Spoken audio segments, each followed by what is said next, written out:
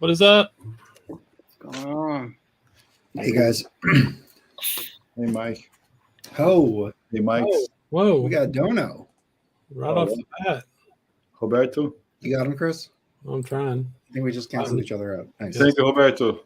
Yes, Roberto. Thank you. Thank you. It's amazing. Grazie. What's up, Nick? All right. Roberto's still in the show, though, man. Yeah. So, Mike, did you go to any live shows this week? Nah, I've got this really bad head cold that I'm trying to shake. Oh yeah. So I have nah. I mean, I went into work once this week and been working from home. I mean, it's been a slow week anyway. So Yeah. Glad the week is over. I'm looking at. I got this. I'll talk about it later, but I got this Tina Brooks mosaic. Yeah. And I'm just looking for the liner notes now. So how's the book? How does it look like? It looks great. It's just a little, it's a fold, but Yeah. it's so it. I haven't read through the liner notes yet. I'm just kind of thumbing through it, and it has pictures of Tina Brooks in high school, when he's 15. So they did their research on this. Yeah, the liner notes are very good. They're written by Michael Kupuna. Yeah. So you're going to spend 2 hours reading them to us? Yes. We'll be back. Well, anyway, I'll talk about this later. I am so pumped for it. That's awesome, man. Yeah. No, How's Rob at? So Mike, is it a complete Blue Note recordings, right? Okay, I'll tell you exactly what it is. Yeah, well, so my patented Jazz Bums mic printout. Is it patented? This is amazing. This box is amazing. So there's 4 records. It's gorgeous. And I'm going to say something that I feel like I have to say, but I feel like I'm late to the party on this. But I cannot believe that these were not put out by Blue Note at the time. Are you? Okay, are you What are you talking about? Minor Move, recorded in '58, wasn't put out until 1980 in Japan. It has Tina Brooks, Lee Morgan, Sonny Clark, Doug Watkins, Art Blakey, and it sounds incredible. It sounds like Lee Morgan on the first track sounds like he's on Monin. All the identifiable Lee Morgan style is there. It's just awesome. Then True Blue, which hold on, I don't need to be big for this. But True Blue, Rob, how much does an original True Blue go for? It's like $1,500. But it's your giddy. Do you want to get up and do a dance? Yeah. I know some people do. Just listen to this. This is insane because usually musicians will play with the same group of people for a few albums. Exactly. These are all his Blue Note albums. Let me tell you the lineup. So True Blue is there's 4 albums, okay, from 1958 to 61. And I'm just going to do the trumpeters for each album. The first one, Lee Morgan. The second one, Freddie Hubbard. The third one, Blue Mitchell. And the 5th one is Johnny Coles. Okay, I could go through everybody, the piano player, Sonny Clark, Duke Jordan, Kenny Drew, and Kenny Drew again. But it's just the lineups on these are insane. So this is quite interesting. I am blown away by this. These guys like twin brothers. Yeah.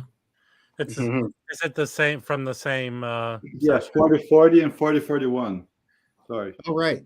It's almost like this is the first time Mike had a McRib or something. It's finally. First of all, I worked at McDonald's when I think I was 15 or something. My first job. That McRib is disgusting. Do not order that thing. Wait. This is groundbreaking news. Bigger than this box. The McRib's disgusting. That thing would sit in the tray for hours. It was so gross. Oh yeah. All right. So anyway, I love this box. There's 2 on Discogs right now. One I think is for $88. Wow. And there's something wrong with it, but for $88, it's filled with Freddie Hubbard. And then the next one is a VG Plus, and it's $140. And you get 4 records. If you don't have all of these, have been put out by MMJ or Tone Poet. So if you don't have any of those, it's a good way just to get them all. And the sound quality, I was telling the guys, I can't imagine it sounding any better. Like, Do you have any of the other versions? no, I don't. Well, that's why this was like perfect for me because I was able Yeah, to it get makes them all, sense. and I don't have them. But it sounds so. I don't want to take up too much time, but I was listening to right before this the new Relaxin', which sounds We got great. like 5 hours, man, so we got plenty of time to talk about it. This sounds way better than Pace this yourself. sonically.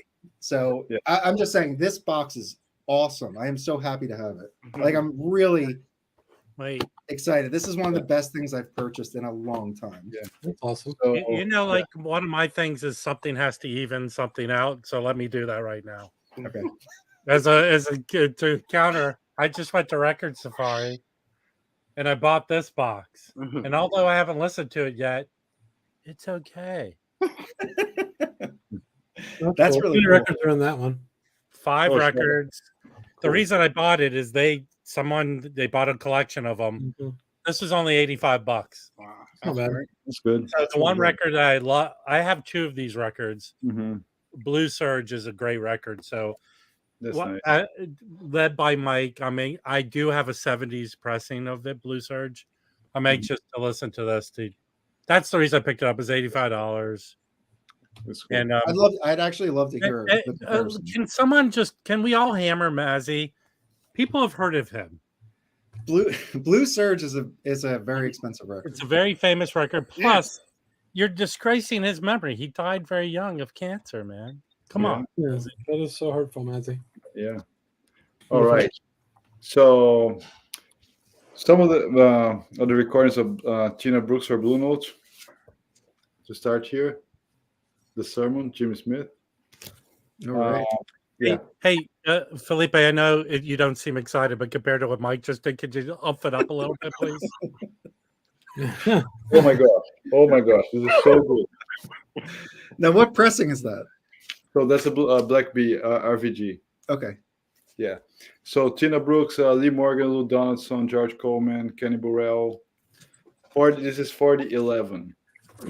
Early 60s. Then 4021. This is a great record. Everybody should have this. Oh yeah.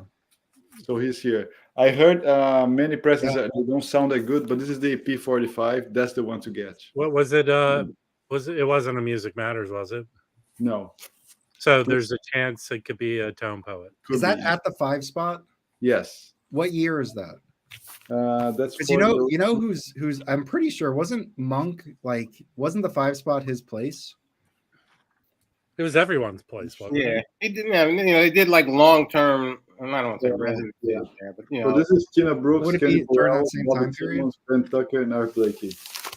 This is a great session, and this is probably one of the best presses you can get. This is the AP45. Probably the only ones you can get, huh? Yeah. Then comes we just stopped 4040, Open Sesame. A very young Freddie Hubbard here.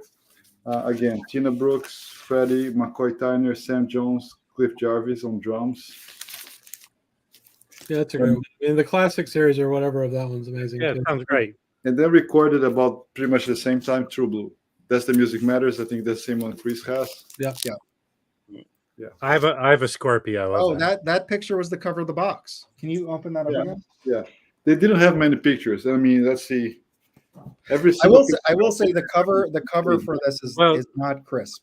Well, wait a second. Isn't that cover the same as one of his albums? Well, No, he's wearing that same shirt. Oh, yes, it is. Well, it's the I don't know if it was the original Japanese. It may have not been the original Japanese cover, but it was the Tone Poet cover. Yeah. The Music Matters jazz cover. The t-shirt's like omnipresent. The shirt is like omnipresent. Then come back to the tracks. 4052. Well, This is Classic Records. And just like if you look at the lineups on every record, it's like a different mashup of like just awesome lineups. Yeah. is there a way to condense your excitement into like a scale system? Like 11, one shaky 11. mic, one shaky mic, 5 shaky mics. All right, I'm shutting it down. Oh man. Hey, and then come the reissues, right? The ones that were not officially released. So these are the Tone Poets. Waiting Game. I have that. right? Yeah, that one was I good. think that was the last Tom Poet release, Yeah. right? So Yeah. that I think it was 2019. Yeah, it has a different T-shirt here, a different shirt. The bro only had 2 shirts, man. Yeah, the joke and the drill, Johnny Coles, and lastly, Minor Move. Yeah, That's great. That I have is so. That's the early. That's 58, and that was recorded at Hackensack. Oh my gosh, he's got a That jacket. thing. So Lee Morgan on that. That's what I was saying. He sounds like he's the same guy on Monin. Yeah, Like it's very similar. I mean, solos. those are great sounding tone poets. He literally is the same guy. His name's Lee Morgan. Same, Who- but same solo style. Like I just can't believe they didn't put these records out at the time. Who Yeah. they didn't put a shitload of records out. Oh, a Who lot. was, Yes. They put that Who's Jewish the- boxy apparently that you just Yeah. Listen, you don't even know who Blue Surge is. Shut I up. don't. So, yeah. Hey, Mike, who mastered? I know Serge the same Gainsbourg. person. Ron McMaster did it. I looked for source information. It doesn't say it. I know that's, it could be digital or analog. All I know is that this is one of the best sounding things in my collection. This sounds awesome. Yes. So I don't know what it is. It's probably analog because it sounds so good, but who knows? Michael Yeah. Cascuno, right? Ron McMaster knows. Yeah. Oh, right. Yeah, Willie's Enterprise. Yes, I was just I was checking. I don't have to check McLean. I thought I would. But man, very good hard So bop. just 2 things about the Tinderbooks not being all released. First, budget. They worked on a budget. Blue Label didn't make that much profit back then, and a lot of players they would just have them hired, play. They give their money or their value like in dope actually, and shut down the releases. Well, here's a question because I know like through my friend who put out those album from Hassan, and the reason that Atlantic pulled his album is right after he recorded it, he went into jail for drugs. Mhm. Now, was there any did Blue Note have issues Yeah, with the kind of legal troubles of their musicians, and they might have shelved records for that reason? I'm not sure if it was that reason, Rob, but in the Lee Morgan book, which was actually an academic work, he mentions like people from the label reporting that they would see label owners giving musicians drugs as money, cash advance for recording, and they would never release the records. Well, that's how the whole record business worked in the Yeah. 60s and 70s. Yeah, but I know for that Hassan record, they didn't want the publicity out there. That's why they shelved the record. Yeah. So, but this seemed to be a different operating thing when I don't know the number. Are there hundreds of titles that were shelved? I doubt it. I don't think so. No, Joe Harley said there's not that many more. Yeah. What, that never have been released, or did the Japanese get through all of them? Well, the Japanese released 3 of the 4 of these. Way before. So Well, no, I mean back. I'm not talking about like now. I'm talking Oh. about back in the day. yeah, How many but titles? of these 4, the only one that got released Well, the same year it was recorded was True Blue, which is extremely expensive. And then Minor Move was released in Japan in 1980. Back to the Tracks was Japan 1990. And The Waiting Game was Japan 2002. That was the first time they were put out. Yeah. It's I cannot believe that they shelved these. Yeah. Has anybody heard the new Chet Tone Poet? Because Alex is saying it doesn't sound good. He didn't buy it, so. I can't believe it doesn't sound good. It might not. oh be. wait. You're listening to Alex Dickey, who doesn't buy records, right? Harley wouldn't put Felipe, it you have out. it. It doesn't sound Yeah. good. So if you pass, how come do you know if it's not good sounding? Well, you can hear the digital recording of it. Maybe it's a shit recording. I don't know. Felipe, do you have it? I have it. Let me go grab it. Sweet. Go put it on. Hey, can I also want to see if I can make Mike pop because I think I have some. All right, Mine, let's do it. mine So I shipped. picked today. I went to a bunch of estate sales and I found these 10 inches. So here it is. Hang on. Let's see the Chet Baker. But you haven't listened to it yet, right? I did. And what was your opinion? It sounds terrific. I think the noise floor is even lower than the original Chet Baker Sings that came early in the series. Yeah. It's the same style of Pacific Jazz. With It's not a gatefold. It's not a gatefold. No, they didn't have photo sessions. It's very nice liner notes, the way they put together. I mean, it sounds really good. The noise floor is like non-existent, and because it has strings, it's a bigger recording. I think, in a sense, sounds a little, yeah, sounds bigger and warmer than the Chet Baker sings that came out. It's a very intimate kind of record. This one sounds a little bigger, and I really dig this record. And I mean, I like the Chet Baker. If Felipe digs it, that's a thumbs up. Sure. Get it? Yes, yeah. What was your favorite track? Mine's on the way. I pre-ordered it. One thing I in the chat I put a link to an article on Tina Brooks by this guy Jack Chambers, who wrote a biography of Miles. It's called, I think the title of it is "Who Killed Tina Brooks." It's a really good article. Yeah. I mean, how many records was he a sideman on? A lot. Tina Brooks, man. Well, maybe not a lot, but he was on. So I've had him on like a few records before I got these. Yeah. Seems like he was cursed though, because I have these two Jimmy Smith records that never got released that he played on too. Like these are, the LT series that got released in the 70s or whatever. And he's on those. Listed here. So listed here, he was assignment like about 12 records. Yeah, and like 6 of them didn't get released. Yeah, there's a Howard McGee music from on Felstead. There's a Jackie's. Oh, Jackie's Back. He's on Jackie's Back. I forgot Jackie's Back. Shades of Red by Freddie Red. Red's Blues. A House Party, The Sermon, Jimmy Smith. Cool Blues, Jimmy Smith, and Sonny Thompson, his orchestra. 51, probably his very first thing. So somebody's asking what these titles are. Hang on, I'll show you real quick. And in that box set, they should have they should have the complete discography. It's the complete discography of his lead stuff. Yeah. So this one's called Cool Blues. It's got an awful cover, of course. It's the LT series. Isn't Lee Morgan on one of those? This one's called Confirmation. I was going to look. Let's see. Yeah, I've seen those before. I think Lee Morgan's on one. So this one has Jimmy Smith, obviously, Lou Donaldson, Tina Brooks, Eddie McFadden on guitar, Donald Bailey on drums, and Art Blakey on drums on part of it. The other one,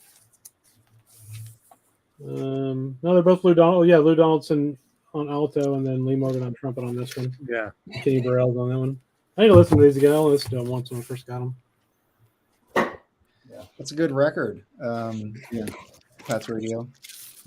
This came in today, but I pre-ordered this like several years ago, and I think something screwed up because I already have it. I think I got it at some other point, so now I have 2 copies. So I'm going to trade this. Well, hold on to it. Wait till it goes out of print, Mazzy. Yeah, I mean, I'll hold on to it till I trade it for someone or whatever. And this hey, Mazzy, how about if I trade a heart for it? A heart? Yeah, you don't have a heart, right? I don't know if you know this soul record. This is like an Amero group. Just put that a few years ago. This is an older record, but this is I have it in my cart. Cool ass record. Yeah. What's that sticker on the back? What was that? Sorry? What's that sticker? Oh, that's probably that abortion pill they just banned today. Oh no. It is no politics. Oh, it's an everybody import. I know. Oh, that's not political. That's not political. That's including myself. But let's just. This is a import thing. It was shipped. I ordered it, and for some reason, it came from another country. So. Even though numerical politics is only acceptable at hour 4. I'm not. That was just a. That's not that. You asked what that was, and that's what that is. Anyway, it Numero Group Chicago label, so it went from Chicago. I don't know where it was pressed. I don't know where they pressed their records, but so that's a blues. No, it's soul. It's a soul thing. It's a funky record. It's a great. Yeah, I've never had it, and I've always wanted it. It's not that expensive. It's like under $25. Yeah, but anyway. So and then this isn't. I think I'm going to keep this, but this is from the. I know it's not jazz, but I'm just going to show it. 1984. Charlie Records was a UK. They were kind of a budget reissue label in the 70s and 80s, and this has almost all the Yardbirds. I was going to put it in the auction tomorrow because I thought, oh, this is probably expensive because it's really thin ass, cheap ass covers. Okay, but they're British pressings at the time, And the thing is, I looked on Discogs, and it goes between $50 and $75, which I don't think that is that much. Yeah. I mean, it's got like, Look at that. And I love this stuff. I have some of these, but not all of them. So I might just take it for myself or buy it for myself and pay the guy. But it's got these really like little paper covers. But whoever owned it put it in nice inner Is that on Epic? What label's that on? Well, in America, this came out on Epic. It did. It didn't come out on, so they reproduced the American version, which is kind of weird. But I love the Yardbirds, and I may keep these. Whoever had this before this guy put them in these, disc washer sleeves at some point because they didn't come in those. So they look like they've never been played. What do you think in terms of jazz? Are you okay talking about what you're going to auction tomorrow? Yeah, sure. I don't know. Do you have a lot, and is there like top shelf stuff? Well, I saw you had that Lee Morgan. Yeah, there's that Lee Morgan that on Discogs it seems to go between $80 and $130. It's a Japanese. This is Search for the New Land. Yeah, so I'm going to auction that. I have a bunch, like 4 or 5 Coltrane 70s Coltranes, Atlantic Coltranes. Nice. I have the. All right, Maz, we have to shut you down. We can't promote you anymore. He's calling us out here. You just asked him. You just asked me. You just asked him. No, I know. I'm joking. Oh, you'll see tomorrow. You'll see tomorrow. Yeah. Nothing super rare like last time, but there's some hit and misses things. I got to look, I saw that there was some Dead. A lot of Grateful Dead. You had some Dead. I think you had 2 copies of Workman's Dead. Not that I was taking notes, but yeah, there's some good. There's going to be good stuff. Yeah, there's good average catalog stuff. Like there's not like there's like Jimi Hendrix, but it's not the Steamboat, but it's a good 70s pressing, So. What the hell did I see? There was something really good. Oh, you had a Nina Simone OG mono on Beck. I want to look at that, and if that's something I have that, you should keep that, Mazzy. Well, I have the AP version of that, but the AP version of that is stereo. So no, you want the mono. I know, because it's the left-right thing. I need to look at that. I didn't even pull the record. I need to look to see if it's good. So I might clean that and keep it for myself because I love that record. I have it. It's really good. It's like it's an A++ record. Yeah, it's very good. Yeah, and her piano playing is like I know her voice is, but her piano is awesome on that. Yeah, she's an amazing player. I mean, classically trained, great jazz player, great blues player. I mean, yeah, there's nothing. I mean, one of the top 5 bipolar artists in music, probably. Oh no, is it this one? Yeah, I have that one, but the one I have, I'll grab it. Let me just look at it anyway. Yeah, that's the OG. There's my whole. I got mine for a good price. Oh, nice. Yeah, I got mine for a good price too. I threw out a bunch of moldy records about an estate sale. Yeah, recently. you're gonna go. How did I? These are good albums. I found. Dude, every estate sale in Texas is a shit show. I'm just convinced there's nothing. Found this today. Oh, that's good. Yeah. Oh, that's a good one. Yeah. Nice. I don't even know what that is. It's Eric Burden. So this is what I think Nazi has. This is the Mono Bethlehem, and it's on the Deep Groove red. This is the second Bethlehem label. The first Bethlehem label had like I don't know, it was a little different, but this is the record in my collection that reeks of cigarette smoke. Why'd you smoke around it, man? Yeah. You shouldn't smoke on your records, Mike. It smells absolutely terrible. But you leave it out of sleep. It sounds good. Let's smoke some weed on it. It'll make it smell better. Well, anyway, it is a fantastic record. All right, what did you get, Rob? While we're waiting for Mazzy to find his record? Not much jazz, not any jazz, but Rob, can you show the Sinatra? Okay, I did get these at an estate sale. All right, let's see. Okay, there was a bunch of other Sinatra, but they weren't in the best of shape. So that record is his first record with Nelson Riddle. He had Nelson Riddle on the record before it, Songs for Young Lovers, which I think you also have, but also I think Axel Stordahl played on like half of it. Yeah. So that one, he does some pretty cheesy shit, but then he also does some cool shit too. So when he listen to Frank, you gotta, you take both. That is one of my favorite. This is an under the radar Frank record. 10-inch 1954. It says, There's radar. Where? I think it's anyway. I'm That's cool. It's my job in life to get people into Sinatra. That's cool. Yep. Nice. So what All these most of these records I found are in the shrink with light stickers. Oh, that's cool. That should sound. Yeah. That's cool. Yep. What is that? Oh, the Who. Okay. That's a good comp. I mean, This isn't a good Who. Do you have That's this, the worst. Lindsay? I don't have that, but I know it. Yeah. That's great, but that's a nice price one. That's This I like this album, but it's a Robert Ludwig. If you ever find it, this is a good Robert Ludwig album. But All the comps. yeah, these are like all greatest hits. This is a OG of the S album. that's a great sounding record. Do you have this one? I have like 2 of those for sale. I'm gonna be selling these. That's a good. You okay there? I have like 5 or 6. This is the first time I found a mint copy of this. It's Always hard find to find. it. Yeah. This is mint. They're so underrated. Yeah. They're Well, I've been looking for a nice copy. It's still in the Yeah. string. There you go. I have this one. Yeah. Still in the string. Mhm. And then this is a Decca one.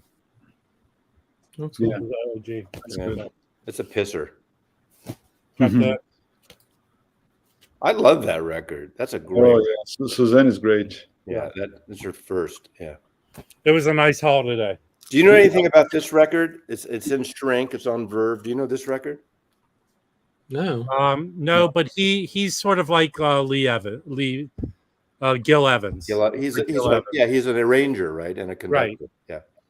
So Verve in the Shrink. I don't know if it's worth anything or any good. Okay, that's Joe Marino's comment. It's very important. Do they list the musicians on that, Mazzy? Thank you, Joe. I have to pull the Shrink off.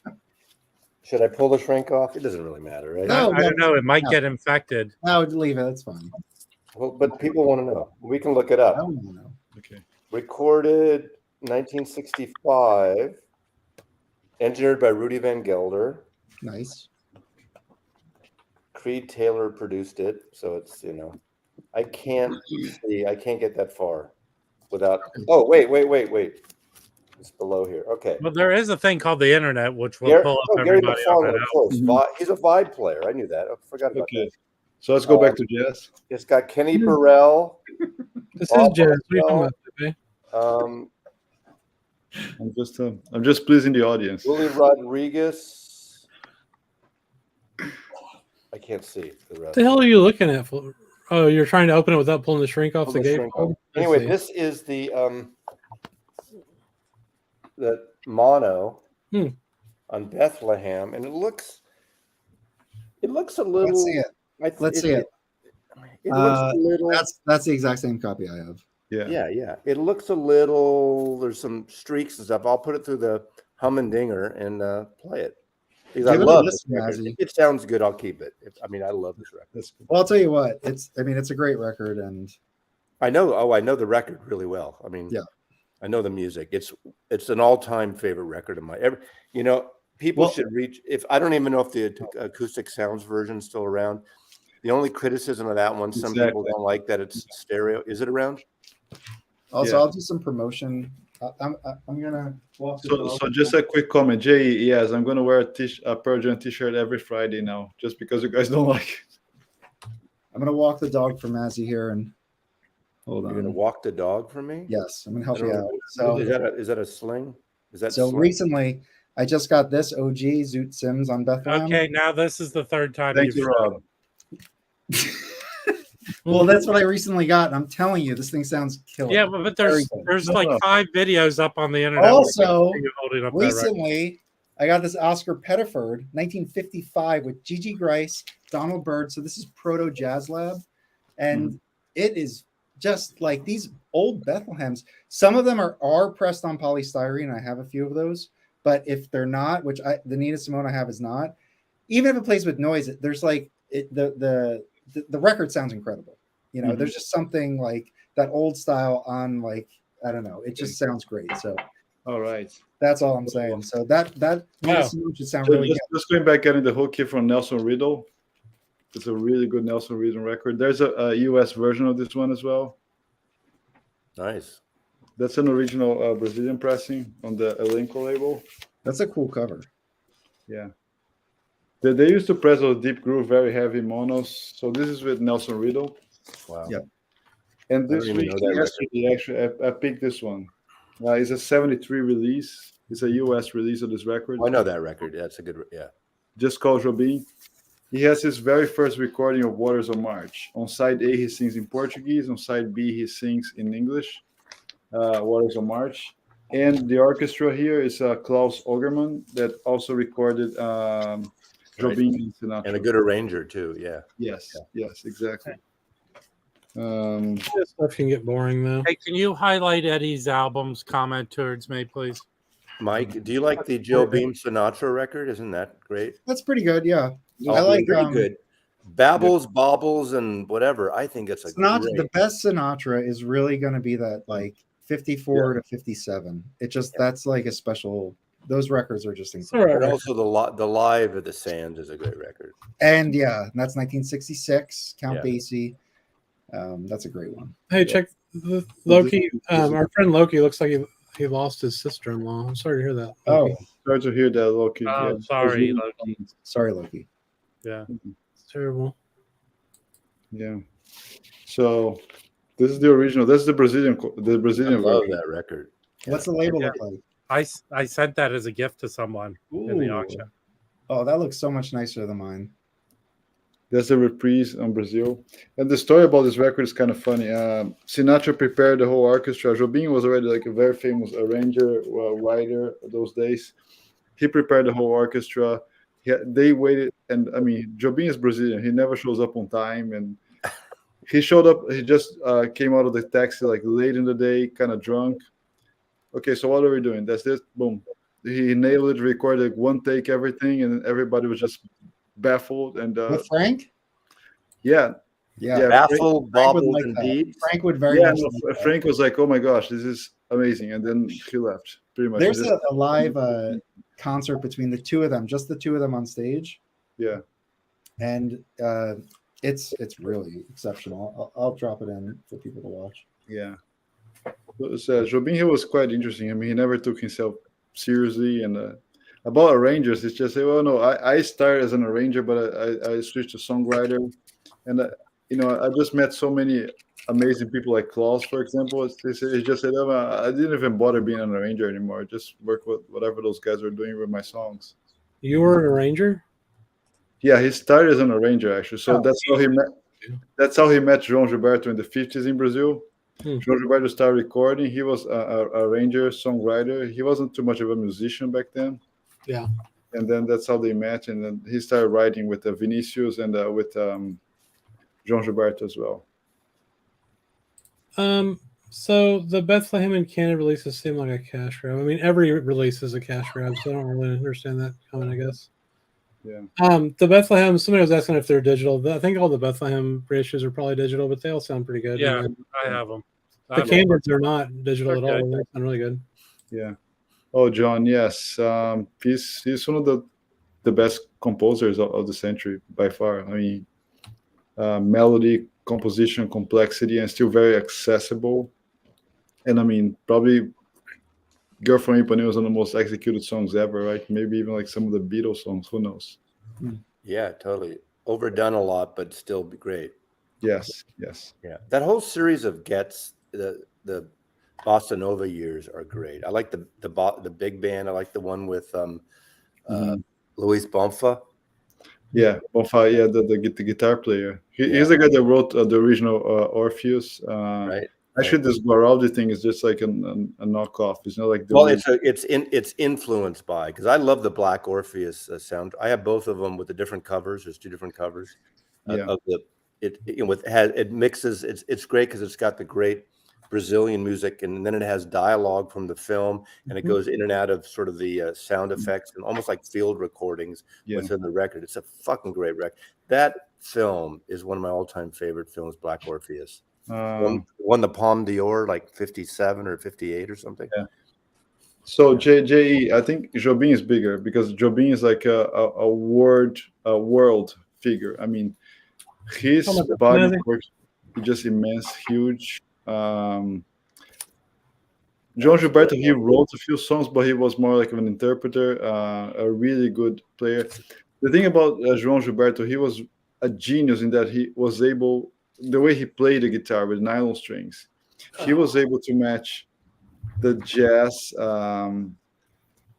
melodies with the samba harmonies. So he crafted this as nobody else did, and he would sing every chord as a word in the song. I mean, he also a perfectionist. He left concerts right halfway through if attendance the attendance they were like making noise, or even that the sound was not good. He would just quit. He would just leave because it was not good enough for not for him only, but for the music he was playing. This is Joe Beam? No, João Gilberto. Oh, okay. Yeah, Jobim, he was way more relaxed about that. He was just, Well, I'm impressed that he went in to record with Sinatra and just did one take. That's fucking awesome. Yeah, I mean, he was highly requested back then. And I think one thing I feel for you guys, in a sense, that the lyrics in English, they have nothing to do with lyrics in Portuguese. They just translated to kind of match the chords, the melody to sound good, but the lyrics are completely different. I mean, the original lyrics for most of his songs are way better, way better. I like the Brazilian songs, even though I don't understand them. I don't care. They sound pretty. How do they make you feel? Like, did they make you feel like, let's say, Tina Brooks, Mike good? Now, Rob, wait, like Rob, wait, Serge, Rob, do you have Bossa records? Yeah. Dude, he asked me a question. You're so rude. I was trying to respond. Yeah. Listen, no, that was a terrible question. Thank you for rudely interrupting me, Mike, because that's what I'm talking about. Finish the question. Chris, do you have that kind of passion to rudely interrupt someone? I do, actually, yes. 100%. I do it all day long at work. Yeah. So Mike, Tina Brooks versus Rob, Serge, Charloff. No contest. For Brazilian music with lyrics I don't understand. Basically, a record people know of and love, and an artist that no one's ever heard of. You know what? I believe that's Chris's first attempt at shtick, and I was very impressed by it. Yeah, that's a really good one, Mazzy. That's a good one. This is great. This is I was all in on the CD era when it was really big with great comps. The weird thing about that, it's a great comp, but it's kind of like Brazilian origami. Because I mean, look, this first of all, the great book is great, but then you got these fold over things that open up. They're like little fishes. Exactly, like Japanese origami in the design. I mean, this it's is really cool. all reminiscent of a Rio landscape. Yeah, I think the best way. It's really a cool set. I mean, yeah. The best way to understand and feel the songs, if you've ever been to Rio, you're gonna feel it better. There you go. Maybe we could do a special stream where Felipe interprets all the Portuguese words for us. Who knows? Yes. My friend Mazzy, like, no, those paper things. Never mind. Yeah. Oh, like you fold it. Those yeah. Oh my gosh. Yeah. No origami talk on the Jazz Bum show on Friday night. Mike just came back. Okay, he was grabbing some wine. He just came back. Yeah. Now he's frozen. Yeah. Now he's frozen. No, he's not. Okay, I thought he was frozen. He's muted. He's not frozen. Yeah. Oh, Javan is great to look here. Yes, he's actually playing in Florida next month. He's gonna be here. How old is he? I think he's getting close to his 70s, Rob. And close to his 70s? No. Javan, yes, Javan. This guy. Oh, Javan. I thought you meant Jobim. No. Oh no, Jobim. He passed in '94, actually in New York. He had a heart attack. Yeah. On his way to a Sinatra gig. Yeah, I have one here.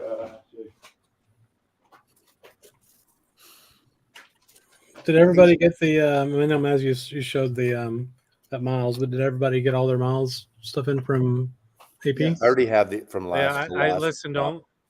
I only listen to Cooking, and that sounds outstanding. I've listened to them all, but I'm only prepared to speak to two of them. Why do you have to psych yourself up like you did? I honestly, I can't remember. I can't remember what I was thinking when I was listening to Steam. So I don't want to say anything. It's really funny. This whole thing with the vinyl community lately, and I've always bought records and I never stopped. But in the last couple of years, with buying more, also people sending me stuff, either labels and things now and everything. It's getting to be a little, and this isn't complaining. Believe me, we all love getting records, but it is a little overwhelming when you have things stacked up. I know. It reminds me of back in my record store days when I'd have hundreds of records every month come in for promos and freebies, and you couldn't keep up. But when I got out of the record business, it was a bittersweet thing. I missed it, but I was able to enjoy music and enjoy a record and dive into it for the last 30 years. And now again, it's all this music, and it is hard to really kind of. I think it's a great point. That was a really good. Hey Joe, welcome to the stream. Yeah.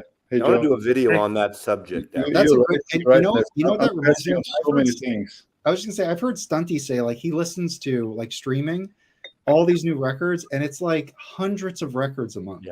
Yeah. Because he needs to go through and so it just it's I'm sure it's super overwhelming. I mean, it is super overwhelming. In my own way. I did that Wattstack video the other day, and I tell you, last Saturday, I had some stuff to do, work stuff in the morning, but I had listened to one record a night in that 10 box set, and I really enjoyed it. But I decided to jump all in, and as I said, last Saturday, I went the entire 7 hours straight and played all 10 LPs. And I was doing stuff. I wasn't sitting like in the sweet spot the whole time. And I was all alone, and I blasted it. And it was such a great experience with it's kind of like when you listen to Woodstock, or if you know the Wattstack show, there's like, speeches occasionally in some of it. There's the sounds of the crowd and political things, and some just about the audience move back. And it was what a great experience that was, being immersed in that. And it made me enjoy that whole 10 LP, because I would have never bought that 10 LP set. I would have bought a 2 record, the reissue or 4 record or whatever. But, they sent that to me. And do I have an obligation to check it out? Yeah, but I really enjoyed it in that way. It was really fun. Yeah. Would you recommend buying it? If you like that music, it's what's great about it. There's I'm a big fan of the staple singers, obviously Isaac Hayes, the Bar Kays. And from the original albums, there was 2 or 3 cuts for each artist, if that, in some cases. Like Isaac Hayes, Isaac Hayes was at his peak. This is the year after Shaft, right? A couple years, 3 years after Hot Buttered Soul, oh my God! I mean, he comes out like literally like Black Moses and like Jesus. He's totally into himself, and Jesse Jackson introduces him and is looking at him like, oh my God, this is Isaac Hayes. It was so funny to see. Like, I did watch the clip of it later. But it's great. I mean, most people don't listen to 10 LPs, so I can't tell everyone, unless you're really into the stack sound. It's really, really good. And some surprises. There's a great set by Albert King, my favorite of the Blues Kings. Yeah. Really blistering. Because that's that way. That Stax Records, right? Yeah. Because they're coming out with the Albert King Born Under a Bad Sign. Kraft has issued that 3 different times. Mono. They're issuing it again. You need to get that record. It's if you don't have Born Under Bad Sign, it's one of the best blues records, electric blues records ever. Also, find a copy of Live Wire. Do you know what year that was? 67 or 8. Also, what's a great album that my high school teacher played it on a Friday, and I went out and bought it, is Live Wire Blues Power. It's him live at the Fillmore. It's fucking great. It's a great Live Wire Blues Power. I don't think it's expensive. Now, Mazzy, when your teacher played that for you, were they dressed as a drag queen? No, no. But I told you before. Every Friday we used to, in English class, he'd play a record like things like "Make Us Feel an Orange," "Lights Out," and write about the experience. Yeah, I think both Kraft and even Vitamin Please, they're putting out great soul records. So they have the Stax catalog. Yeah, you can get this is really good. Johnny Taylor. Oh yeah. This one came on a record store. I think you also got this one, right, Mazzy? I did get that. Yeah. This is an amazing record. Yeah, I did get that. I love that. That's like gospel stuff, soul gospel. Staple Singers. I This is have hard to find- I have the box set of a that. clean copy. It's hard to find a clean copy of this guy. So it's a great reissue here. I have the box set, the craft box set. And this one, I think I showed on the weekly during the week live stream. But this 24 karat black. Yeah, no, that's the 5th time you've shown that record. I know it. That's the second. Okay, I'm counting. No, Felipe doesn't do that. That's a Rob. really good one. I liked it. You know, And just to wrap up, some people asked me on the comments. So this is one of the most like iconic Javan records. I don't know. He's That a one. really gifted musician. He plays like acoustic guitar like no one. He's a great composer. This is one of his most like successfully commercial albums from '82, I believe. 81, 82, yes. It was like his breakthrough record. Of course, you were Nicole. Nicole was at that Live Wire Blues Power show at the Fillmore. Of course, you lucky. Between you and son. Nicole, you've seen every show that ever That's happened. 67, right? That must have been 67. Yeah. Now, Mazzy, was it confirmed that you passed to join over to Nicole? I wasn't at that show. I wasn't. Oh, Any I show. want that record. That's beautiful. That's another one. Oh wow. Yeah, I like him, Roberto. Most of his stuff came out on CD in the 2000s, late 90s. Now the original Mr. Bongo has many of his records there. You can find them there. This is no introductions needed, right? Everybody should have this record. I don't have it. And this is also the singer and the Zimbo Trio. Zimbo Trio is a jazz trio from Brazil in the 60s. It sounds like a Blue Note session. What those guys can play is just crazy good. Very highly recommended. Is that easy to get? No, Yes, I think you can buy it on Discog for like $20 or $30 or so. Hold on. could Well, be let me wrong. see that Okay. again. It's in a different language, so you might not understand it, Rob. I barely understand English. Inagata da Vida. That's Inagata da Vida in Spanish. Or Portuguese, excuse me. Yeah.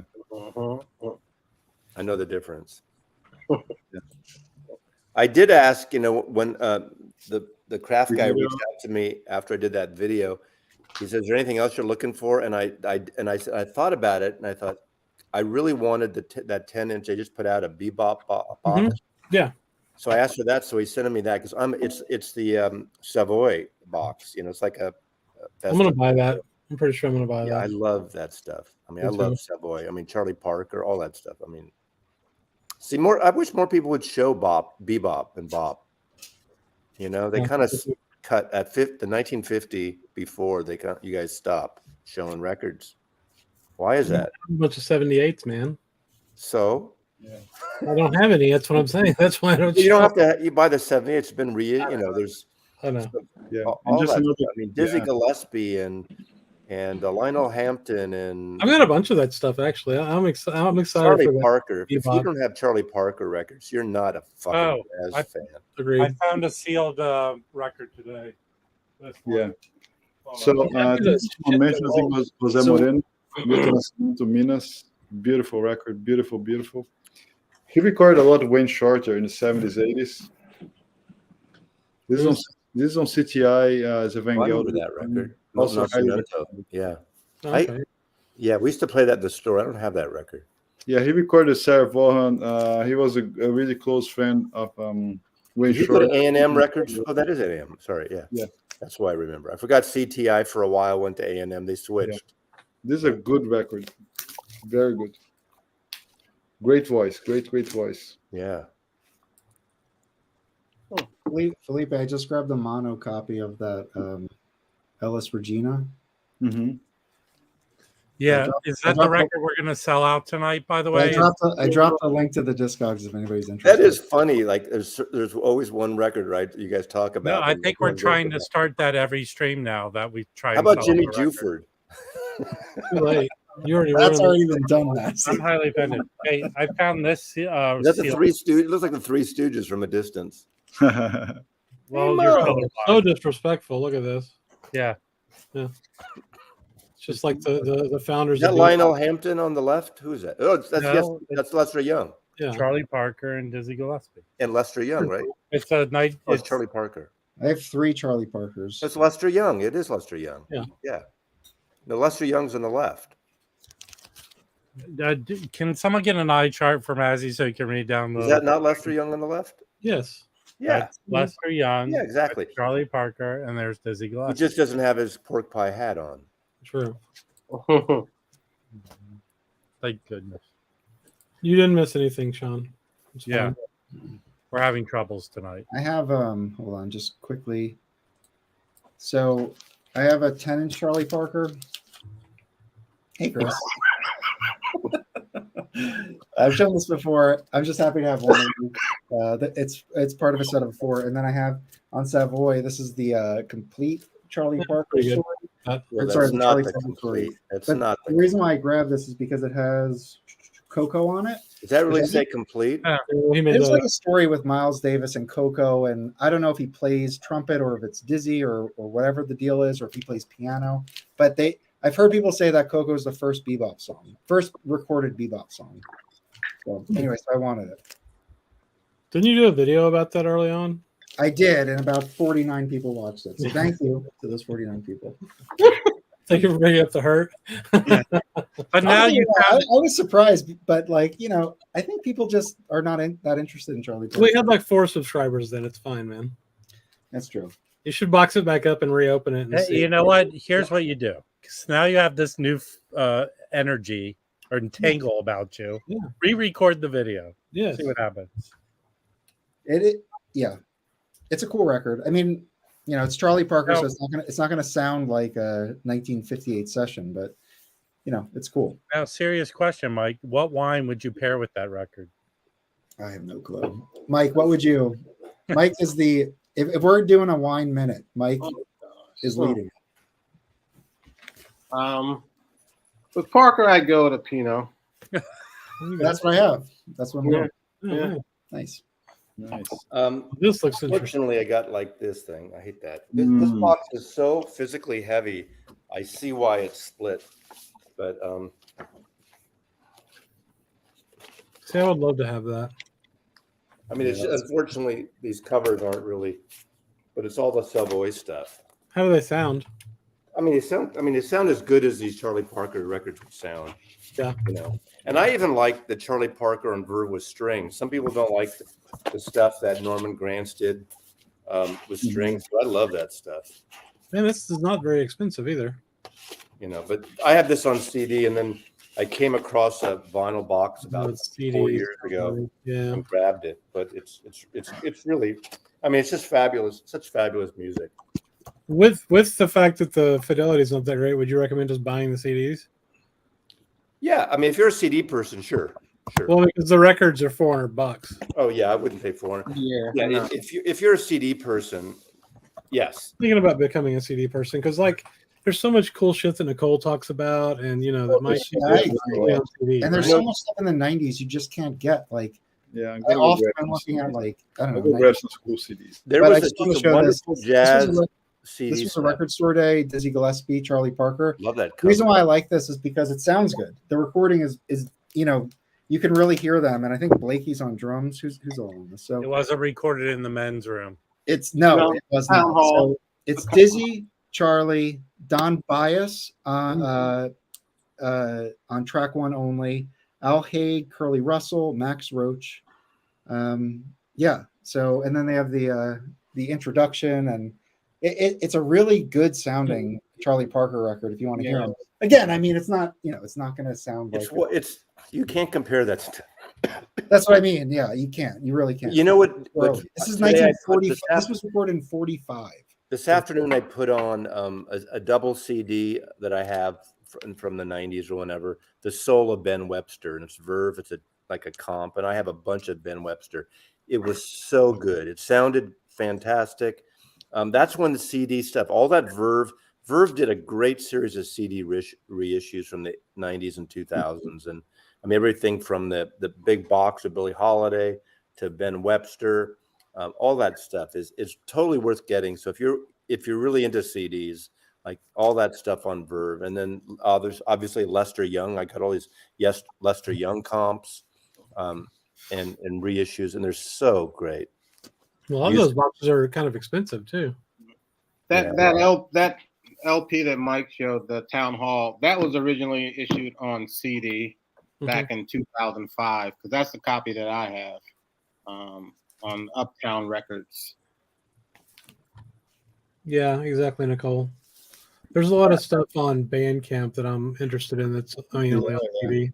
And with it's cheaper, especially for musicians that put out their own stuff. It's cheaper for them to do it on CD, and they can do it faster. Yeah. Mike, do you search Bandcamp for jazz records? Like, how do you? Because I know you buy a lot. There's a newsletter. There's a newsletter for jazz you can follow on Bandcamp.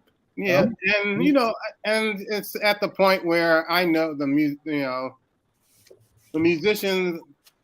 If the musicians I know, I follow, and the musicians that they play with, where they're putting their music at. It's going to be on Bandcamp, or if you follow their Instagram feed, they'll say someone else is putting out something, and or like there's this cellist who plays with James Brandon Lewis. Christopher Hoffman, but he also plays with Henry Threadgill. So I just where he's at. You just can follow. It's easy to follow. Everybody, everyone plays with everyone. Sort of. Can I just tell you guys something? Every single copy of LS Regina in the U.S. is sold. There's not a single copy. Influencer, the jazz bums are. You guys are gonna love it. Every single copy. What's the next thing? Okay. Thanks a lot, Felipe.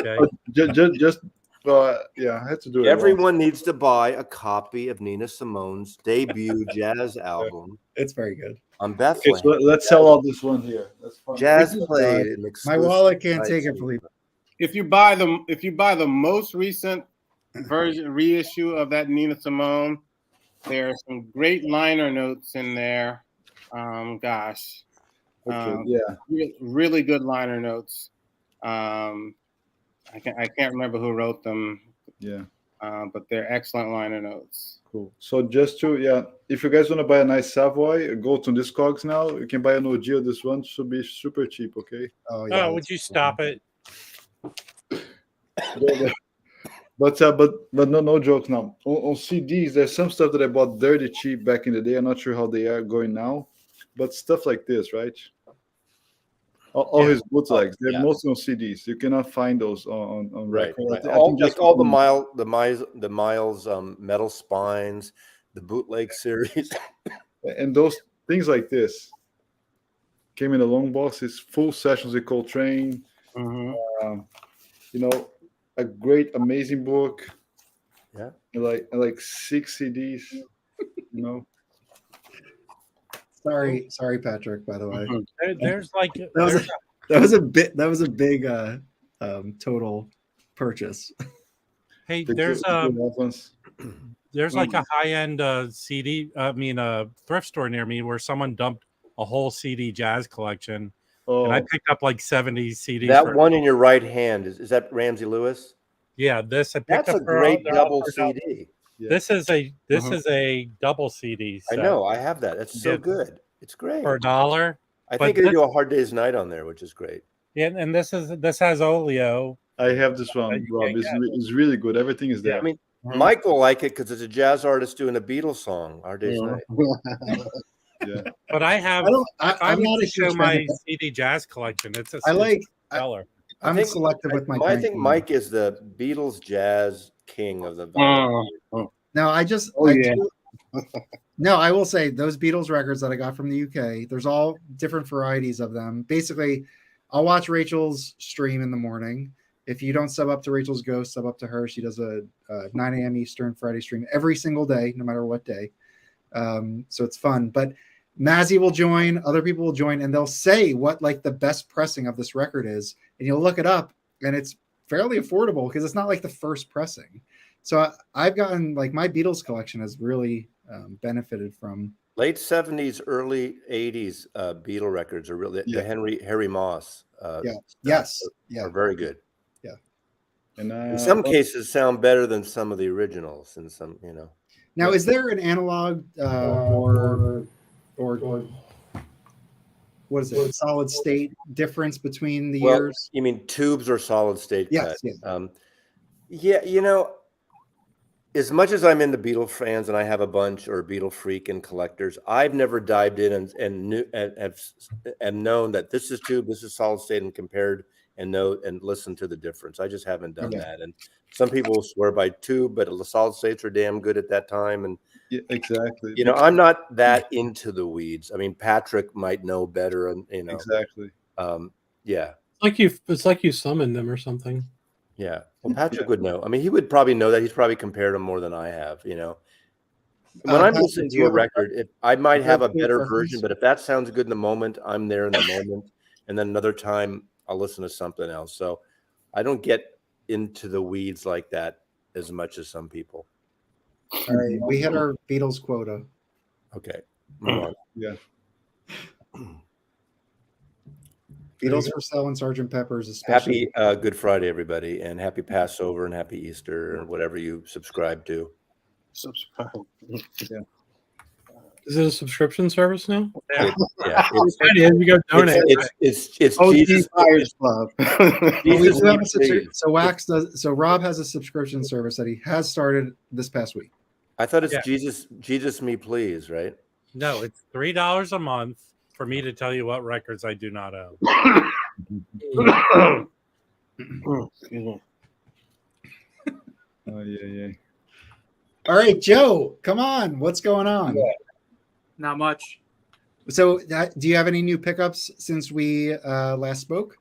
I have a few. I kind of found a few records I've been looking for from Carolina Soul. They do that like weekly auction, and this last week was a lot of jazz. I mean, it's so hard to just pick out titles that you're specifically looking for. So I just kind of started down the list, and I found a few. One of them I'm still waiting for, but this one actually came in just today. It's Pharaoh Sanders' Journey to the One. This is on the Theresa Records label, and it's from, I think, like 1980. He did a few records on this label that are not as free as a lot of his other 70s stuff is. I haven't had a chance to listen to this because, like I said, I just got it today, but this is a great one that I'm looking forward to listening to. It's a 2 LP set, but I mean, the last few streams have been showing a lot of 1980. Yeah, so it's kind of after Impulse. I'm not exactly sure how he got to that because I'm not even familiar with that label other than him. And like I said, he has a few releases from. This is, I think, one of his first ones that he has on the label, and then there's a few that he does into the early 80s. Have you spun it? I haven't spun it yet. No, it's a 2 LP. It's in good condition, and I've had good luck with Carolina Soul when it comes to their grading. It can be harder. Like a few weeks ago, I picked up an ESP disc. I think I showed it maybe 2 times ago. It was a Giuseppe Logan one, and that was VG Plus is what it was described as for the vinyl. And what I've learned from kind of collecting ESP the last few months is that VG Plus for kind of Blue Note and Prestige and Impulse is not the same as VG Plus for ESP disc. It can look great, but it's like 45s where you look at them and they look great, and then you play them and they have so much surface noise to them. And Yeah, I agree. Absolutely, 100%. it could be kind of all over the place. But speaking of ESP disc, I got 2 records from this person on Discogs. I wasn't familiar with the seller, but it was just kind of looking through some of the stuff, and this is Spirits Rejoice, Albert Eiler. This is, I think, this is one of his early ones. I think this came out after like Bells. So this is like his 3rd or 4th release. Has his brother on trumpet. Fidelity is probably about the same as what you'd hear on a lot of other ESP disc. So is it noisy vinyl? No, this one actually sounds really good. Mm-hmm. This one was described just VG Plus. There was no description from the seller on Discogs. It was just, like I said, VG Plus. But I spun this one today. It sounded really, really good for what it was. But you have to. It's a bit of a different standard when you're listening to ESP disc pressings, because some of them, I mean, some of the ones I picked up have sounded really good, but especially the live performances, which is quite a bit of the catalog, it seems, have some live aspect to them. The fidelity is not incredible, but at the same time, I was talking with Dave, the vinyl ambassador, and he's a big free jazz, big ESP disc kind of advocate. And he kind of brought up a good point that when it comes to listening to a lot of the records on that label, it's not as much about the fidelity. It's just being able to experience that artist's kind of approach to jazz at the time, and how abstract and how different it was compared to a lot of other stuff. I mean, even when you compare some of those 65, 66, 67 ESP discs to even what like John Coltrane was doing in his later era Impulse, it's like apples to oranges, really. I mean, it's a totally just different atmosphere to it. But it's, I mean, as I said, I was on the stream last week. I know, Mike, you weren't on, but it was it's definitely a much different style of jazz to listen to, and it's not, I can't really explain to anybody how I came to really appreciate free jazz. It's just really all I can say when it comes to stuff that I've been really picking up this year is that I wanted something different. For a long time, I went through a period where I listened to hard bop exclusively. I was all Blue Note, all Prestige. Mid 50s to mid 60s was kind of the lane, and I wasn't interested in any stuff in the 70s, and it had to have a kind of certain sound to it. And then for a while, like 2 years ago, I completely really abandoned hard bop and was just interested in 70s stuff. So jazz, funk, fusion. And then this last year, I actually started listening to more like soul and funk, and it wasn't really as much about jazz. But then all of a sudden I started getting interested in John Coltrane's later Impulse stuff, and then that just opened the gate for free jazz. And for someone that already spends a lot of money every month on jazz, when you get interested in free jazz, I mean, it's a totally different thing. So, because a lot of that stuff is not, there's not a lot of reissues of that stuff, and you have to I was going to ask, there are ESP reissues. Yeah, I'm pretty sure they're all digital. I emailed them before and they never replied back to me.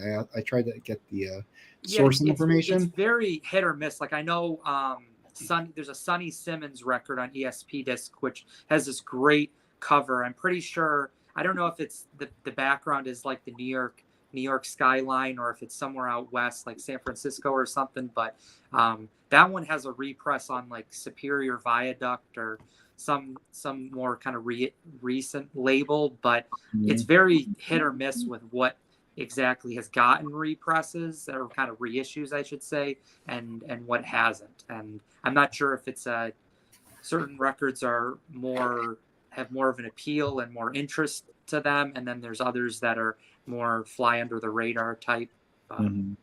Have you gotten into any of the black jazz reissues? Yes, I have. I would think that would be up your wheelhouse now. Yeah, I liked the first one I picked up was Calvin Keyes, his first record, Shawnee.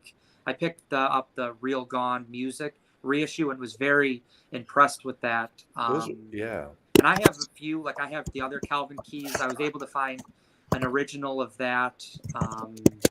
Because the stores, I mean, I've talked about like the Bob Shop in Rochester, here in New York, and the owner gets in some of that stuff, but it's very hit or miss. And for me, I don't really have the ability to say like, hey, can you order this for me? Because then it might be a month before I get back. And some of the real Real Gone, there was reissues on Canada sound better than the originals because the pressings of the originals weren't that great. Yeah. And for a while, Hold on.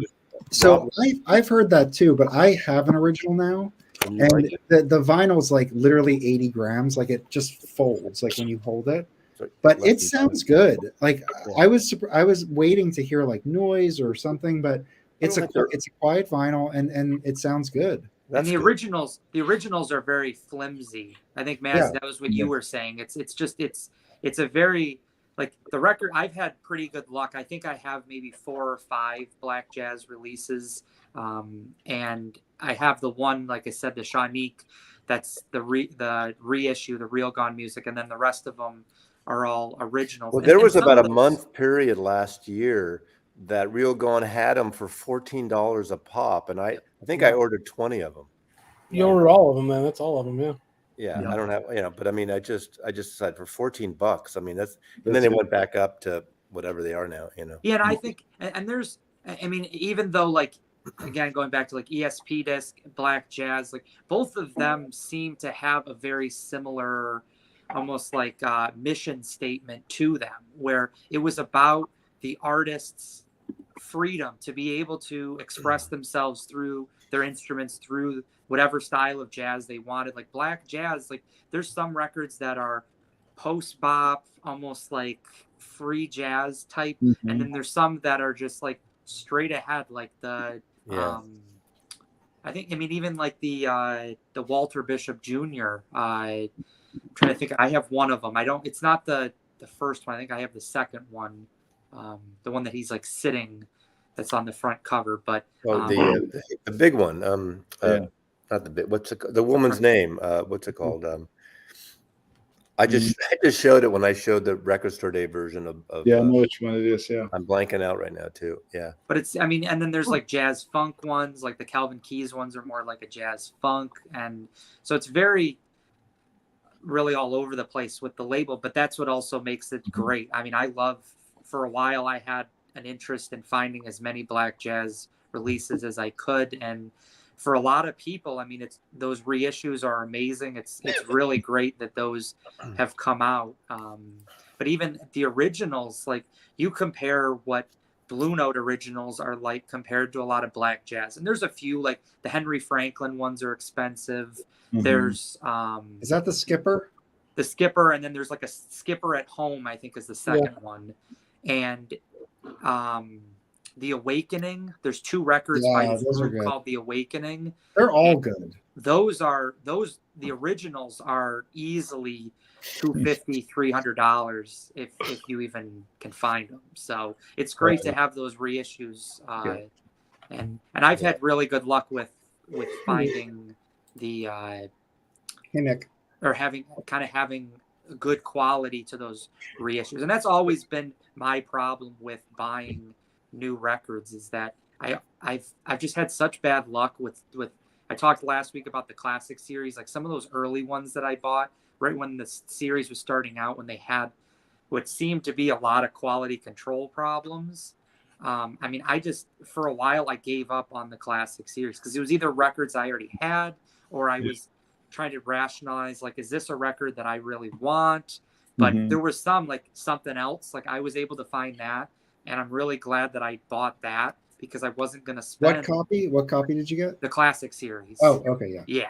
Yeah. So I bought that, and I love the Tone Poets. It's just sometimes I especially recently I've kind of go back and forth between whether or not I would rather save money to get something big, even if I don't know what's big, or if I'm going to kind of buy a few of the Tone Poets. And so you're still collecting Blue Notes when you get the opportunity? Yeah, when I find stuff, there's some that are still on my list, like Green Street, Grant Green. I'd love to find a mono copy of that, either an original or a Liberty. It'd be great if there was a recent one. I know like Felipe is huge into Music Matters. Like it would have been great if they did a mono version of that. Now, Joe, do you have a copy? I do. I have the it's like a 1970, that teal label, the Liberty UA transition one with the cover that has like the street sign. Yeah. And that sounds great, and that's really held me over. But I would love to find That an teal original. label, is that the one where it's black on the right and teal on the left? Like it just cuts down the label? Yeah, and it was that really short-lived label between the Liberty and then when they went to Yes. United Artists. Yeah, that's my copy. Nice. Yeah, because, that's a test pressing. Nice. I couldn't get a copy, but it sounds amazing. That's a 33.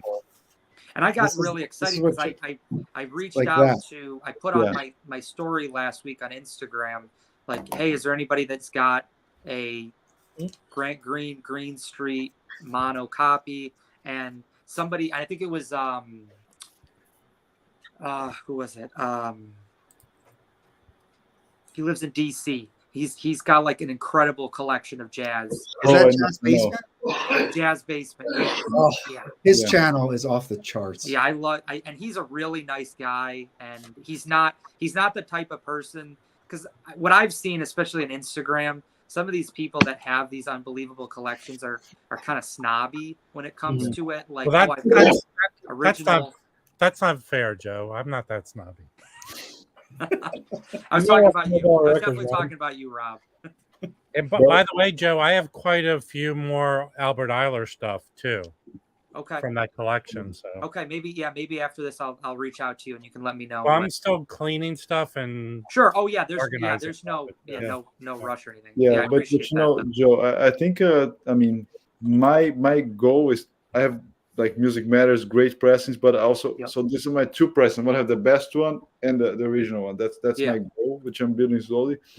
But for guys like us, we're just running after trying to get those. Most of those people, they just inherited their collections. Yeah, they didn't have to go get them. Right. So, well, I mean, a few years ago, I got into kind of this back and forth bidding battle with this guy who he had this unbelievable collection, and he was part of, I don't know if any of you guys are part of there's a Facebook group called Jazz Record Collectors. Yes, that's the OG club, right? Yeah, and it's like seems to be this very like kind of cream of the crop type. Dude, I'll post in that, and the moderator reaches out and says I have to take it down because I didn't do it right. I've had that too, and I've been so embarrassed. I've been like, I'm sorry, the cover's only in VG. I don't like to put too much. I like to just share the pictures and just listen to my record. It's very regimented. But this guy he was interested in getting like a near mint Mobley's Message on Prestige, the original one that had that kind of green cover of like it almost looked like the power lines. Power lines, yeah. And he already had a copy, but he was interested in upgrading his VG++ copy to a near mint. And it was like, and then there was me who was interested in that record, and we kind of went back and forth, and eventually I was able to convince the guy that was selling it, like this other guy already has this record, like you should be selling it to somebody that doesn't have it. But I mean, I did end up getting it, but it was one of those things where like, this is a Mobley's Message 1 on Prestige? Yeah, it was the first one, yeah. And I was able to get the second one I got on... Second was Savoy, right? Number 2 is Savoy. No, the second one, there's a Mobley's second message that's also on Prestige. It's got a green cover as well. Oh, yeah. I think the text is like yellow. Yes. That one was reissued on as part of the Prestige Analog Productions series. Both. Yeah, because I was able to get... I got my copy of that a few years ago from that. But there's a message number 2. Yes. Well, yeah, there's 2 Savoys as well. Yeah, those are great too. Those are. Yeah, they are great. Yeah, did Mike freeze? Mike, I think you're frozen. I was very interested. But I mean, I still continue to collect Blue Note. It's just it's what I'm able to find. But I would say maybe once a month I'll get in a few Blue Notes. Yeah, that's a great record, Felipe. I'd love to have that. Who's on that, Felipe? Lee Morgan, Donald Byrd, Hank Jones, Barry Harris, Doug Watkins, Kenny Clark, and Ike Taylor. And what songs do they do? Are they just doing standards? Ted's Blues, Ted Jones, Doug's Miners, Be Okay, B for BB, Blues number 2, and Space Flight. Huh. Ooh, Space Flight? Interesting. Yeah. Who was the one that posted just a few days ago that Argo record that had that was green on it? I got it here. It's a hard one. It's Yeah, not, that's a hard like, one to find. I'd love to find that. It's not an insane price. It's not like you're paying like hundreds, but it just Yeah. never comes up. I mean, you have to pay a little bit just because it's rare, but I got this. Oh yeah. Good. 8th time it's been shown by Mike on the show. Mm-mm. Do you, Very good. Mike? Do you think that My- would be as hard to find if Grant Green wasn't on it? Well, I mean, I don't think they pressed that many, and Grant Green wasn't signed to Blue Note when he put this out, so nobody even knew who he was. Yeah. So that, this is his second recording, period. So Okay. I think after this, Alfred Lyon signed him. I think is the story. If you go to like this records wiki, it has a little context about it. Okay. In terms of Grant Green's career, but it's cool. I honestly don't like too much organ jazz, but the organ jazz that it's almost like free jazz. Like the stuff that I do like, it's great. So like this is good. Shirley Scott with Lockjaw is good. Like there's some stuff that is excellent with organ, but not all of it. Mike, are you familiar with? There's a record on Impulse it's called Soul Sisters, and it's got the leader. I think her name is Gloria Coleman. It's George Coleman's wife. She was an organist. I don't know if she had many other releases, but she did a record with it had Grant Green, and then it had Leo Wright. There's another great. He was on Little Johnny C with Johnny Coles. Oh, what is he that. playing? He plays sax. What is he playing? Leo Wright. He plays alto. He's an alto sax guy, but that's a great one if you like organ jazz that's not too what I describe as obnoxious, because I might be in the same boat as you, Mike. I like organ, and I've kind of started to warm up to it a little bit more, but I'm not a huge. Now, I just is think there any is there organ on ESP? I don't know. I'm not sure if there is. I don't even know what an organ would sound like. That would be because Shirley Scott has a Strata East record that's really good. Oh, okay. And that's kind of that's a label that's a little more of that scene. Yeah, and I was also looking at Indian Navigation, and I feel like when you were talking about how ESP has like a whole sound, like it kind of works all together. I feel like Indian Navigation was similar. Like there's like all the musicians, like I feel like are trying to create like a certain, like they're all like in the same, it's not like where it's a big label and like people are segmented out. It's like it seems like these guys all were working together and like they understood what the label sounded like. So have you gotten into Indian Navigation, Joe? Yes, I have. That was actually one of the labels I was looking at for this year. I got I think I have 2 or 3. I've got a Chico Freeman. Yeah. One. Which one? I think that's. I can't. What does the cover look like? Do you remember? Let me see. If There are 2. There's Chico Freeman, and there's another one with a black and red cover. And there's more. He put a lot of stuff out on that label. Yeah. And I don't have. I have 2. There's another one. I have the one that Chad reissued. This is the one I have. Outside Within. Yeah, that's what Jack Dejan had. I'm kicking myself. I could have bought that for $30 and I didn't buy it. That's a good one. But the one that Chad did is great. It's numbered. It's like one of the first reissues he did. Yeah. Is it on Indian Navigation or just the Chico Freeman album? No, the one Chad did. Yeah. Which? I mean, it was originally on Indian Navigation. It was okay. Chad reissued it. Yeah. Got it. I'd love to find that the Pharaoh Sanders one on Indian Navigation, but that's like a $800 record. Yeah. That could use a reissue. I wanted the other thing I pulled out. I didn't get this recently, but I was watching one of the videos that you guys put out these last few days, and you guys were talking about the Mosaic box sets. I got this one. This is the only box that I have, but this is the Clifford Brown one. Nice.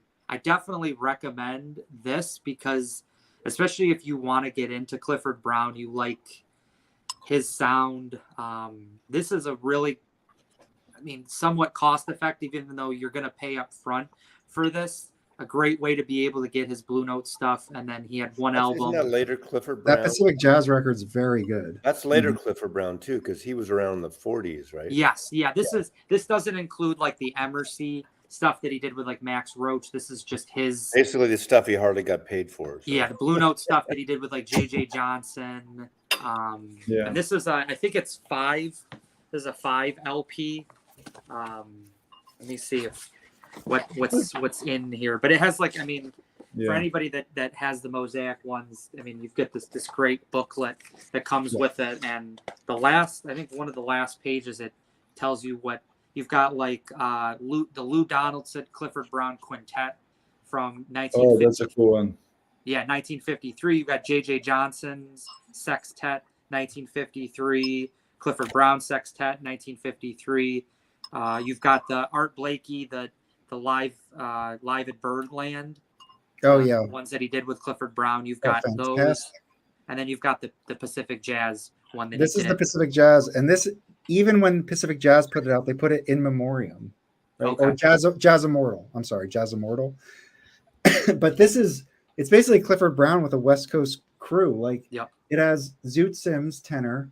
It has Stu Williamson valve trombone. Both those guys are Bethlehem guys on the East Coast. But Russ Freeman piano. I mean, Shelly Man drums. This is killer. I got this for a steal. This thing usually goes for quite a bit. That's a great one. Yeah, it's really good. I got this record last week. Brown. I have his stuff that he did with Gigi Grice when he was touring in Europe. And the year that he was playing that style is just like, that's why Lee Morgan looked up to him. Like, that's why all these guys looked up to him. Like, he really defined hard bop, in my opinion. Just completely cutting edge. And it sounds like that. It sounds like a modern record when you listen to those old things. It's very, they're very refreshing records to listen to. You're muted, by the way, Mazzy. That's nice, Mazzy. No, somebody just asked Mike, is he a Bergman fan? I'm a huge Bergman fan. This is the Criterion Igmar Bergman. I know it's off topic. Arnold Bergman? Yeah, but it's Woody Allen's idol, one of his idols. Yeah. But someone asked Mike. Show G did. Yeah, Show G. I'm also a Bergman. Yeah. fan, Oh, totally. Yeah. Oh, this. Yeah. Dark, depressing, elongated, fucked up relationships. Oh yeah. Everybody only knows Seven Seal of Chess because of Bill and Ted's Excellent Vacation too. Right. Excellent Adventure. Come on, Mazzy. Whatever. Okay. Autumn Sonata. It's like freaking amazing. Right. Yeah. I'm sorry. I'm cleaning records while we talk, so I got to run and flip the disc. Flip it. What is you cleaning one side of the What are you putting it in a toaster? Shit. I got this last weekend, the second copy. That's nice. Yeah. Nice. This is really good. This is the 19th time you've shown that record. No, it's not. It's the first time I've shown the record. So there. You have another version of it. Oh no, it doesn't count. It's a different record. You showed that. Chris, what was that originally? What do you mean? You know, like what that was? Is that the first pressing of it, or like what was it under the first for like when it was originally released? No, this is an OJC, but this is what it was originally called. It's his first record. What it was on Prestige. Yeah, it's on Prestige. Yeah. Yeah. Was it? But it was a Cedar Walton record to begin with. It wasn't like something that was okay. Yeah, it's the first record he put out on Prestige. I think it's his first record. Period. Okay. It's really good. I'm glad to have that. You know, it's not expensive, but it's hard. It's like impossible to find. Well, you seem to find it twice. Yeah, I did. Well, I bought one on Discogs, and then I found that one. I need to listen to the other one and tell you what kind of shape it's in, Rob, and I'll send it to you if you want it. Okay. Yeah. So there's a cool one that I revisited this week. I think I shared with you guys. Barry Miles. Do you guys have this one? Never heard of it. Hang on. It's great. Yeah. It's like a 70s rock jazz fusion. Really good record. And the label is amazing. It's a poppy. Oh, that's cute. I like it. Very nice. Yeah. It's a good record. Good sounding. Good music. More the jazz soul fusion 70s. And I got some other stuff that came from Jose. Oh, first I'm going to show this one. Random find at my local store. Most of you saw during the week. It's a Sonny Chris out of nowhere on Muse. I haven't seen that one before. That's a promo. Nice. It's great. Really good. And some OGs that came this week. Mono. Nice. Interplay Mono. I mean, I think it was the first time. Yeah, Hearsay. The first time he was leading a bigger band, right? With Freddie, Percy Heath, Jim Hall, Philly Joe. No, it's in the box you have, right? Yeah, it's in the box also. This is an OG Mono. Yeah. Okay. I mean, of course, the box sounds better. It's hard to beat that one. Another Bill Evans Conversations with Myself on Verve. Yeah, I like that one. I have that. Beautiful recording as well. Y'all know about the story behind that? Tell us. No, please go ahead, Chris. Well, so he would record himself playing whatever on the piano, and then Yeah, the conversation is him listening to it and playing like the response yeah. and overdubbing it. It's really cool. He's out on several records. Then one that my favorite things. Is that your favorite thing? Not my favorite Coltrane. My favorite Coltrane is actually the two records. Three. Blue Train, the Johnny Hartman one, and also Ballads. Yeah. That's a second press. I thought it was an OG, but it's a second press, and I'm going to show you guys how you can tell. It is RVG, the whole thing. However, no, actually, it's a first. It's a first. So the way you can tell on the second press, you're gonna see the very bottom there, ABC Paramount. Yeah. Okay. On the second pressing, you're gonna see that on both sides. On the original, on the other side, you're gonna see AM Par. See there? Mm-hmm. Yep. Well, vaguely. You can tell it's a first, so that it is indeed a first. The second one, you have the Paramount on both sides. And that's a mono, plays like a tank. I love it. I do love him. I think shouldn't say all. All my impulse sound great, and the only one I don't have is the green bullseye label. And those are nice pressings. They are okay. Those really do sound good, even though I like the green ones. Yeah. For the longest time, I would look at like London Jazz Collector online. He says they're shit, but he thinks anything. But he also thinks the same thing about Blue Note. Once you got past like the probably that teal label, that Liberty UA, he thought that the United UA stereos that were kind of off to the side. I think these sound good too. Those are really good too. These neons, he thought these are good. He hates everything, so I ignore everything. He listens to talking dogs. Yeah, but you can get good information. There is good there's especially with Blue Note, if you're looking at like Liberty pressings. Yeah. I got into this huge thing with somebody a few years ago on I was kind of updating information on a Blue Note record. I think it was Empyrean Isles, Herbie Hancock, and the guy refused to believe that the copy that he was posting, which is what the images for the release were, was a West Coast pressing. And he was like, well, it's not a West Coast pressing because it could be from Southern Plastics or it could be from this other pressing plant. But I'm like, and I went on to the London Jazz Collector website. I'm like, well, all this information is here. There's people that are sending in these pressings and people are compiling all this information. And I think when it comes to the information, it's a very useful source. For sure. I think it's better than Discogs because at least it's more definitive on like this record or this label appeared between this year and this year.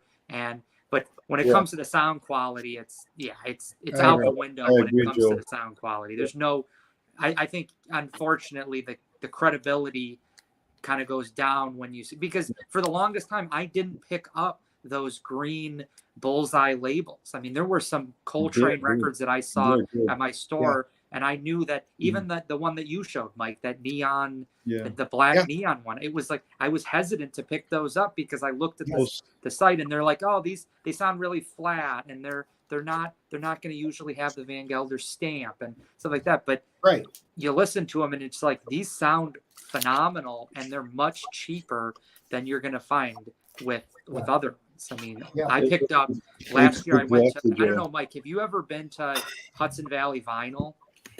It's about an hour north of New York City. I know that I know you don't live in New York City, but I didn't know if you ever ventured up to. No, I haven't. It's an amazing store when it comes to jazz. It's a great store. Yeah, it has some of the best jazz. Didn't you say they put out that Sun Ra book? Yes. Yes.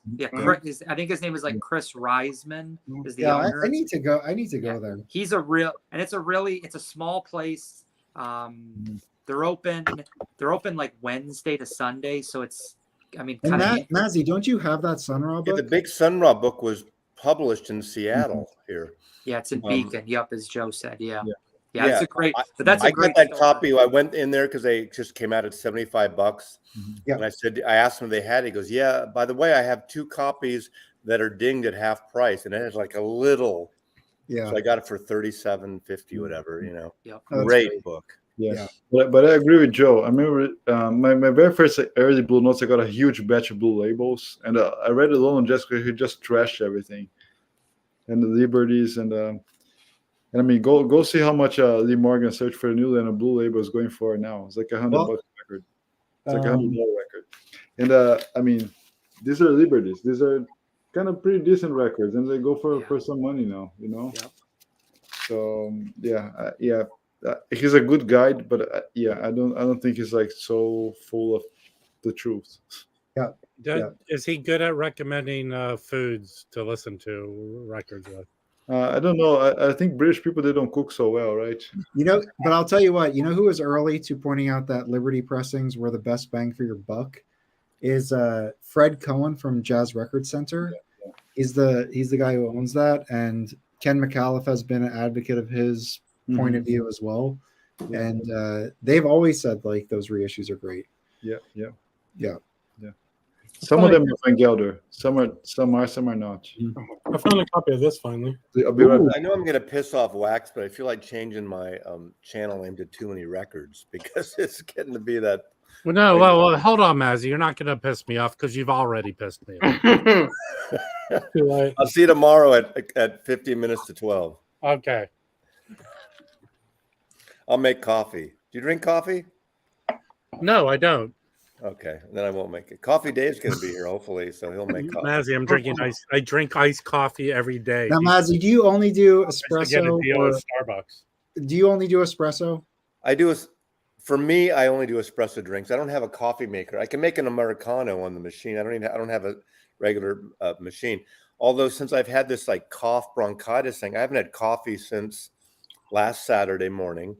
So a week now, and I haven't had alcohol for 12 days because of this. Except tonight, I made a hot toddy for the first time. Yeah, you and Mike are both kind of under the weather a little bit. Yeah, no, I feel fine, but it's like I have this kind of like it's a bronchitis thing. It's not COVID. I was tested a couple times. It's congestion that just won't go away, and like I won't get into phlegmy shit because you know. Yeah. But it makes me have that sexy late night AM FM voice. Hey, Mike, play Misty for me. No, not sexy. You want to hear a little Quicksilver Messenger service? Yeah. You sound more like what's his name, Harvey Firestein. I'm gonna play In-A-Gadda-Da-Vida, the long version, and then I'm gonna go into Full Tilt Boogie by Canned Heat, the double album with the 40-minute version of it. Oh, Mark, sorry to hear that. Yeah, that sucked. I sold a Canned Heat record, but the guy never contacted me, so I'm just gonna keep it now. Oh man! Last week on the auction. You know, there's one record. Okay, there was one guy when I did the last auction a month ago, whenever it was. One guy totally ghosted and flaked out. He bought like $200 worth of records, and which is fine. It happens, or whatever. I never found out who he was. I couldn't get a hold of him. And one of the records I resold was that British White album, which is fucking amazing. And someone reached out to me. It was like '80s, or I think it was a really good. It was the White Album without any type, and I listened to it, and it was fucking awesome. Yeah, and it that's turned out it might have been in a box. UK or a US? It was a UK. So I have a UK no type, but it's the H2. But no number, no embossing, nothing.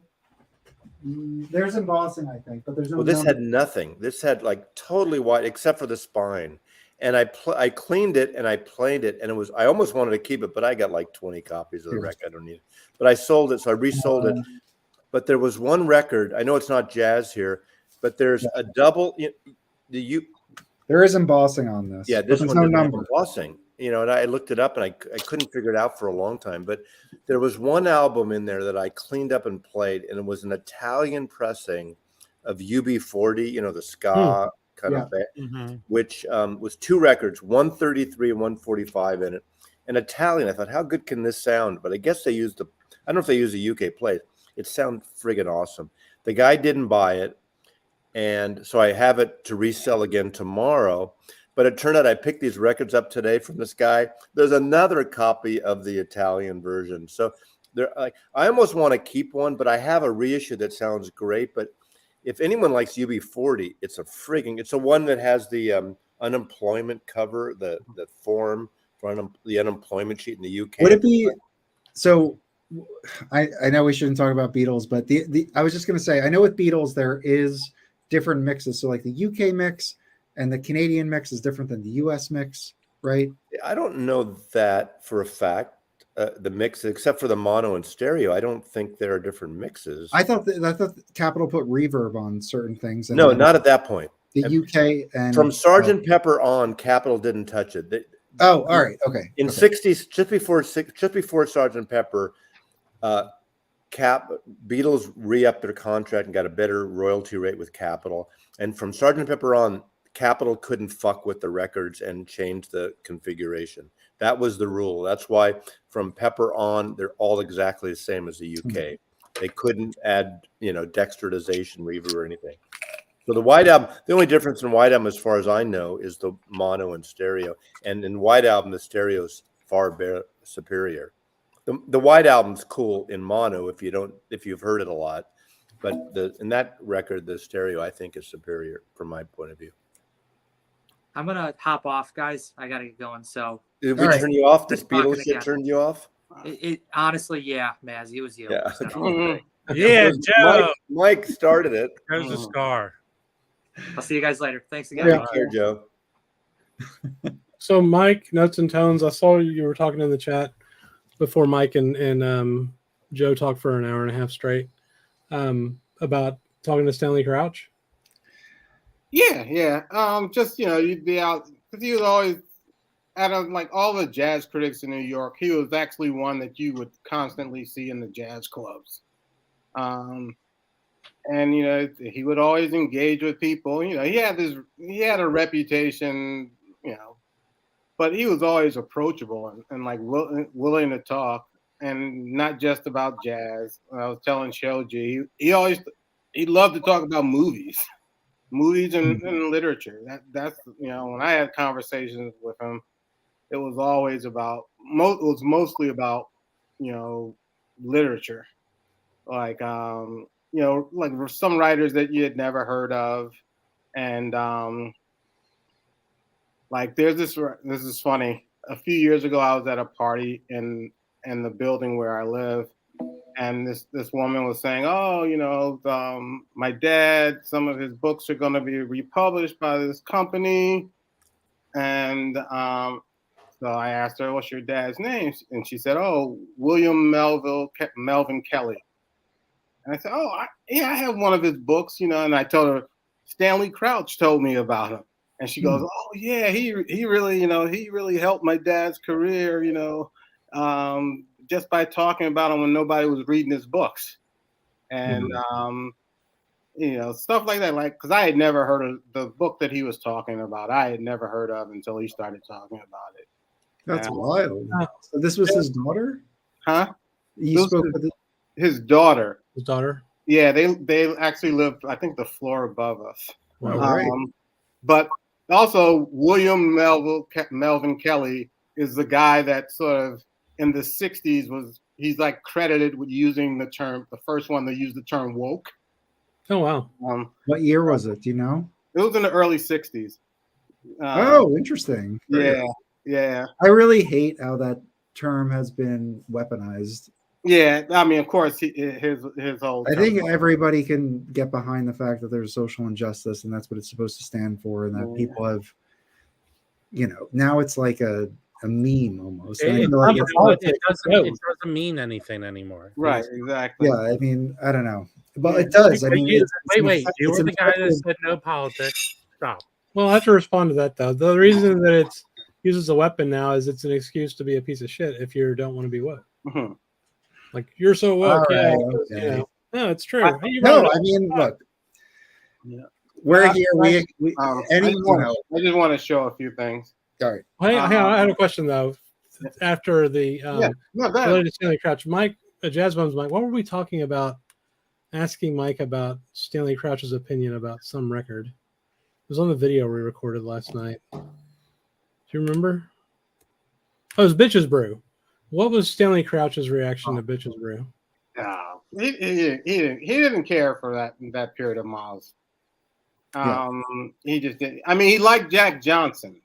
Okay. But most of the electric Miles he detested. And he wrote this one great article that basically called Miles a sellout. And I say great article because even though he bashes, let's say Electric Miles, the best part of the article is the whole description of Miles's career before that, where he talks about the two great quintets. He talks about Miles as a cultural hero, and just the whole level of romanticism in his playing, all of that. Yeah, that's great. But then he goes just, and he's definitely over the top and going after Miles. But the best part of that article is the part where he talks about everything before Electric Miles. But he liked Jack Johnson. I respect that. I feel like he's trying to respect him at the same time, but criticize that he's not into what he's doing. Well, when you read his, oh, maybe not. It's really over the top. He could have made made his points without being, Now, Mike, actually that sells papers, that articles or things like that. That was also the type of person he was. Mike, I have a question for you. What is your do you have a favorite era of Miles? Good question. Me? Yes. I don't have.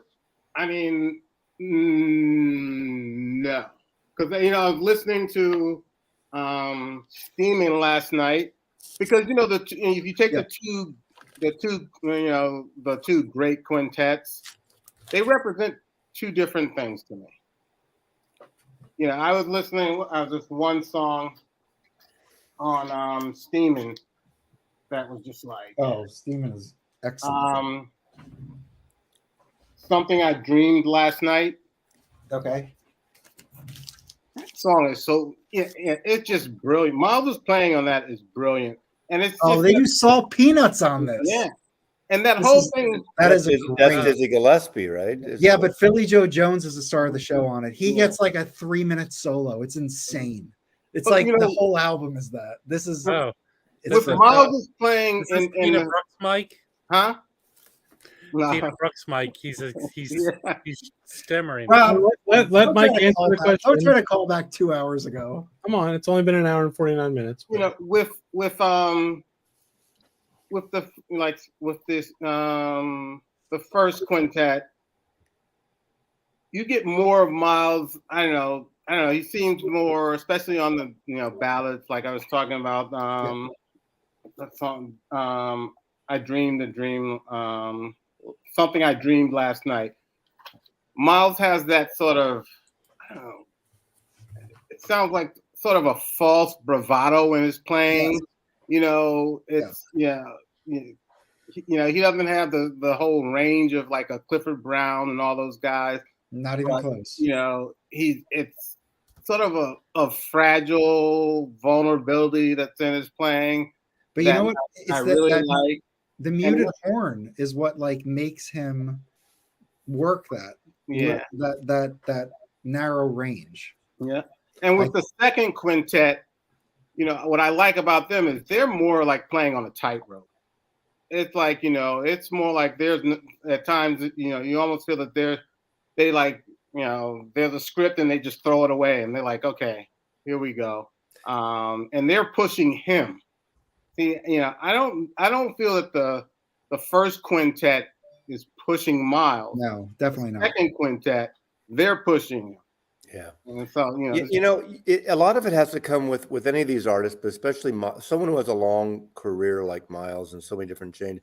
It's your mood. You could be for a few months or weeks or years into the early Miles and that classic period, or even the prestige stuff. And then you could be in this kind of like intensity, like someone said he didn't like In Silent Way, thinks it's boring. In Silent Way is my favorite Miles record. Mm-hmm. But I could change that mood and say it's something else at another time. And I hate to go back to the Beatles. Sometimes people say early Beatles, late Beatles. It depends the mood you're in. It's a perfect analogy, Mazzy. Yeah, because they have such a variety. And there's other artists like that we could bring up, obviously. But Miles has that, like, yes. And then I never hear someone say, "Hey, my favorite Miles is when he did the Cyndi Lauper song." You know, time after time. You know, I don't remember anyone ever saying that's my favorite Miles period. You know, that's interesting though. Because version though. I was just thinking about that. There's a really long version of it on YouTube. And I think Time After Time. Well, it's that album that came out a couple years ago. That was the one with he was having a Tommy gun. That's the Warner Brothers record. No, Live in Vienna. There's a live version where he does both Human Nature and. I mean, it's great. It's a bit schmaltzy, I think, but it's great. The live version. There's the one on, I forget which album.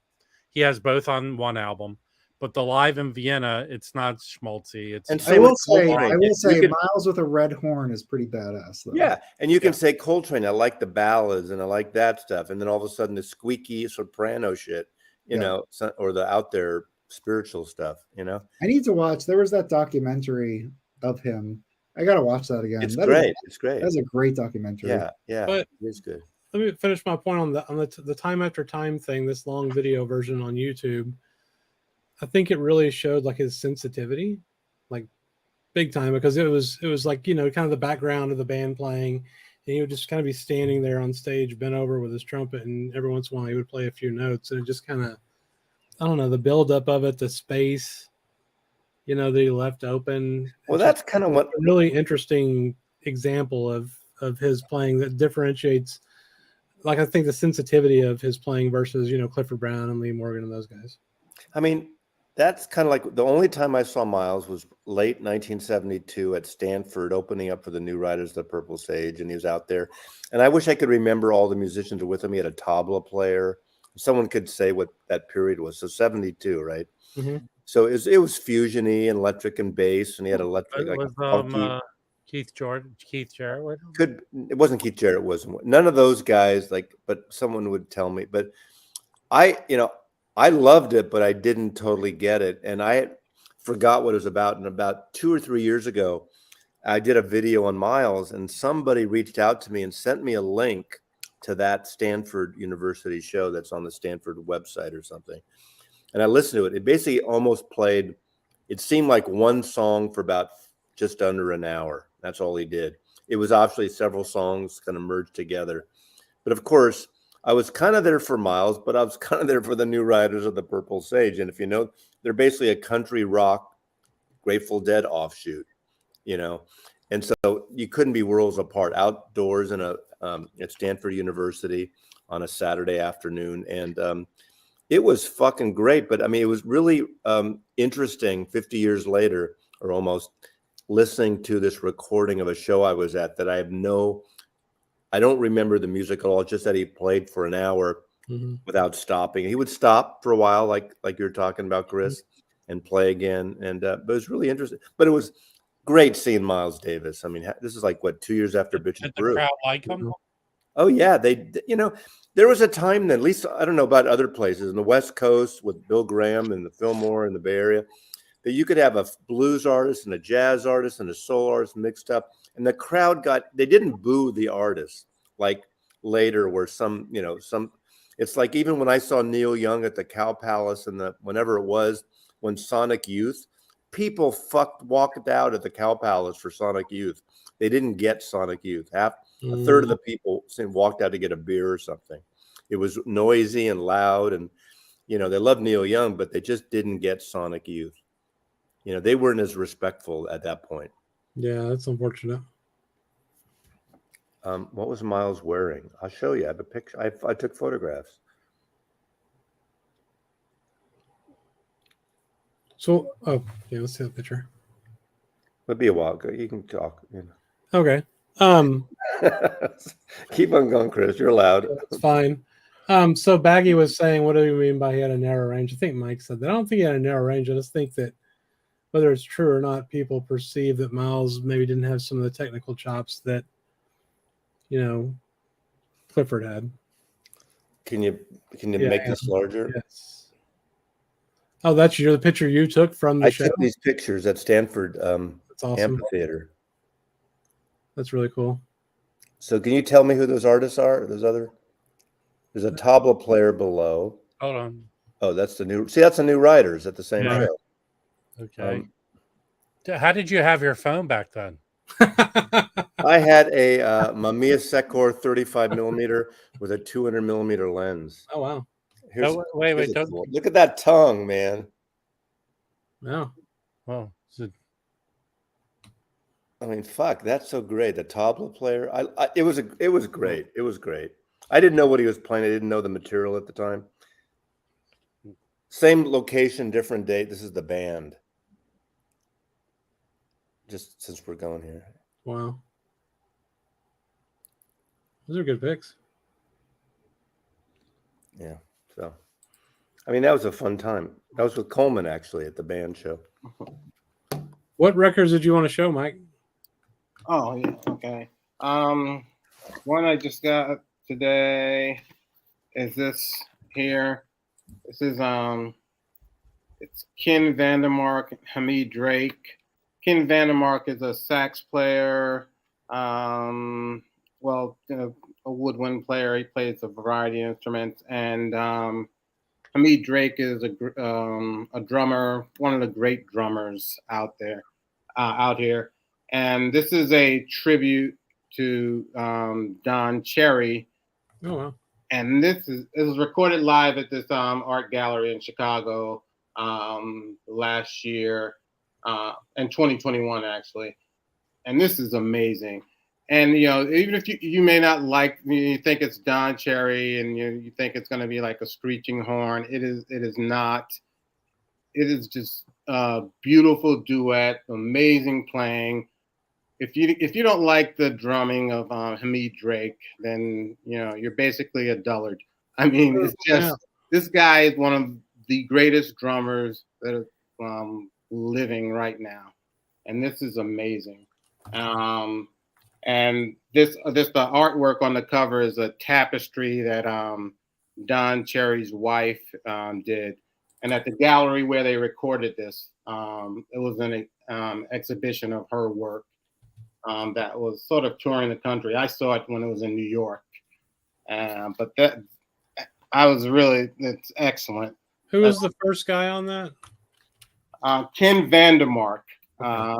He's a well-known, saxophone player out of Chicago. He's the guy that got me interested in the Chicago music in the 90s because he played with Hamid Drake and another saxophone player, Fred Anderson, that I really like. I like his music. And what's the name of the album? It's called Eternal River. Okay, cool. I'm just trying to and it's funny because I remember when I saw it that it came out. Shortly after that, Nicole sent me a message saying it's available for pre-order. So I went and ordered it. And then what else? I got this also in the mail. This is I got this today. I've also listened to this. Walter Smith III return. Oh, what do you think of that, Mike? I love it. Well, I'm gonna order it right now. The first side is really excellent. Like it's five songs on each side. I'd say 4 out of the 5 songs are really good on side 1, and then side 3 is not as good as side 1, but it's still very good. Walter Smith he's got a really good sense of humor. Yes. And it comes. Did you watch the interview that Don Was did with him? That I think he went up yesterday. No, I didn't see it yet. I haven't seen it yet. And he has one song on here on side B that's called "Amelia Earhart Ghosted Me," which is I just thought the title was funny. I'm gonna drop a link. I'm gonna drop a link to this. Is this part of the classic series? No, this is just contemporary. Yeah, and the title "Return to Casual" is he's been around for at least 20 years now. His first recording was called I think it was Introducing Something Casually. Well, we have Twio. Right. We have Twio, but he did this is his third in the casual series. His first one was introducing Walt Smith, casually introducing, and it has a play on the Sam Rivers cover. With the Fuchsia Swing song? Yeah. And then he did another one that's called Still Casual, which I have. That's also on vinyl. And this one, which is really good. If you're going to recommend, between the new Kendrick Scott and that one, which one would you recommend picking up? That's tough. Kendrick Scott, definitely. We haven't heard this new one, have you, Mike? I don't care. That Kendrick Scott. It's I mean to bring back an hour. Because I'll tell you why. Because that record, if you want to, I feel like it's not even a style. It's it sounds like him. It sounds like his personality. He was such when we saw him, when Mike and I saw him at Jazz Gallery, he completely owned the stage. It was I know that he was there as the drummer for other guys, but it was he completely owned every musician. You could see it in their eye contact. It was great. And I just feel like that record is exceptional. Now I'm sure this Walter Smith III is good, but Kendrick Scott is on this one. Yeah, exactly. And all the musicians on here. There's a guitarist, Matt Stevens. Him and Walter Smith III have played together for years. They have another band that they lead together called In Common, and they've released 3 albums that are called In Common 2, In Common 3 that are all excellent. I've lived with the Kendrick Scott longer, so But isn't it? I guess I don't think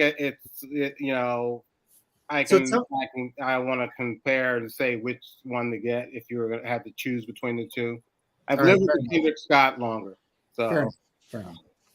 I just love that Kendrick Scott. I really do. I do too. But and it's funny. I was critical of Don Was as far as I was all right, this guy, where are the people releasing new music on Blue Note? It's not happening. In the past few years, they've been hitting it out of the park with these guys. I agree. Out of the park. Yeah, they're great. And then what else did I pick up? Blue Note's putting out a Jenny Lewis record. Who? You know Jenny Lewis? No.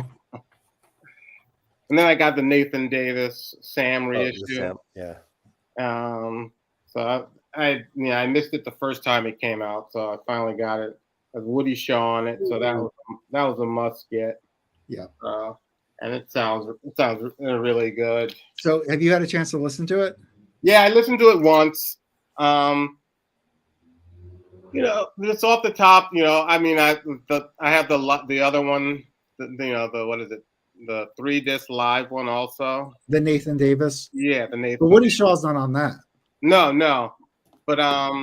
But they're both Nathan Davis sessions. Yeah. So I'm gonna listen to it again. But I enjoyed it. I mean, I thought it was excellent. You know, anything with Woody Shaw is. Yeah. Do you have that, Mike? I have it, and I have the 7-inch that came afterwards. Mike, did you get that?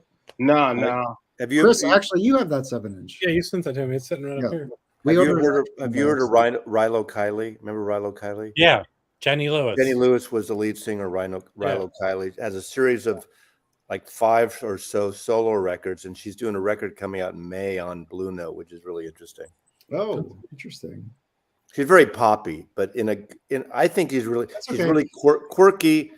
I like that JD Beck and who I think that's cool. I think they're doing a really great job. You gotta. I think any label's got to expand out to a point. Yeah. They have. I mean, obviously, their biggest selling record in the last 25 years is probably that Norah Jones record, right? Mm-hmm. Oh, yeah. But what I really like what they're doing is they're bringing out. They have Michelle Indigeo-Cello is coming out with a Blue Note release. Nice. When was her last album?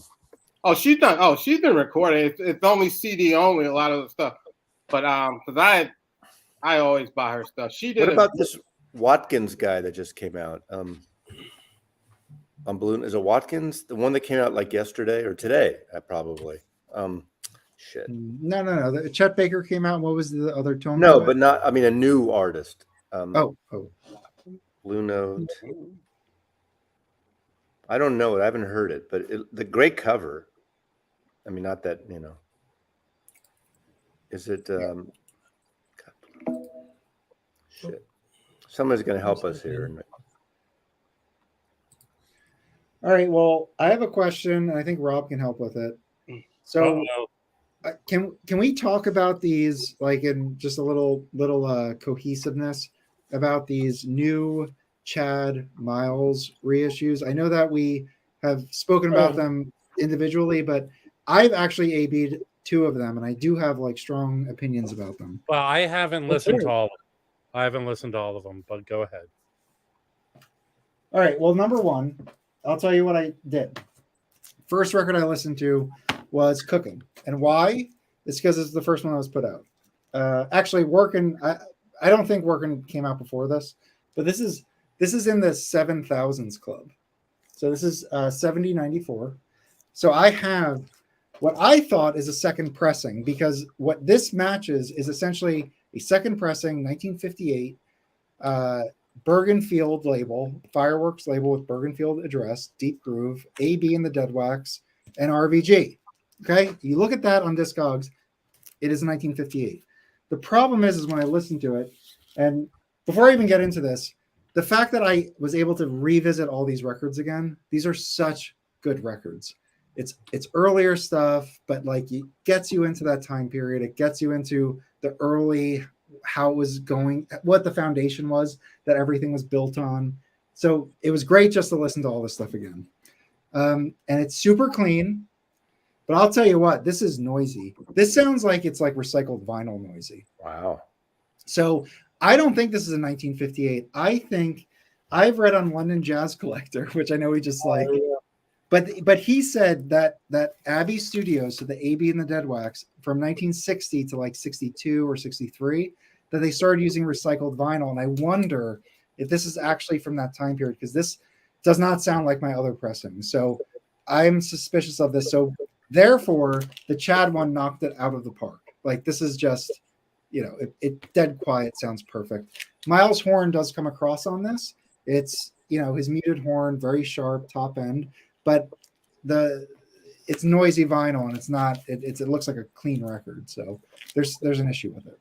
Mike, this guy, I'm sorry, Walter Smith. Do you know about this? We just ordered that. I was out. I was cleaning records. Hey, Mazzy has been under the weather. Hold on.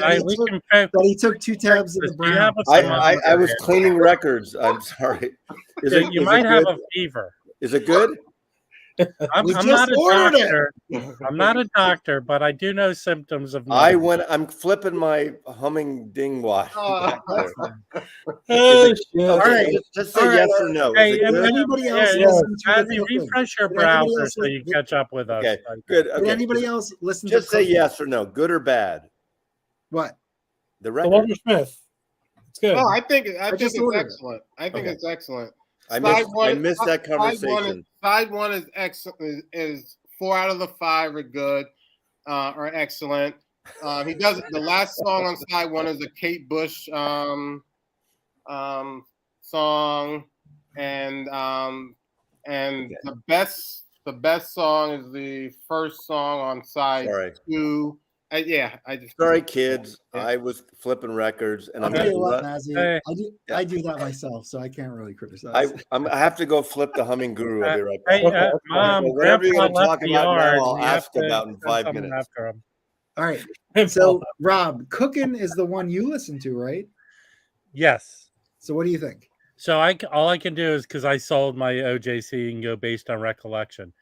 Here, my initial thought is that vinyl is dead silent. Dead silent. To the point where I think, and I'm just making this up, but I think maybe, do they have leftover vinyl formulations of another type of vinyl? Because PRP records are just excellent sounding, man. No, it's different because I buy a plenty of of their pressed records. This seems different. This seems different on how quiet the vinyl is. Oh, I did have a point to note. Wherever my steaming is. Where the hell did I put it? Well, check under your where you're sitting down. So I will say this: I'm sitting on my couch. I'm listening to the Chad, right? And I'm listening to side A, second song on side A, which is you realize you're going to ruin this experience for everyone who doesn't have this. No, I'm not. No, I'm not. Definitely not. Because I'll tell you why I'm not. Because that's how this pressing sounds. So I think it's tune up. And Miles is soloing.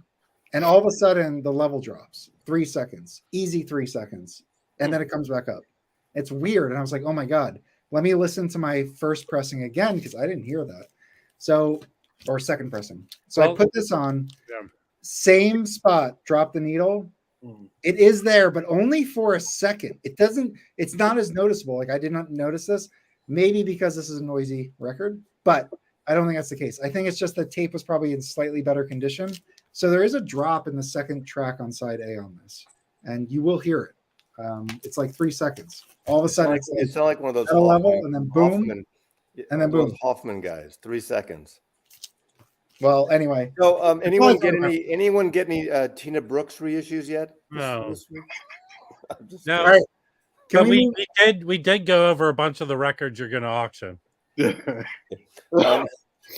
Caesar, I meant not flipping. Yes, changing the records. You don't. Yeah, you see, Roberto knows what's up. He knows. Yeah.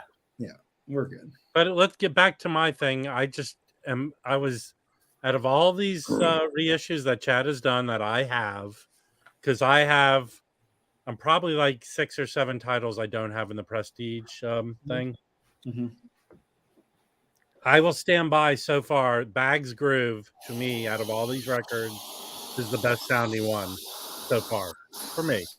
But the Cooking, I just couldn't get over how quiet that vinyl was. That was my biggest impression of it. Yeah, mine was very quiet also. Yeah. I haven't listened to that one yet. I listened to Relax, and that's the only one I listened to so far. Did it make you relax? Absolutely, yeah. I was very relaxed. This is the other one I reviewed. Not as well. Let's hear the review. It's really simple. So my pressing that I've listened to probably, I don't know, over 20 times. It's this pressing. Mm-hmm. I don't think it was AB. Well, whatever. You guys know. It's RVG, but I don't think it's AB. Anyway, it sounds incredible. I would say essentially Chad sounds exactly like this, except that it's on better vinyl. So it wins out. But in terms of, all the sonics, this thing sounds, this probably sounds better actually. It's just that this is on better vinyl, but we're literally splitting hairs. Like the top end might sound a little better here, but for the most part, if you don't have a copy, this is right. Well, here the better comparison I would like, and I should do it, is between the small batch and Chad's. That's what I would do. Yes. I have time. Yeah, and I would agree with what Diddy said. Just But I played the small batch last night, and I will say the previously I hadn't played it with my mono cart. It's a little less hot with the mono cart, but it's still But you heard the thing where basically Bernie just didn't do anything to it. That's the tape. Yeah.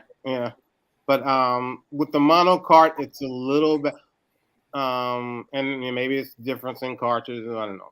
But it's when I played it with the my other cartridges, yeah, it was it was the parts was just really hard. When you got that when Miles was playing that horn, it really sounded close to being like, I mean, it's sort of harsh, and with the mono card, it's a lot.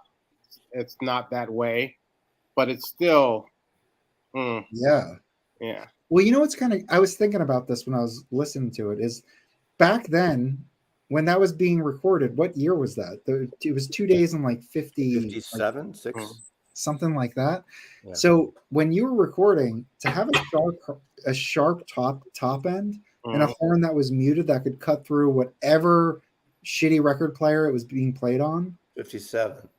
I mean, I do think, and then his style on top of that, I feel like it was like, for how people were listening then, it was a great trumpet. And then, Coltrane and Red Garland on top of that. I mean, those, when you listen to, it's very traditional, most of the songs, where you have like solo, theme, or just theme, solo. And like the guys come in, they do their little solos, and it's like so like these Miles records, it's not like they're going to blow you away. They're not going to do that. But what they're going to do is like show you how well that type of jazz can sound. It's just fucking what do you mean by blow you away? I mean, Tina Brooks blow you away. Exactly. It's not hard bop. It's not. I think not some running fucking. It's I not think some sounds. It's none of that. It's it's theme, fucking solo, 4/4. Like, we're in the time signature. Everybody can tap their. I think it's great you're talking about the music in this situation, but I think there's a I don't know if it's a problem. I don't want to go that crazy, but there's a lot of new jazz people, young and old. A lot of old people have gotten into jazz in the last few years because of tone poets and blue note stuff, and they've gotten used to this great sounding blue note stuff. And when they go in any other area of jazz, in some cases, whether it's going back to bebop, when it's going anything else, and it doesn't sound like that, they seem to be disappointed because it's not the blue note, really great sound. And a lot of jazz is not that, and it shouldn't matter. But I don't know. You get what I'm getting at a little bit. I mean, people get used to a certain sound. Like, it's like audiophiles, not to dump on audiophiles, but if it isn't this really like great recorded sound, I'll tell you what, as a Riverside collector, I can sympathize with this. Yeah. Because some of their records are musically outstanding, and they sound like some of the worst recordings in my collection. Yeah, but I don't think like it's like, again, early Stones records, early Kinks records. They don't sound great, but they're fucking great records. Yes, compared to what the Beatles did in Abbey Road. And again, sorry to go to rock and roll, but it doesn't matter, I think. But I get it. I get why and I'm guilty of that in some cases. Everyone loves a Brax. That's an interesting point. It sounds great, but there's a lot of other things, like the first Santana album. Chris, get in here. I feel like this is a great topic right now. What? What do you think about this? About what? About the sound quality? Oh, the sound quality. I mean, I don't know. They sound good. I don't really. I bought them because I like the. I bought them because they're like a tone poet. That's why I bought all the Prestige records, because they're. Yeah, but what if they did? So if they didn't sound good, you wouldn't have them in your collection because the music. No, I would have kept my OJC that I just sold for $15. But I look, I'm not. I know. I don't give a shit. I'm just saying that's what Mazzy's saying is like. Yeah. No, I don't give a shit about. I mean, yes, like it's fun to talk about all these press, but like, are you listening to this music or are you not listening to this music? Oh, well, it's a great discussion to have. I mean, it's there's no answer really. Yeah. Well, I mean, I like buying these reissues because I know they're quality. They're made well. The covers are nice and all that. That's one reason I buy them. But I buy them because I want the music. I want it to sound good and not be all fucked up and And scratchy. it's amongst the best Oh, wow. copies for the price too. You can get right now. Here's a good one. Okay, so I did a video last night where I opened this record. This isn't even an unreleased record. I think this was originally released on United Artists that at this time I guess Liberty owned. It was called The Ivory Hunters. I guess even in 1980 that wasn't very PC. So they re-released it as time goes by. When me and Mike came up before we went live, Mike goes, "Ooh, I listened to that record store. It sounds horrible." So we opened it in the video, and after the video, I listened to it. It is probably not well recorded. I think a lot of those United artists, some were really like Matador, awesome. There are the undercurrent. People do say not a well recorded album. The Bill Evans, Jim Hall, but musically, this is really interesting because it is Bob Brookmeyer playing piano, not trombone, and they're experimenting. And that's the other guy that no one's ever heard about. They do counterpoint. You know, Mazzy, I'm tired of your jazz bullshit. You're a faux jazz fan. That's what I'm calling you. I'm totally a faux jazz fan. No, Mazzy's 50 years Mazzy of faux jazz fan. You're a faux jazz fan. Okay. Hey, people, can you tell? They told you were dumb about the Serge Charloff. So, come on. Do you need something out So, there? Come on, you dish it out. You got to be able to take it, Rob. No, I can dish it out better than you. That's and a good question. I may not be able to answer it. I'm trying to make a point here, please. Okay, let's hear it. No one's stopping you when you're talking about the time you took acid in the Golden Gate Park or whatever. So, what was I talking about again? So, but as this album goes on, I'm getting into the music because musically it's good, but it's not the best recording ever. So I can make the separation and enjoy it. For sure. What I said is, I think, before I started collecting LT series and actually hearing them, I heard that people said that they don't sound good, and I feel like it's record like pressings like that one where people have heard and said, "Oh yeah, these are terrible," but that is like an exception. That's the only LT series I heard that I didn't think sounded good. Mark Glassman, you're a faux YouTuber. When are you going to upload your second video? I remember hearing an interview a few years ago. I'm dying. I think I was in the coal mines too long.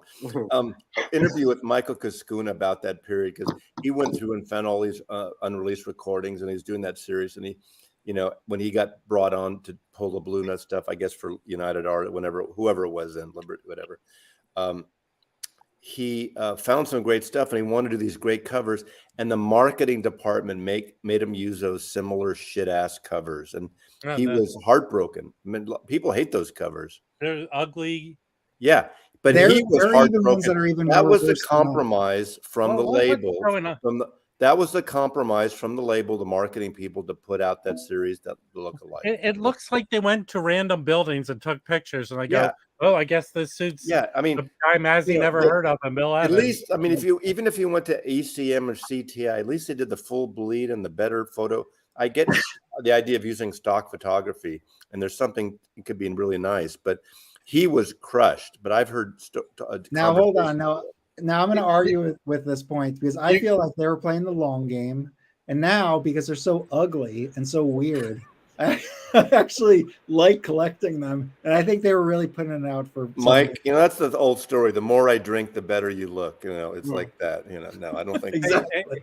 There's a lot of pushback against Mike's "blow you away" comment. What do you mean?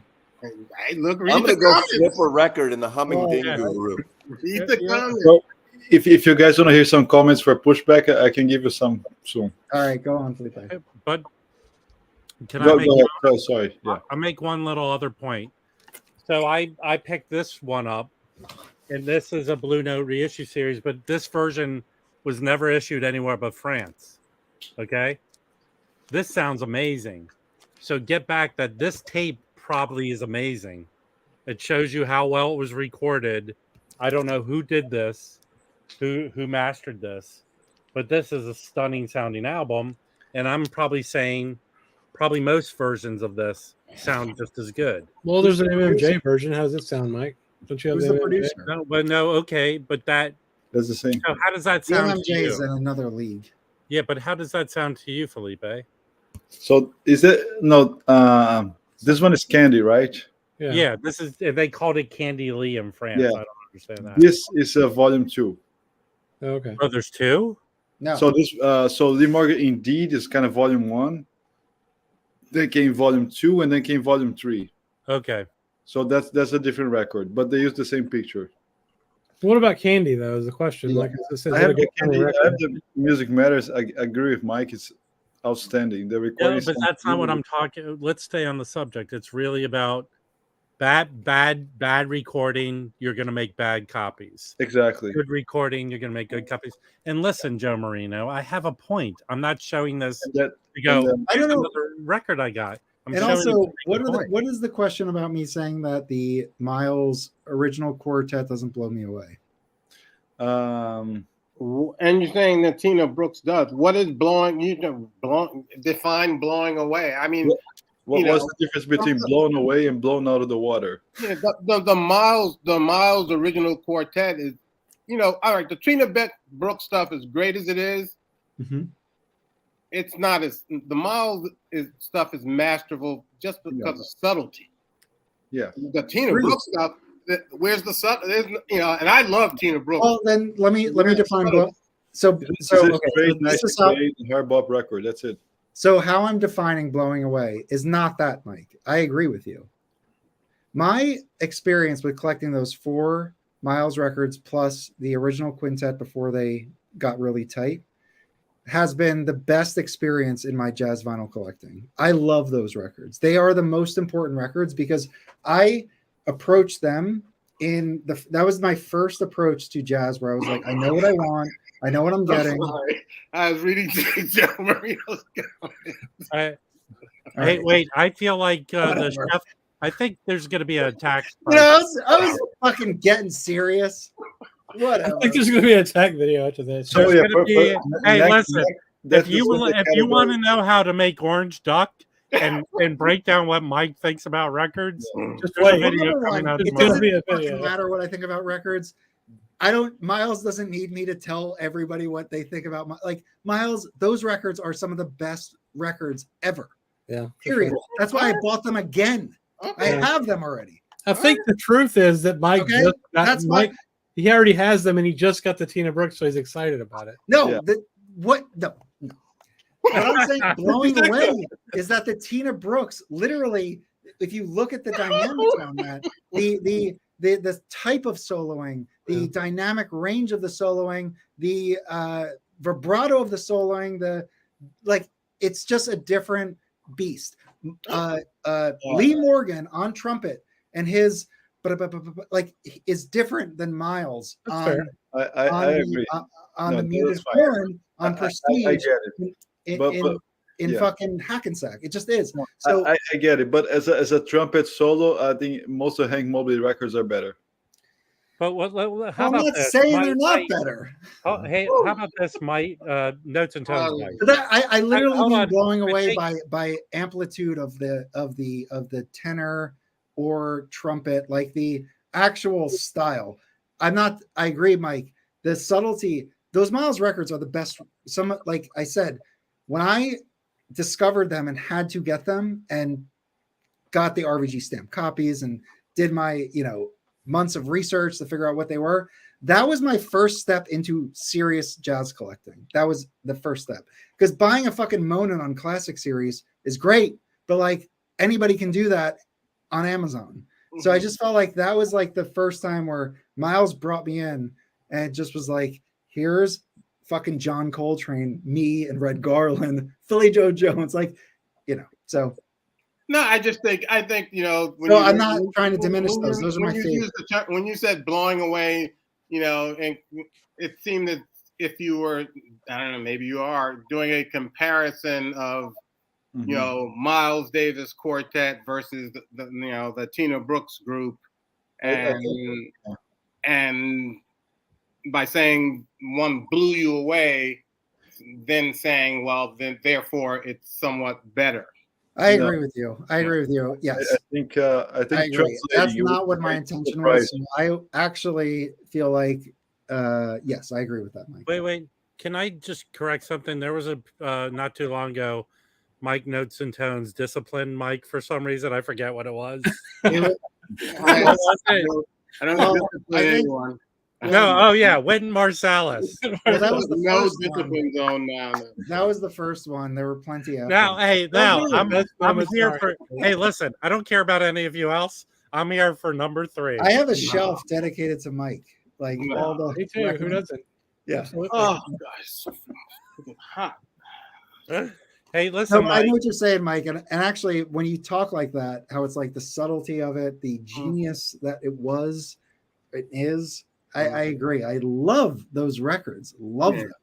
They're exceptional. Hey, listen, Mike. Here's a piece of advice. I went to art school, and a majority of the time in class, you're critiquing other people's work.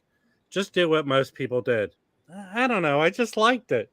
No, not for these. If I'm buying them premium, used, and then again audiophile for $40 a piece, you're getting my opinion. That's fair. Yeah. I think we're upsetting Nicole. So that's the first revelation. Nicole watches Rachel stream. Yeah. Hey, Nicole, did you get the Vandermark Drake your copy yet? Where did Mike? Did you get the Art Vandelay record? Hey, guess what's coming to me tomorrow from the N-Groove? What? OJC's. No, the Kirsten album. OJC's. OJC's. The Kirsten album. Oh, Yeah, that's coming to me tomorrow. Kirsten Dunst. when's your interview? Yeah, I'm not gonna make a video about it, okay? And I don't want to be trash. All right.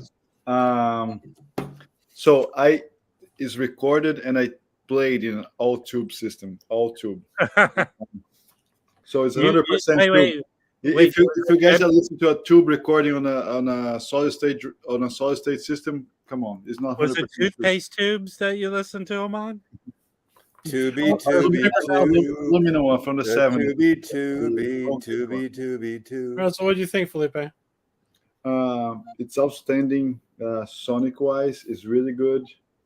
But again, it's not a record that I'm gonna go back every week to listen to it. How many records do you go back every week to listen to, though? A few. Get Gilberto, Blue Train. Well, you have 28 copies of Gets Gilberto. You have to go back to it. Yeah, exactly. Kind of Blue. Some Coltrane's. I do have some records that I really like revisiting. This is a really good. It's solid. It's good. Sounds great. That's what everybody says. Sounds great. But music-wise, I wish it was a little more challenging to me. Not in the terms like being out there. I mean, like composition-wise, being more different. You know, this is very standard, very nice, very Starbucks Friends episode, something like that. Oh, wait, which Friends episode? The one on the couch in the cafe. Yeah. Good joke, Mazzy. Thank you. Yeah, you know, it's good, but it's not like something groundbreaking, outstanding. The one that Courtney Cox dances with Bruce Springsteen. Yes. The one where she gets the killer with the knife. I think it's like the one where Kirsten plays this Smelly Cat with Phoebe or something like this. Oh no, Felipe, we're rubbing off on you. Yeah, for sure. But I'm just joking. But you know, it's a great record. It's good. But I'd say for this year, I would say get the Domi JD back. It's way better. The Melissa Aldana is way better, and there's a lot of stuff coming on Blue Note that's way better. But the thing to think about, and I'll tell you what I think after I listen to it, is it seems to be more of a proof of concept than it is. I agree. I think that's true. I agree with that. You know what my only really problem with it, the way it's cut and formatted, it doesn't fit in a slip sleeve. It's larger. Have anybody noticed that? Well, I will say I do hate when that happens. Seriously, that's a stout, and they made it too fucking big. Seriously, it needs to be a fucking gatefold. Is the Alice Coltrane too big? But a tone poet fits in those things, well, somewhat. But no, it's cool. even like those latest prestige reissues on Chads, some of them don't fit my regular sleeves, and even some people are not fitting their sleeves. They're very thick. That's a I just got contention. that Sam Art Blakey, which is this copy. It's the live record in Olympia, I think, and it fits. It fit just snug enough. I got 2 LPs on the back. That's what I pre-ordered the Sam's 3 doing it right. Sam albums from the In Groove, and they haven't shipped yet. Maybe they will. I think he's just getting them in. He ran out of the Barney Weiland. That's the one I pre-ordered something like you don't have it, months Rob? ago. Yeah. No. Yeah. It looks like I might have to order it from Sam direct. I might have to he's text gonna press Mike that and like. again. get I would be 50 surprised in. if he does not press that again.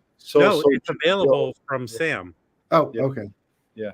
So just on Joe Marino, Joe, I'm really excited about this second record, but Artemis is putting out. I have the first, and I really want to get the second.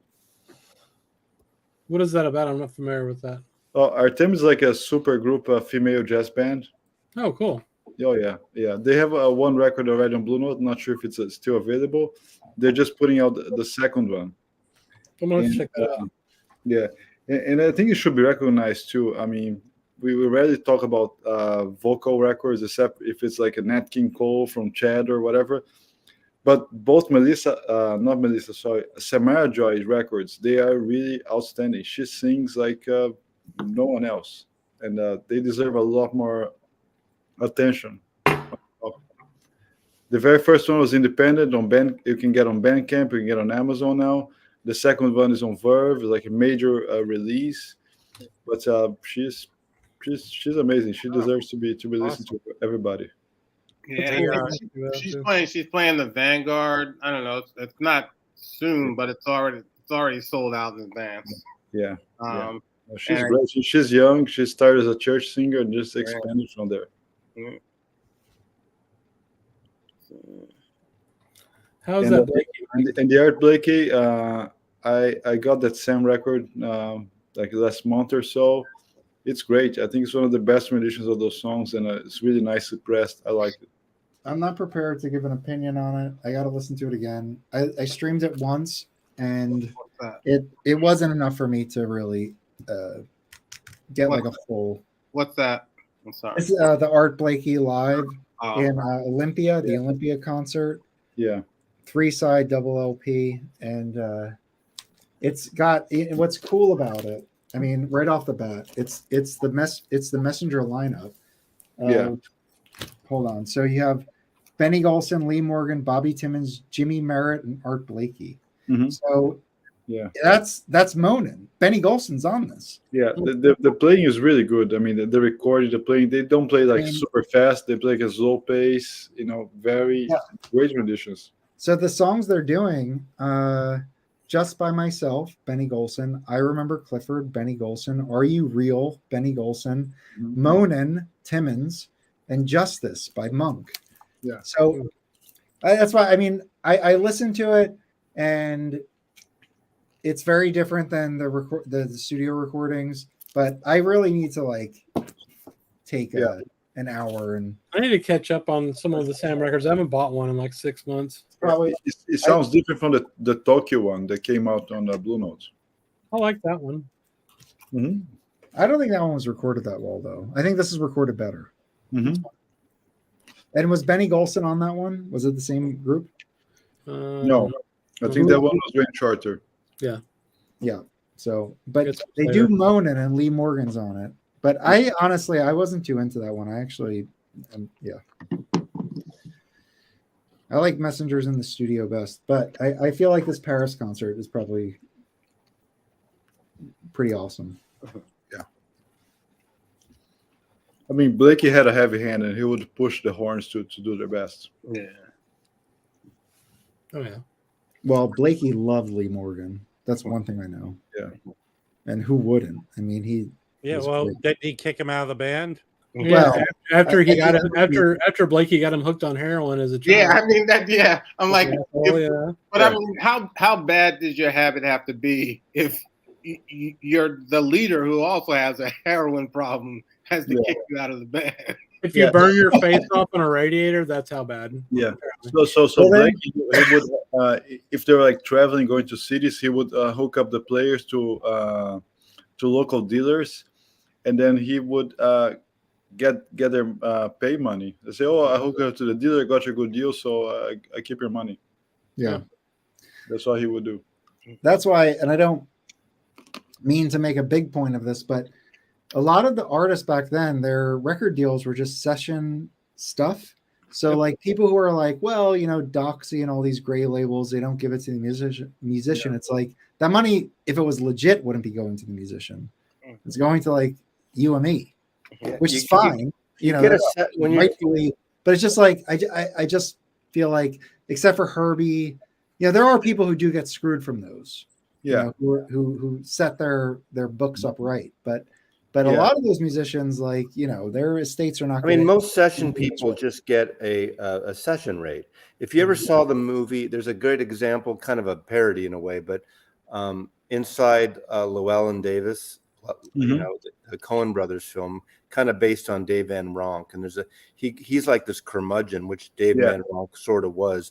He goes in the session, does that campy song.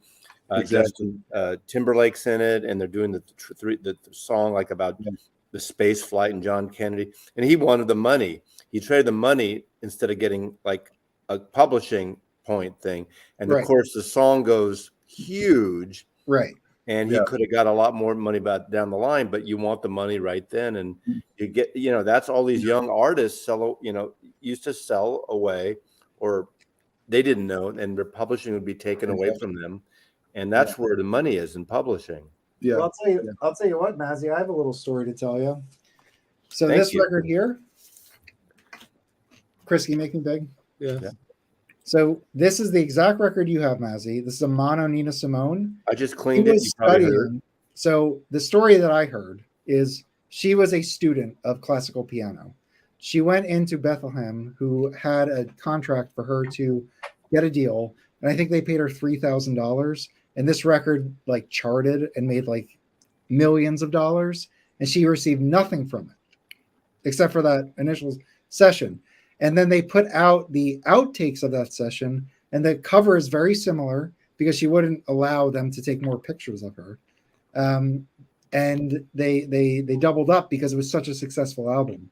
So anyway, so this record is kind of a tragedy. Well, there are countless, as we all know, there are countless stories. That's how good it was. It sold, and she just was for a few $1,000. She was like countless stories, student, and it became a hit. Countless stories of musicians getting screwed by labels. Oh, yeah. What I do admire, I think it's Ari. The two artists I'm thinking of are the Doors. God damn it, the Doors and REM are two bands that all the members are in the songwriting of every track, no matter what. You got to applaud that, because usually, like Lennon McCartney on the publishing for most of the songs, so Ringo never got as much as the others, and you could say that about a good example is the first couple Byrds albums where they covered Bob Dylan records, and Gene Clark is the one who wrote the first single. I'm blanking out the song he wrote. He wrote 2 or 3 of the songs. So after the first or second album, he's driving this Corvette or this sports car, and then he got like 10 times his amount of money than Roger McGuinn and David Crosby, because they didn't write that many songs. Yeah. And he had not all I really wanted. What's the song he did? Someone's going to tell me, but that's typical of the record business of who's the writer, who gets the publishing. Well, and that's right. I mean, the writer should get the publishing. Yeah. Right. Yeah. Right. Yeah. No. Dylan made so much more money on Peter, Paul, and Mary and the Byrds than he did on his early albums. I mean, look at Herbie, right? When he signed with Blue Note, Donald Byrd actually was the one that told him to open a publishing company and get the rights to his songs. Yep. Yeah, and Donald Byrd was a shrewd businessman. And his very first song was Watermelon Man. So Watermelon Man provided enough income to hire bands and buy equipment and finance all his subsequent records. He also bought his Cobra with that money. Mm-hmm. Yeah. But I do feel like the thing is with Donald Byrd, how sometimes I don't like his more like commercial soul stuff. I think he was a shrewd businessman. He was like, I'm going to make records that are selling. Like, I'm putting these out. I feel like Dean Martin did the same thing. Like there was talent that they knew that they could Hold put these on. records out and make it. I'm not sure. Donald Byrd was the only jazz musician to go to school and get a degree in music, right? Well, about No, that. definitely not. One of the first ones. He actually went to. Yeah, maybe one of. Well, who else went to Juilliard? He got a bachelor's degree, and he actually instructed Herbie and Lee Morgan too. I mean, I guess I don't maybe think of his I don't think that's necessary. generation of musicians. Yeah.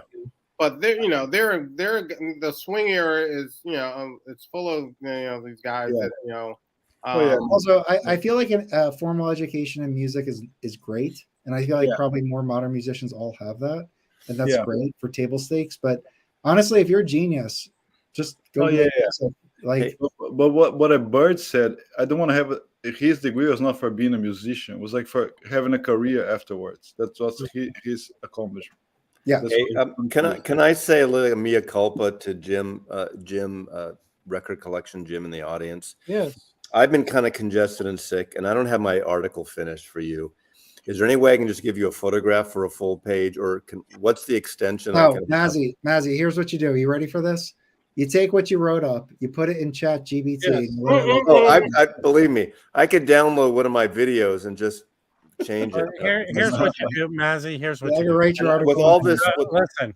And I want to tell Mike this. Yesterday, I got this call like 7 a.m. from an agency, and I had to do 2 different artists, a whole thing and a whole treatment on this pharma kind of heart valve thing, and get on calls and do like 3 versions time 2 artists all day yesterday. You know what that's like, and they don't even know what they want to shoot, and they want to shoot in 2 weeks. So, yeah, it sounds about right, honestly. Right? Okay. Yeah. So yeah. Anyway, I'm pleading to Jim. What's my options here? So sorry to kind of just use Chat GBT to write the article for you. Yeah, but I don't want to. I'm not a cheater. You got? Have you signed up for Chat GBT yet? Yeah, I'm in there. Yeah, it's incredible. You know what it is? Twice I tried to do it for one of my videos and trying to go with it, and it was so cheesy I didn't use it. Well, yeah, no, for our stuff you don't want to use that. You want to say what you want to say. Yeah, but I'm not. I need to speak in my voice, and my voice is different than what I mean. I know I can adjust it. Has anybody signed up for the Google one? I've never had Chat GBT use the word wanker, and I'm pissed off because of that. Exactly. Anybody in the peanut gallery using Chat GPT in their workflow? No, but I did finally subscribe to a year. I did finally about 2 months ago subscribe to a year of Grammarly. That is the fucking genius shit, because you can use it on your email, everything you write. When I do it on YouTube, everything. It just fixes all that little. You can write everything like your text. I have to write the question to my Boomer Scalper thing because I've already written it. I'll sign up from you. Okay. Just write an article and let me look at it and put my name on it. Right. All right. I have a record I could show. Let's break this up. All right. It's probably a record you've shown before. But also, Mazzy, they reached out to you at 7, you said? 7 a.m. my time. That's 10 a.m. on the East Coast. Yeah, it's 10 on the East I know what it is. We're trying to figure out lunch.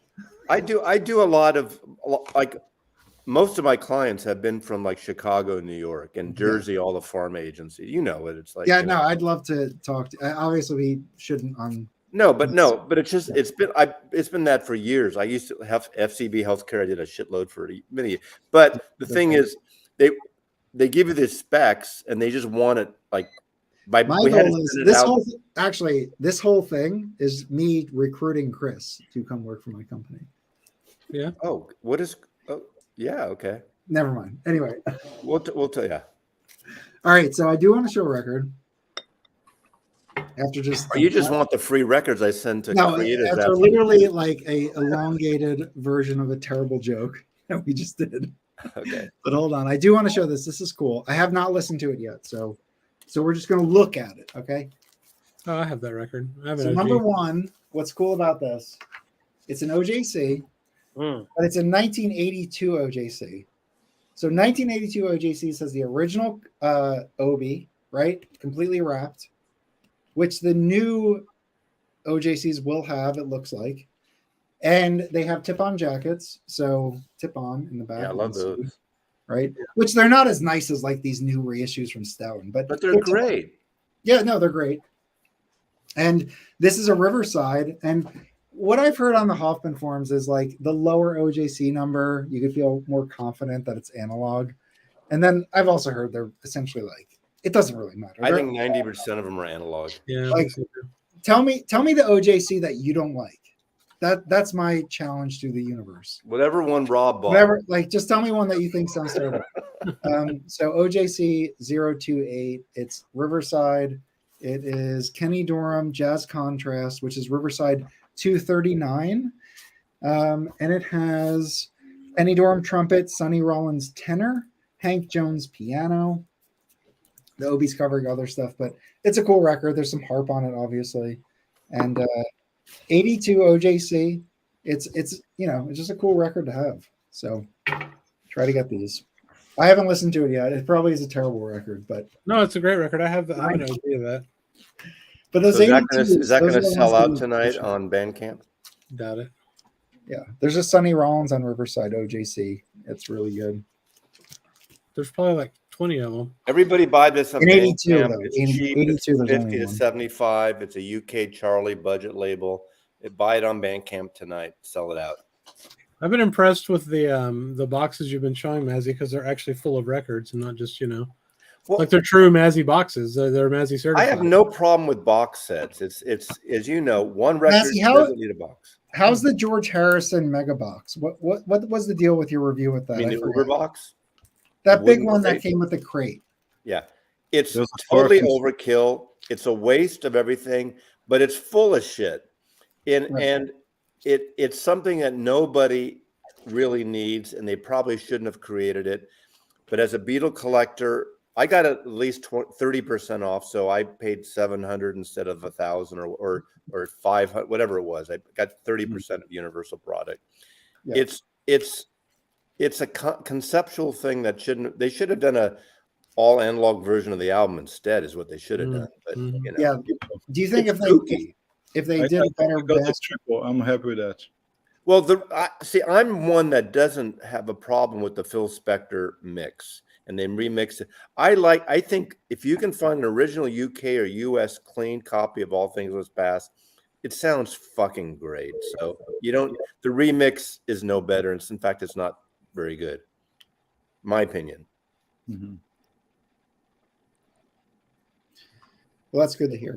I mean, that's awful. It sucks that that's the case, but it's Yeah, you can buy. I mean, the originals aren't total like that expensive, but UK would be the. I don't even know if I have a UK, but the American, a good clean American. I think I sold a couple in the last Dizzy auction. The original American sounds really good. Yeah. I don't have any George Harrison. My original, the first McCartney record sounds great. America. Yeah. Y'all ever seen this record? Let me show it to you. So this is on Galaxy, I guess. So it's Art Pepper, John Clemmer, Johnny Griffin, and Joe Henderson. They all play a ballad. So it's them. It's each one of them. Then they're all with different guys like Cecil McBee. Is it a comp or just a? I don't know if it's just one song from each of them, basically. Like you can see, there's different. Is there a theme to the album? Yeah, they're all ballads. It's called Ballads by Four. So there's 4 planes, there's 4 names, and there's 4 songs. That's wow. The thing, man. It's like you taught us something. Yeah. Actually, JE, that big crate is full of stuff, so it's not a wasted space. It literally has CDs, has books, has a 3-record set, has the gnomes. It's full. I heard it had a beef bouillon cubes in it too. Right.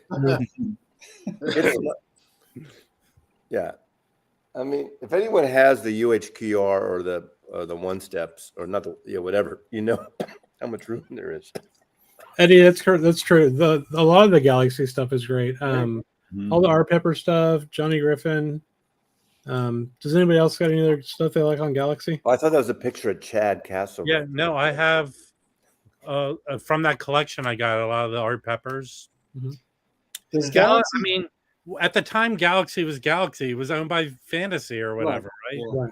Is it some of the and so does Galaxy have like a theme, or is there a group of guys that they go to? No, I think it was at that time because I have a Red Garland Galaxy album. Yeah.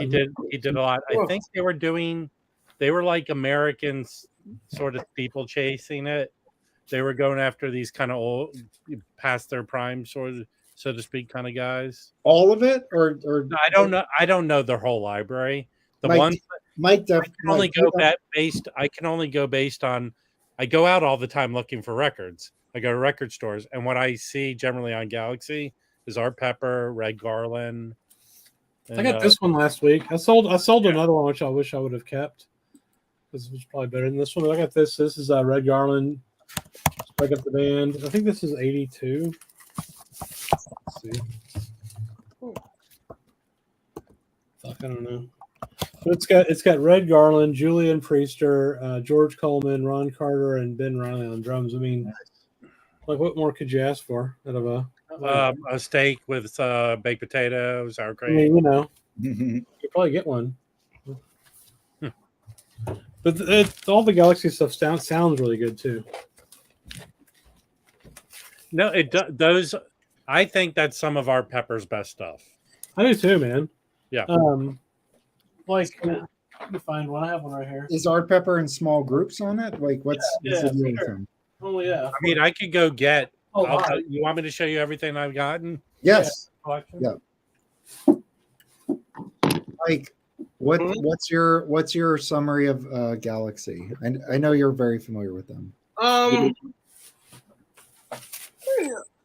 just think it's a label. I think they did a specialized in a lot of musicians that were sort of forgotten, that didn't have contracts.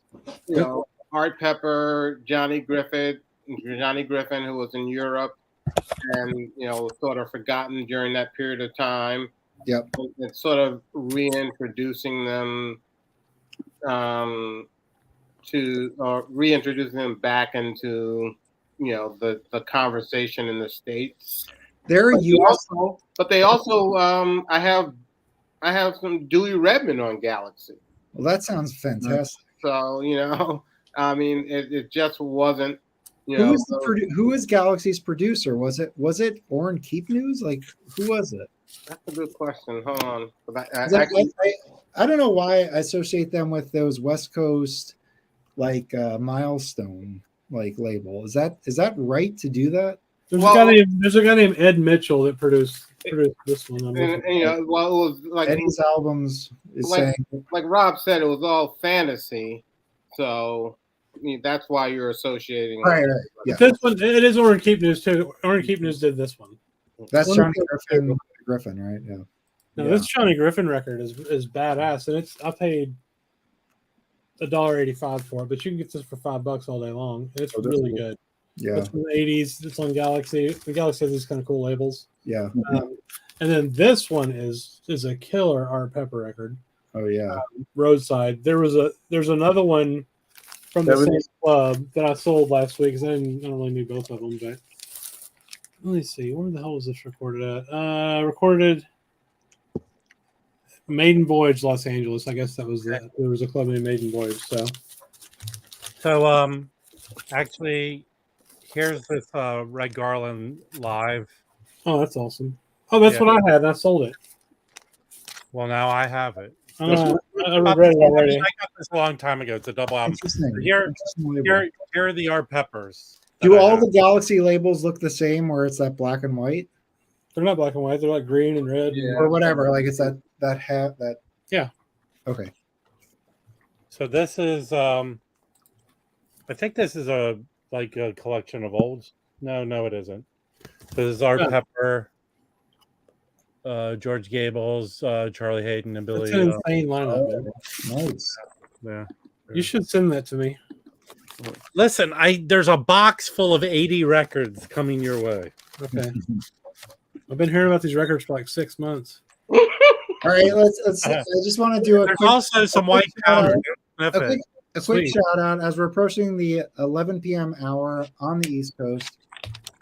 Mazzy is having an auction tomorrow with Jazz. Some really killer stuff. We saw There's the new jazz or San Francisco psychedelic. There's a soul, a lot of Aretha Frank. Cool. What is the time? Is it 3 o'clock? Noon Pacific. Noon Pacific. Noon Pacific, 3 o'clock Eastern. 2 o'clock, yeah. So make sure you check that out. And We go. my wingman, as usual, is the Wax, and I appreciate him, even though we're not getting I along. was just Even cock-blocked though we're not getting along lately, Well- Coffee Dave should be there. So I will look pretty hard at that Lee Morgan Search for New Land, but I suspect it's going to go for it. What pressing is that? It's a Japanese pressing. Okay.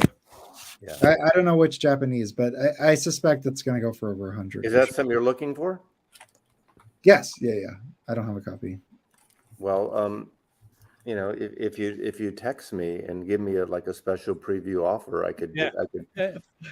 Because here's the deal: you should sell it to Mike, because tomorrow there's going to be a series of videos that humiliate him. Yeah. For his overreacting take. Do you have my phone number? You have my phone number. You should. You have me on Instagram. Yes.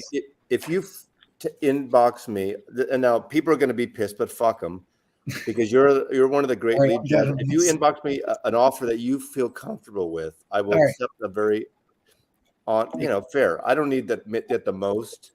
Yeah. Because Dizzy, my benefactor, is not looking necessarily for the big bucks.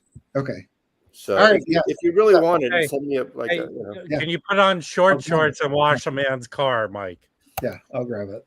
And I'll just embarrass you and ridicule you during the stream. Say I had this record, but I know what it's going to go for, so I'll give you. Well, no, I mean I don't know. It seems to go for between 80 and 120. Yeah, but, exactly. I mean that's but people when they bid, they get they get crazy and they overbid. Yes, exactly. Hey, Jazz Bums. This our Pepper record. This is a live recording of the Maiden Voyage. That's what what did we get? Which hey, you know what, Chris? When was it recorded? 1981. But here's the deal. My buddy's record Omnivores put these out on CD. I think they will eventually put them out on vinyl. But the wife owns these now. The estate. What day was it recorded? This was recorded on August 13th and 15th in Los Angeles. Yeah, so is this. So this the one I have is from the same show. Right, but I have CDs of the whole Maiden Voyage sessions. If you go to omnivore.recordings.com, they have the Maiden Voyage sessions. But here's my point. Can you make me big, please, Chris? Yeah. I believe the Jazz Bums should get jackets like this. Absolutely. You have to get one too, though. Yes, please. I actually have a satin John Lennon rock and roll promo jacket from. But this isn't about you. No, but it's one of those black members only. In the 70s, satin promo jackets. Hey, when you were a member of the Pink Ladies, wait. Do you still have your jacket? Satin promo jackets were a big thing from record companies in the mid 70s, late 70s. And also, I have these contemporary ones. It's like a Hasselhoff. Hang on. This is more important than anything else. No, it's not. Yes, it is. Listen. That's intense, okay? Pay attention. Not that one. And you don't, the Dolo Coker. Oh, dude, I need that. He has about 3 or 4 albums on Xanadu. Yeah. He's there. You just sent me 2 of them, didn't you? I sent you one of them, the one with our pepper. Okay. I sold this in the auction. This is freaking amazing. This is a good album. These aren't Galaxy records. Where's the good one though? The live ones that are good. I don't know. You sold this one I regret that already. I don't know how I sold that. And this is the live one. What do you want from me if you showed a ton of our pepper stuff? But go Vanguard stuff. Where's the Vanguard stuff? We haven't seen the Japanese I have the box. I have the Japanese box. You've never shown it, is what I'm saying. I've shown it a bunch of times. I remember when I show stuff. Do you want to see it again? Yes, I do. Yes. Are your pants down? This is the record. These are the records everyone should buy tonight. Everyone keeps asking. what records to buy Well, tonight. I thought we already did this because when Elliot Cruz buys this box, So where the hell's Elliot? he was around. But this, if you can get this Japanese box with all 3 nights of Live at the Village Vanguard, do it. Right. It's amazing. So what years are those? What years are those? Who's his lineup? Like break down what that set is. I'm afraid you might shimmer into explode like Michael Jackson. Now, Mike, are you familiar with this set? It's Thursday, Friday, Saturday night. It's phenomenal. It's insane. Yeah, I have the Japanese CDs, which has an extra, I guess night or whatever. Where that's like, I guess it has an extra recording. Okay, but it's collection worthy. This one's got a 16-minute version of Cherokee. Hey, and you're getting the one I sent you the one you're missing. Oh no, I can't wait to get it. Thursday, right? You're missing Thursday. If this box came out in I believe in 1980, maybe this recordings are 77. They're numbered. Yeah, those are some good records, man. And it's King Japan, the good Japan. Those are on Contemporary too, for anyone that doesn't know. Right. But I'll tell you what, this goes back to my saying, if it's a good recording, it should sound good. I had Thursday night myself on the Contemporary. It sounded amazing. The vinyl on this is, Japanese vinyl sounds great. You will be floored how good this is. And like Mike said, if this isn't in your collection tonight, $5,000. He said it's worthy. See, I think, Mike, that it's time for you to make the investment so you can join. Hey, okay. All right. At least I've seen those before and I've passed them because the reason why I just thought, what years are they? You got Elvin Jones, George Cables, George Mraz on bass. Yeah, dude. The only guy I really don't know too much is George Cables, but I know him a little bit. He started Freddie Hubbard. I don't know if he's probably around before that, but Freddie Hubbard put him in his 70s band. He did a bunch of crap with him. Okay, that's why I don't know him. But he's in the Cookers right now. Yeah. He plays with the He's Cookers. an excellent player. He played with Frank Morgan. I think I don't know if I'm trying to think if he played with Stan Getz. I'm not sure. But he's played with who's who of great musicians. He's highly regarded. He has some great work as a leader on Steeplechase. That's just amazing. So good to know. This is probably one of the best. I mean, I honestly blew my budget tonight already, so I'll have to wait. But my favorite Art Pepper composition on there. Las Cuevas de Mario, and they do a live version of that on one. That is just every time I hear it, it just blows me away. Yeah, that part where it goes. It's the video game. If I could act like Mike did about the Tina. Here's another thing. Mike Notes and Tones. Use this as the barometer between me praising this and Mike praising the Tina Brooks. You can.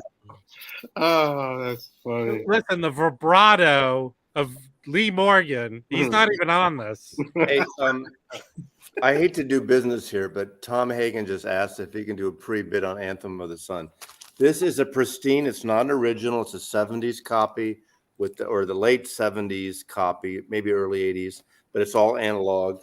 And it's pretty clean copy. I mean, it's got a little ring wear there, but the record itself is stunning. It looks like it's never been played. Why don't you just get the Vinyl Me Please one?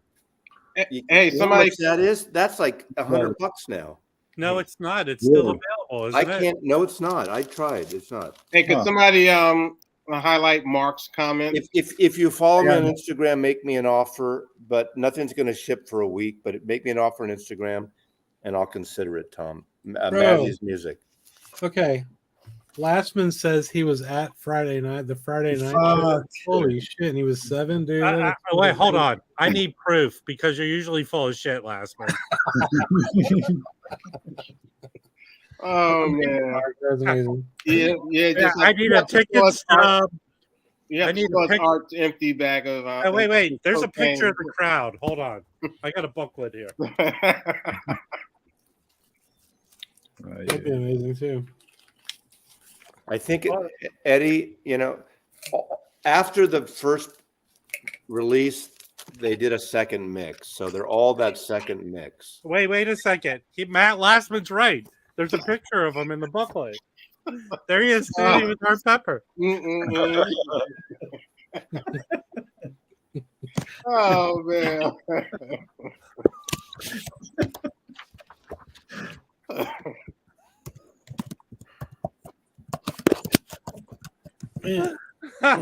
Oh man. Hey, wait, here's another picture of him.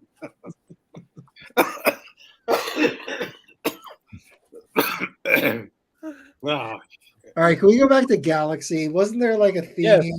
What? Yes. Nicole had posted something regarding Galaxy in the chat. So I think all the Galaxy releases, they're out of this world. I don't have any, so that's like there. Where's Nicole's comment? Like a million. I don't know. I could have sworn I saw it.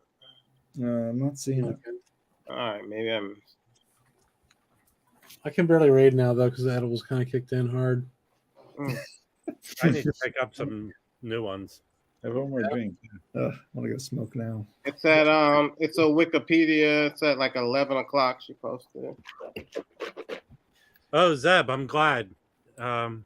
Cool. I'm glad you're enjoying them. Didn't I threw in something extra for you? I don't even remember. Got Mike. Put the link to Wikipedia. That's cool. Mike walked away, but my Instagram has that Wayne Shorter cover, so I'm going to have to like disappoint my audience.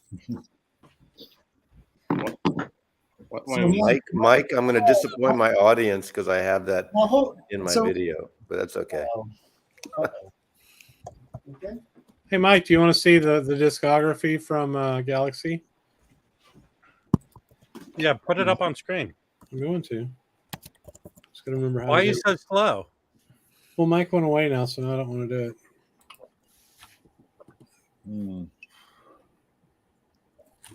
Tommy Flanagan had a bunch of records on. Oh, cool, Zeb. I hope you enjoy that. Galaxy? Yeah, hang on. Let me share my screen. Well, wait till Mike gets back and Felipe.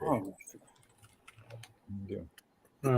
So yeah, this is Galaxy. They started in 1964, but when were they bought by? I have no. Let me see. Fantasy or whatever. I don't know. Oh, so it was a co-label. No, it was sold in Fantasy owns it, I guess. Mm-hmm. But so they had Richard Davis, interesting.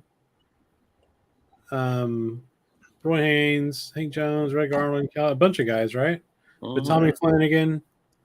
I know there's Tommy. That's a good one. There's two parts to that one. Mm-hmm.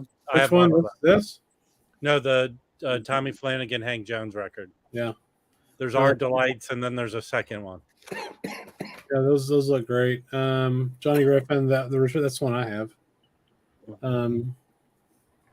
Art Pepper, of course. Again, Philly Joe Jones and Shelly Man. I haven't seen those ever.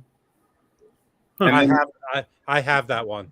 And then the next two Johnny Griffith Bush Dance I have.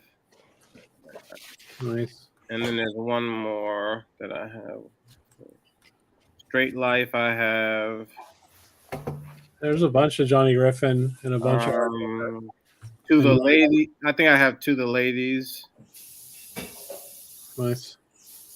Man, it's just like all Art Pepper, Red Garland, Tommy Flanagan, Johnny Griffin. That's pretty cool.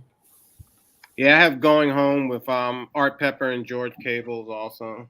Where the hell is everybody?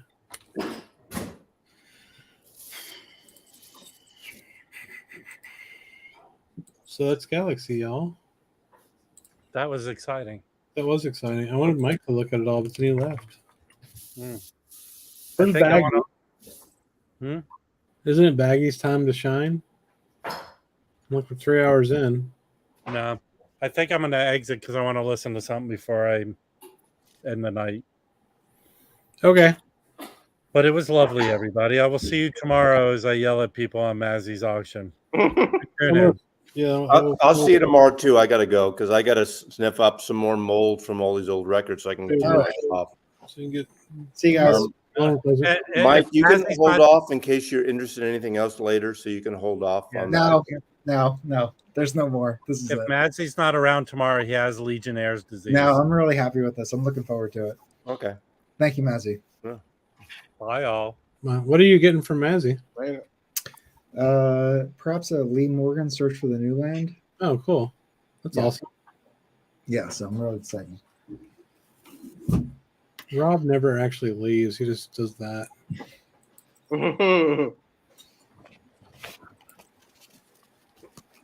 All right. I will say that listening to those Miles records, doing the ABs, and having these come in to listen to them again, Right. the work and like it's like if I were a bell or whatever. It's the first track. It's down, down, down, down. Yeah.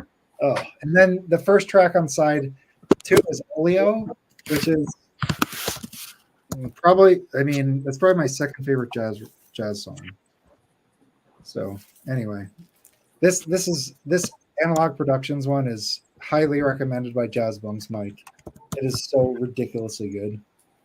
Yeah. Yeah, I'm actually thinking about maybe just getting that. It's not. I'm not. I don't know. The one that Craft One Step. I don't know. You have that? Yeah. Of course. I wanted it too. It's a great record. So Chad's is mono, right? Yeah, the One Step is mono too. Is it mono? I think it was stereo. No, it's only mono. No. Yeah. This is only mono. I just I don't know. Just listening to the two Craft, the two Chads that I have, and then the one Step, even though they're different, different albums. And I was the One Step. Is just I don't know. You actually, and you have it open. Is it worth looking at the One Step? Because I have a One Step. I have a small batch. I have the Yusuf. Blue Label and AP. I think you have the same, right, Mike? I have the Yusuf. Mm-hmm. Okay. Yeah. And it's sealed. I haven't opened it because when I got it, everybody freaked out because it sold out in a second. Yeah. And then the Miles is still in stock. The Yusuf I tried to get, I couldn't. I have it. Yeah. Maybe next auction. If somebody is, let me know if someone's serious about buying that, like around the $300 mark. Just put it on Discogs, dude, and you'll sell it. Yeah, I don't want to do that. But if someone was real serious about getting, I have a sealed copy of it, and I would entertain offers. Which one was that? No, I'm sorry. It's the second one. It's the Yusuf Lateef. Oh, yeah. I didn't get that one.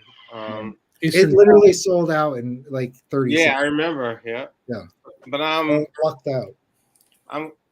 So I'll probably order the Analog Productions one. It's only $40, and I don't want to say I'm disappointed with the One Step.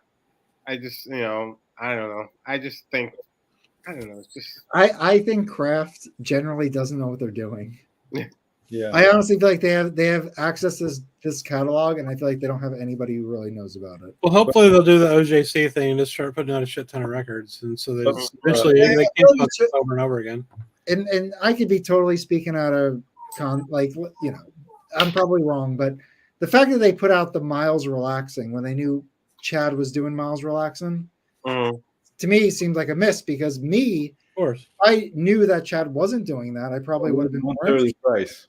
But the fact that I got it for $40, just waiting a little longer, I knew that was going to happen, so I did that, and I already had a copy.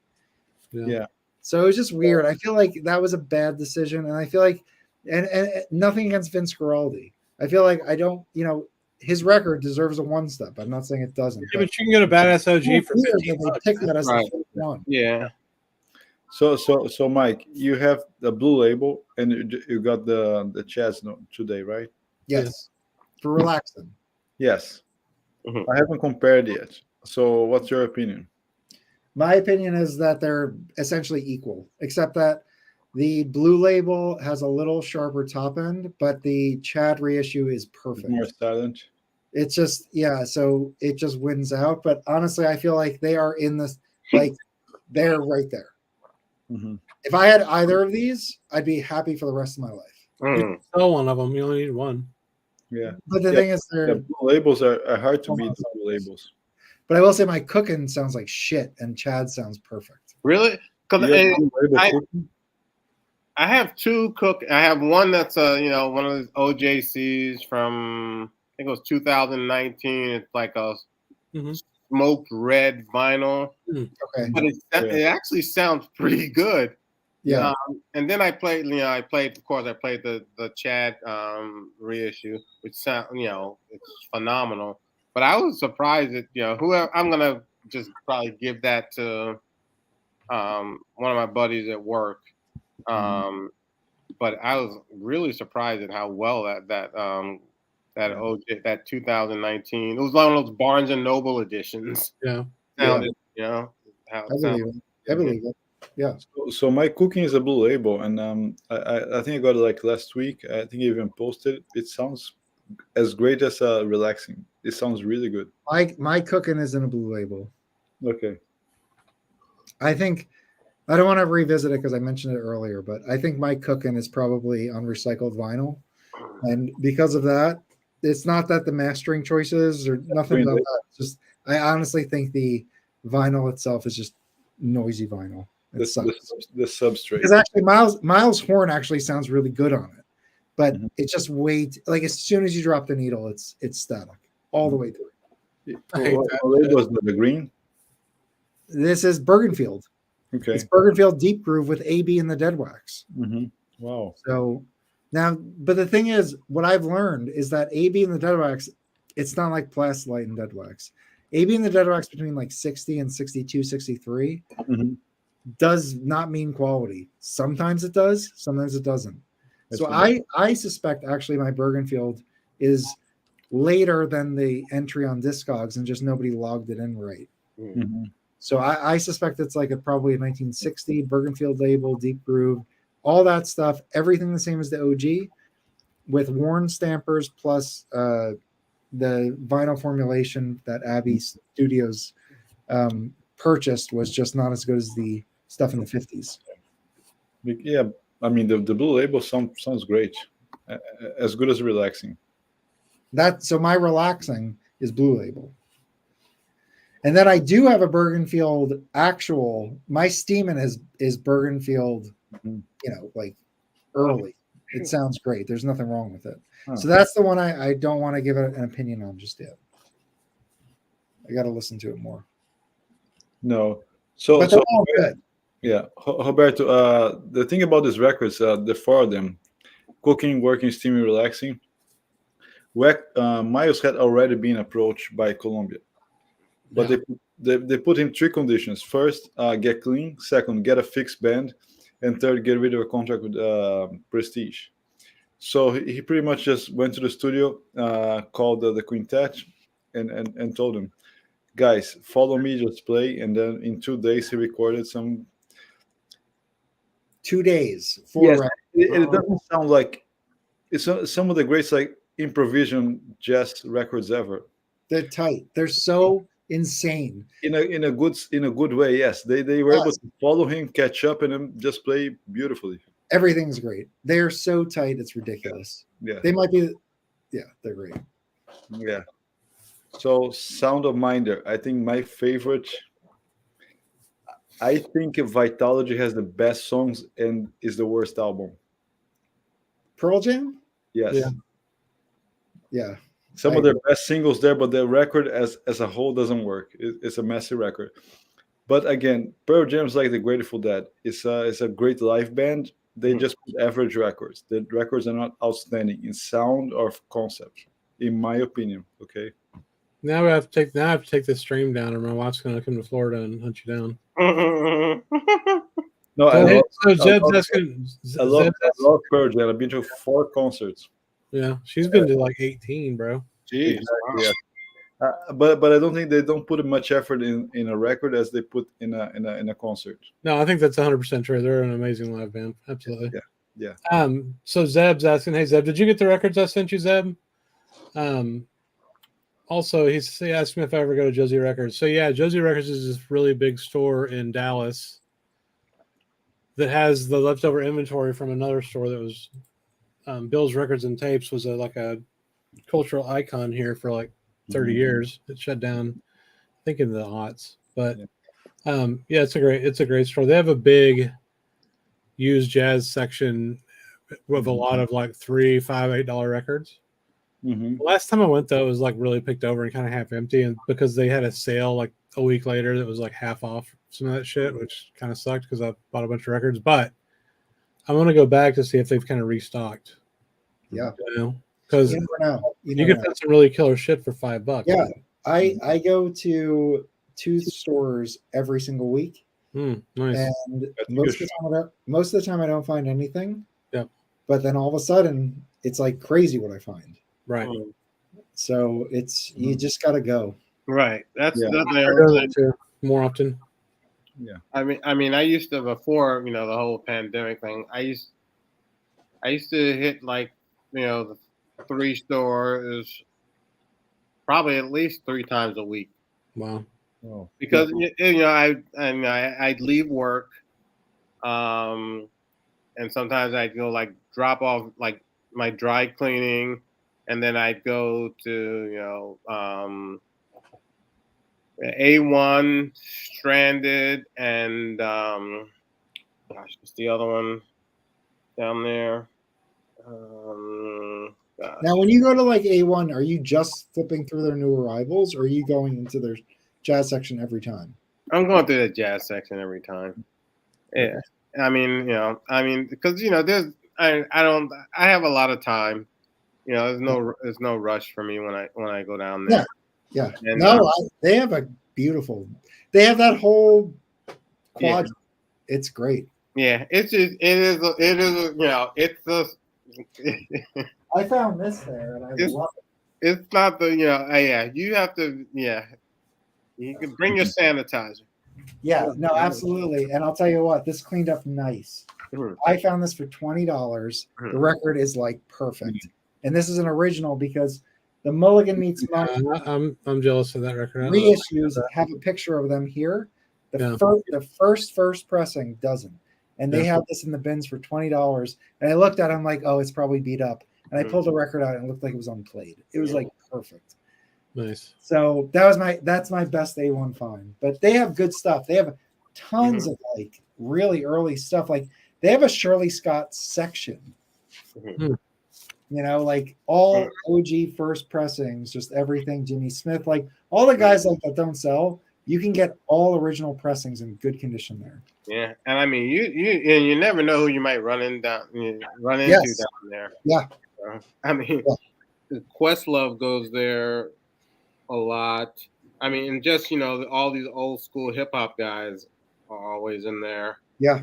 Yeah. So when you walk in, so first of all, when you walk in, you on the street is dollar bins. There's 2 that face the building, and then there's one on the street side. So there are people just usually digging in those, right? And I found good stuff there before. I found a clean copy of, it was like Duke in the, what the fuck is it? It's like Duke in the Miles had the volume 2 of it. It's like him in that building in New York, that hotel. Yeah. You know what I'm talking about? Yeah. The Plaza? The Plaza. Duke in the Plaza. I got a clean copy in there for $1. Wow. Nice. Yeah. Right? So I buy that shit all day long, man. Yeah, that's great stuff. I'm talking about bop, and I got a lot of older big band stuff too. Yeah. I mean, like 40 stuff. I probably got 50, 60, 40s recordings, like Benny Goodman and all that kind of shit. Mm-hmm. What I also go to the Academy Records down there also. I have not been to that academy. I like that. I love that academy, and the people are cool, and they have just a variety of stuff, and most of the Blue Note like like Black Bee stuff releases that I've gotten. How are the prices? I'd say they're New York competitive. I mean, I wouldn't say they're like extreme bargains or anything like that. Yeah. And then, yeah, I mean, I've never bought anything from their wall because I thought that was a little, that was a little bit too much for me. Yeah. But Now, what are New York prices? Are they just generally expensive, or I mean, like what I'm saying, like compared to like Discogs, could you get records for the same price you can get them on Discogs in the New York stores, or is it more expensive? Well, I'll just say, because Mike knows this way better than me, the little bit. So I go to Jazz Record Center. I will go through their entire fucking store. Right. And there are deals. If you look, there are deals there. But yeah, so but the thing is, I feel like generally speaking, if you just want to go in and buy a record that you like and it's there, you're probably going to pay a little bit more. Yeah. And I just think for like especially things like Blue Notes, I think the OG Blue Notes, I think they're a little higher at Academy and places like that than outside of New York. Like I think you get better deals at Mike went to Princeton. And then Joe was mentioning Hudson Valley. Yeah. Much better deals. Much better deals. I think the guys at Princeton Record Exchange, when I was there, I don't know. I feel like I got some really good deals. And I feel like they're smart enough to know what it goes for. Like they're not like, this record store is one of the oldest in New Jersey. They know what's up. But they price it in a competitive way where it sells. I bought a lot when I was there. Yeah, no, I remember. Yeah. Have y'all ever seen this record? Oh, I think I remember showing it. Yeah. So this is this Japanese guy named, I'm not going to pronounce his name, so I don't know how to say it. Kazumi Watanabe, so that's his name, yeah. It's a cool record. It's got a bunch of guys I've never heard of. I think I paid $5 for it. No, that's not true. It's got Lee Rittenauer on it. And some other Japanese dudes. Anyway, it's a really cool record. Yeah. And the cover's awesome. Yeah. Yeah. Yeah, but I mean, going on the same tone. I'm actually working on my local store. So almost every day, like a lunch break, I go there. So I posted this one. I got a ton of stuff, and last week I bought this guy here. It's an OG mono. That's awesome. Yeah, it was less than $100, and the record's like near mint. That's great. That's incredible. And can you show the label, Felipe? Yeah, it's a New York. Everybody drool. It's a New York label. Okay. That's not deep groove. That's not a deep groove. No. This is not. It's a no. But it's Van Gelder and has the P. Okay. So I think many times the P is more of an indicator for nerdy pressing than a deep groove sometimes. Yeah, I think deep groove was just a pressing characteristic of early presses. Yeah, the P is what matters. Just like the Johnny Coles I bought from Rob, for example. Yep. That is not a first pressing. It's a 66 reissue. Okay, no P on it. Because no P. Yeah. It's the exact same matrix. And some of the Blue Note repressings, they don't have Van Gelder, but the exact same thing. They are Van Gelder. That's Introducing Johnny C you bought from him? Yes. Oh, wow. Nice. No, Little Johnny C. Oh, Little Johnny C. Yeah. So that is not the first. The first is, I think, is like 63, 64. That one has that, to be the one that bought from me is actually a second pressing. Yeah, that has to be an incredibly rare record. It's no P. They're asking what store it is, Felipe, in the comments, but guess you're not going to give away your honey. John, my local store. I have a couple stores that I go. Some local people that don't have stores, but my local store, which I really love and they're great, is Radioactive Records in Fort Lauderdale. They're amazing. Actually, that was the first place I walked in after we started the channel. The guys, oh, are you from that YouTube channel? Seriously? Yes. Oh, nice. So every once in a while, I go there. He goes to the back. Listen, I just got this this week. Do you want it? And that's how I got some good stuff in there. That's awesome. Yeah. Have y'all ever heard this record? I'm just going to show random shit for the next 2 years. No. I can't remember myself. Yeah. No, but I do want Gato Barbieri in my collection. Yeah, there's dude, you need a bunch of Gato Barbieri in your collection. So well, I have one thing coming. It's him and Don Cherry with a guy on vibes and bass and drums, of course. But so this is on Intercity. It's kind of out there, but it's not like okay. The one record I can't stand of Don Cherry's is the one that Felipe hates too, right? What's that one called? It's a classic series. Don't Wait to Brooklyn or something. Yeah. I can't stand that record. It's way too out there. This one isn't like that though. It's just there's no melody there. That's the thing. There's no. It's weird. I don't like it. Yeah. I mean, Gato's always going to bring like the Latin thing too, and that's what I like about his record so much is that he can like play as crazy as he wants, but like the music still has like a bossa nova feel or like a Latin groove going. So there's something to like keep you focused into the music for me. You know what I mean? Yeah, there's no structure to it. Yeah, a little bit. Yeah, and the vibes actually do that for me too. Like if they can be like banging a saxophone against the floor and like hooking an air compressor into it. As long as there's like vibes that are kind of chilling the thing out, and I'm okay. Hey guys, I'm gonna go walk this dog. I'll listen. I'll listen to you guys while I'm walking her. All right. Okay. Cool. See you, Mike. Where's Baggy to bring us into the fourth hour, man? Yeah, we haven't even. So the fourth hour is when we can talk about politics. I know. Yeah. Come on up, Baggy. All right. Let's get rid of Mike because he's. Can we get rid of him? What do you mean? Well, I mean he's left. Yeah, he left. He's off his camera on. Yeah. So we should not have him up. Yeah. All right. Cool. I get confused. All right. So yeah, what's up? OG Jazz Bums in the house. Yeah, that's right, dude. So Chris, did you also get the miles from Chad today? Oh yeah, I got them 2 days ago, and I was only listening to Relax It. It sounds great. I didn't have another copy to compare it to. I haven't heard Steamin' yet, and I'm really looking forward to that one. That's the only one I heard because I've never heard that record, so they're just fucking great. Yeah, that'll be cool. Yeah, man, I got a bunch of Gato shit. I probably got 12 Gato records at least. I got a bunch of stuff, but I didn't get that many jazz records this week. I got my Stones monobox. That's cool. He came in. Colored vinyl or what? Sorry? The one with the colored vinyl? Yes.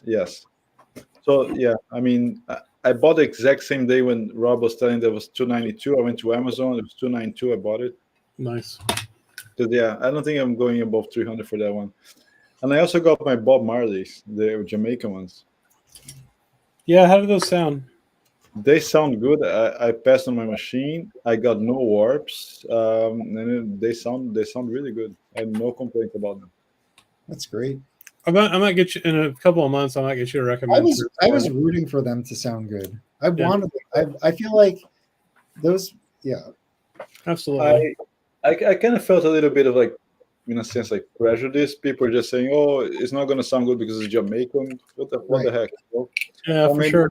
RTI's fucked up records that we got this past few months, right? Yeah. I think it doesn't matter. Or people just saying, "Oh, GZ sucks." Why? Hey Nicole, that makes sense about you're talking about the Gato Don Cherry record. What do you think about that record, Nicole? But yeah, Felipe, I agree. I just feel like maybe sometimes you'll get a bad pressing. Maybe their defective rate is higher, but if you get a good one, GZ sounds great. Exactly. I never had a problem. Yeah, it's I mean, it's nice like Palace. When I get those discs, they have like beautiful shine on them. So RTI, those discs look beautiful. But honestly, as long as that sucker sounds good, who gives a shit? You know an example of a record that I got it this week as well.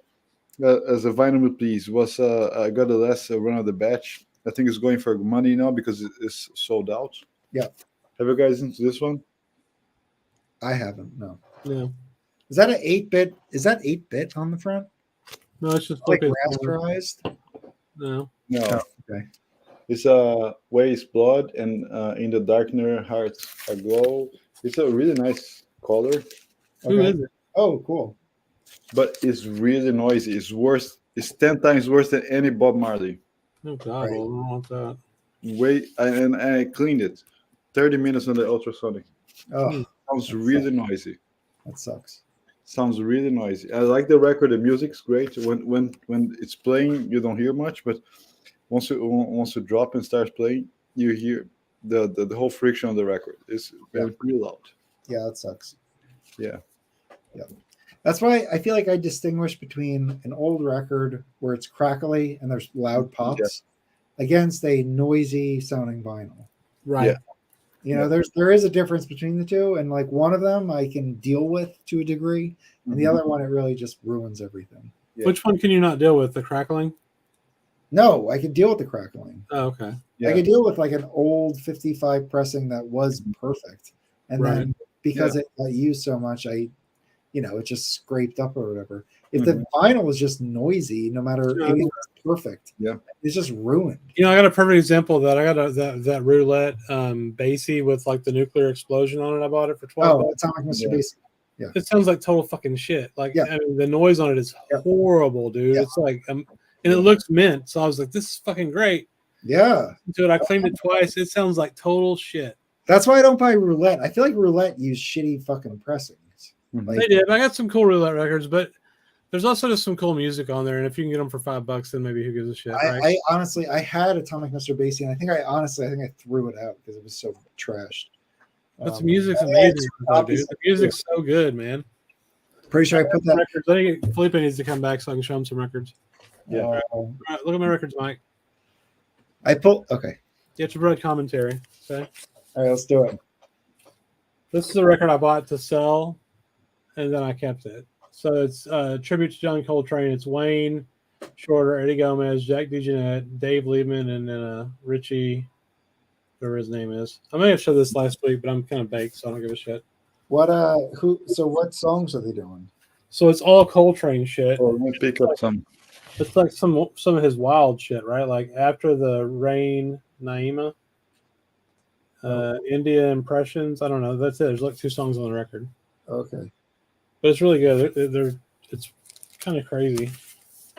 And it's Wayne Shorter and Eddie Gomez and like DeJohnette. What else do you need? Oh yeah. So that one's cool. I bought that for I think $10. It's great. This one, I bet y'all don't even know who this guy is. You know who Lou Tobacco is? No clue. No. No, really? Okay. He played a lot with Phil Woods, like playing flute over the years. This dude's a total badass, and this record is him playing flute on one side and then sax on the other. It's called Dual Nature. I've got another record that he's on. I'll find it. Shit. What is it? What label was that last one on? I'll tell you. I can't find the other one. It's on Inner City. All right, so I paid like $7 for this, and it's like VG, so it has a little bit of noise, crackly shit. So it's fine. Yeah. But that's the kind of shit you can get for $5 to $7. Man. And this is a fucking great record. Yeah, it looks cool. So Speaking of Argo, chess people are mentioning. Okay. Along with that Kenny Burrell that I saw on the auction, I also got this one. I think I posted. Give me a second. There we go. It's on Argo.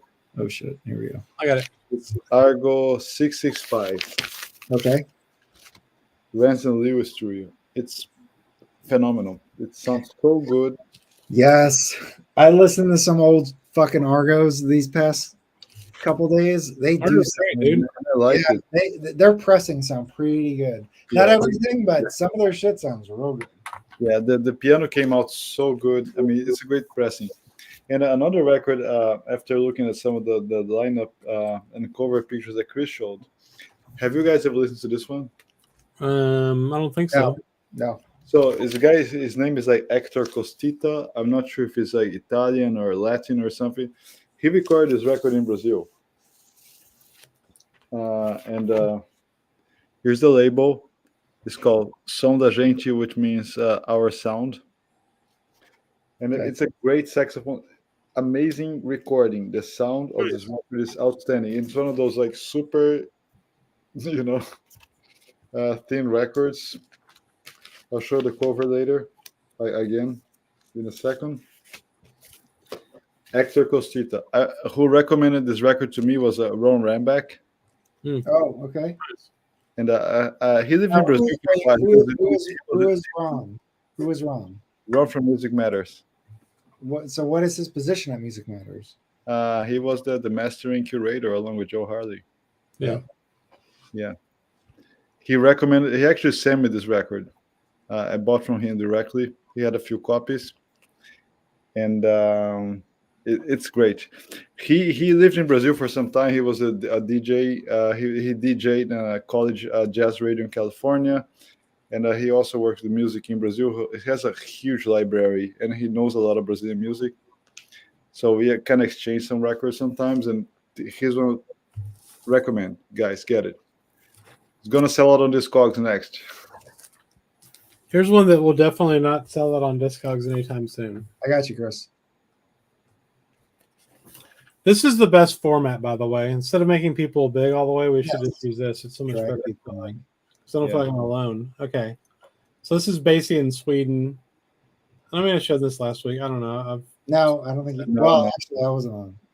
So, this is his band in Sweden in like 1964 and featuring Louis Belson because his drummer like fell ill or something. So he had to like fly in and play all this shit. It's on roulette. I mean, it's got, trying to think. Frank Foster is on here. Frank West. Who else? Thad Jones. Freddie Green. So it's his big band I think in the 50s or 60s. Oh, is that noisy?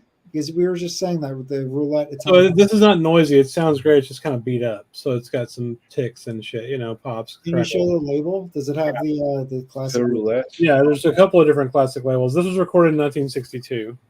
Okay. So this one is one of their labels. Let me see it. Trying to get it out of the fucking cover. Oh, I've seen this before. Yeah, this is later.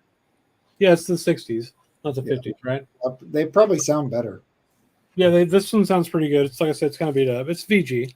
Yeah, the ones we were talking about how what was the record that we were saying it sounds like shit, the Atomic Mr. Basie? That OG that has the OG roulette label on it. Which there's a couple of different awesome labels they have. One of them is like like crossbars. I probably have one. I don't know if I have one. Yeah, there's a couple of cool labels they had. Yeah, a lot of those can sound noisy. I don't know about all of them, but I got about 10, 15 roulettes probably. I got a bunch of I just bought that Lee Morgan from Mazzy. Oh, cool. Yeah. I got like Sarah Vaughan and shit on that. I'm really excited to get that in, actually. Awesome. So fantastic. Thank you, Mazzy. I haven't listened to this yet. I got this. I haven't opened it. Oh, yeah, I've heard that's good.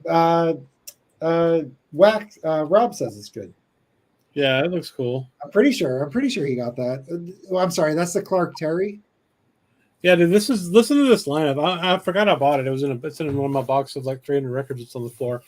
So So it's Clark Terry on trumpet and flugelhorn, Jimmy Nipper on trombone, Julius Watkins on French horn, Yusuf Latif on tenor, flute, English horn, and oboe, Selden Powell playing tenor, Tommy Flanagan on piano, Joe Benjamin on bass, and Ed Shaughnessy on drums. Hey guys, do you want to do the 10 jazz vinyl tag questions right now?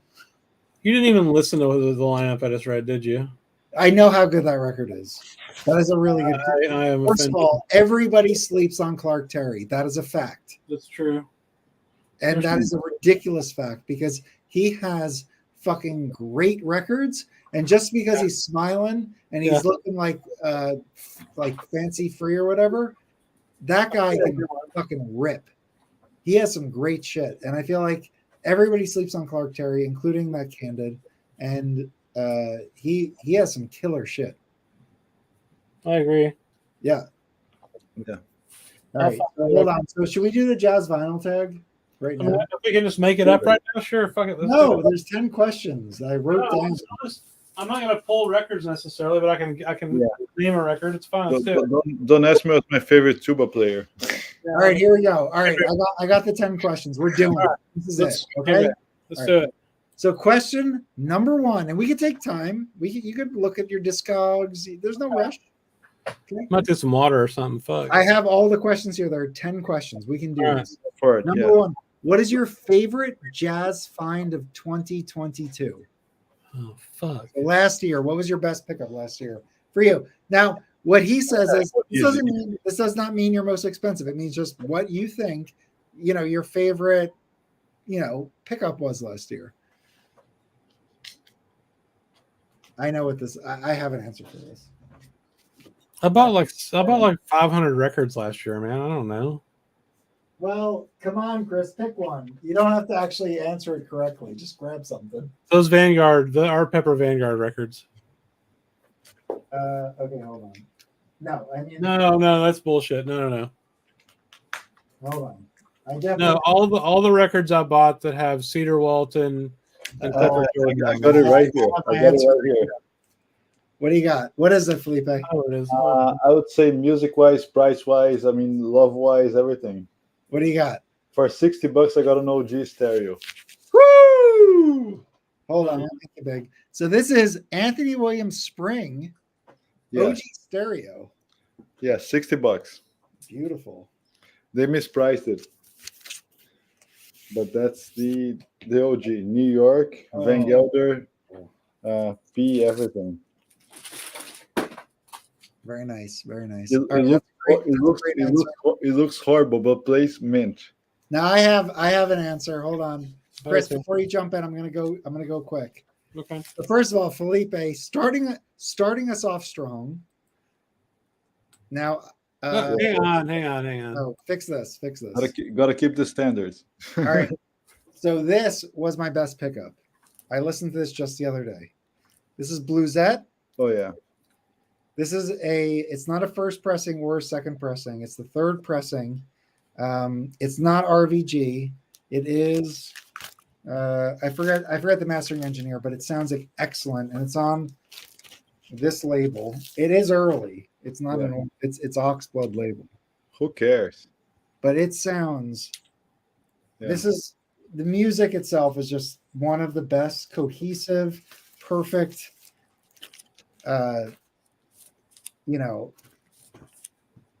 in the pocket jazz records ever. So Bluesette, I finally got this, and I had to import it from Europe. Mm-hmm. It's a U.S. pressing. The guy I have a Japanese to a first pressing, so he put this on. Yeah. I literally, just so you guys know, hold on. Last thing, I literally wrote out my correspondence with this guy. That's how this was picking up.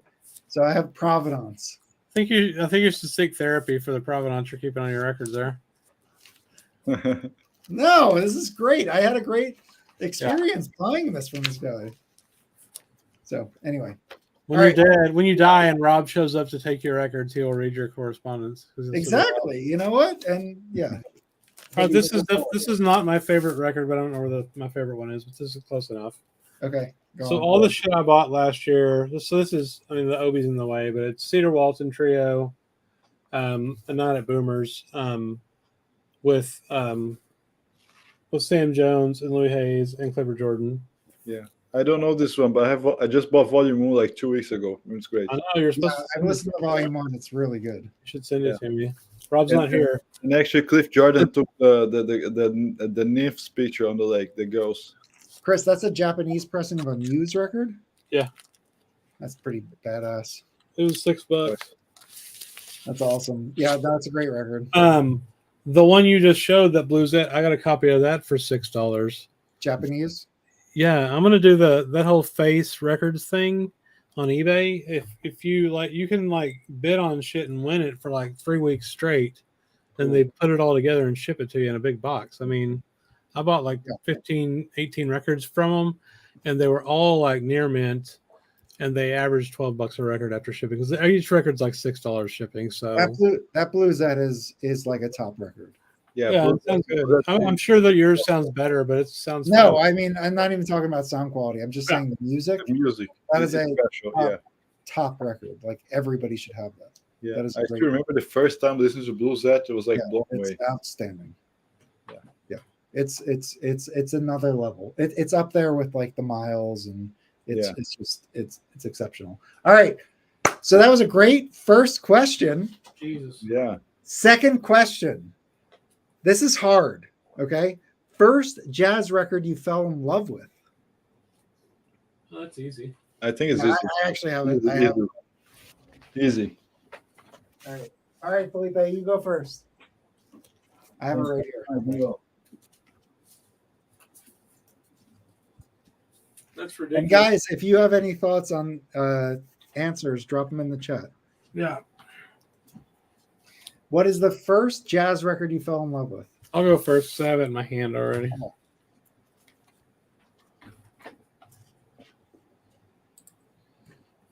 This one. Okay. Herbie Hancock Headhunters. Yeah.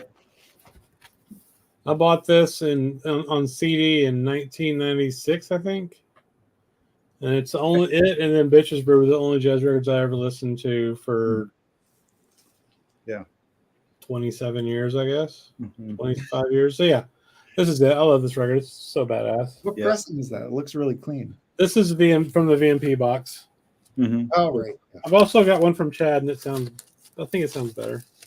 Yeah. But these are great. I got the Maiden Voyage on this one too. I think the classic series sounds a little better, honestly. But the other stuff's great. Like the later shit, there's a one or two records in the box. I think it's just one that they never put out on vinyl except for in that box. Yeah. That's cool. I think it was the River that he did for Joni. That's cool. So I think I bought this one first on CD, late 90s, the Legacy edition with extra tracks, the false starts and everything. I'm lucky to have a couple of copies, different pressings. And I bought this totally random. I don't know if you guys remember back in the day, the big, record CD stores. Yeah. If you guys are in Europe or somewhere else, there's still a lot of Fnac records, record stores, especially in France. In Brazil, in São Paulo, there were many. So I used to go there and get impressed. Oh my God, this jazz section is so expensive, so crazy, so cool. I'll never go there. One day, I had a crappy day. I said, go listen to, I don't know, for some reason, I got to go buy a jazz record, whatever. Because I think it's gonna be kind of gloomy. It's going to be good for my day. And I bought the CD. And that's it. Oh, get out. Get out. What can I say? That's a great story. If you watch, like, I bought this one and Billie Holiday, Lady in Satin. Okay. Both Legacy editions. Okay. And I think it's just like, I think who was that on Miles' movie? I think it was Ashley Kahn. He said, and it's very proper. It's just like, not sure if it was Ashley, but someone said in that movie about Kind of Blue, just like, the Bible is the Bible. Kind of Blue is Kind of Blue. That's it. You don't have much to say about it. Yeah. And that's OG, the 6i stereo. Beautiful.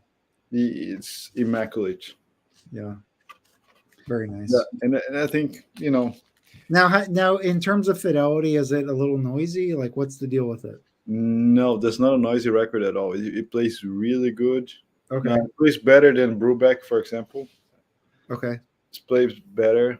I'm not sure if I was lucky to get a really good copy, but I think this music is like eternal. It's like there's no Yes. date.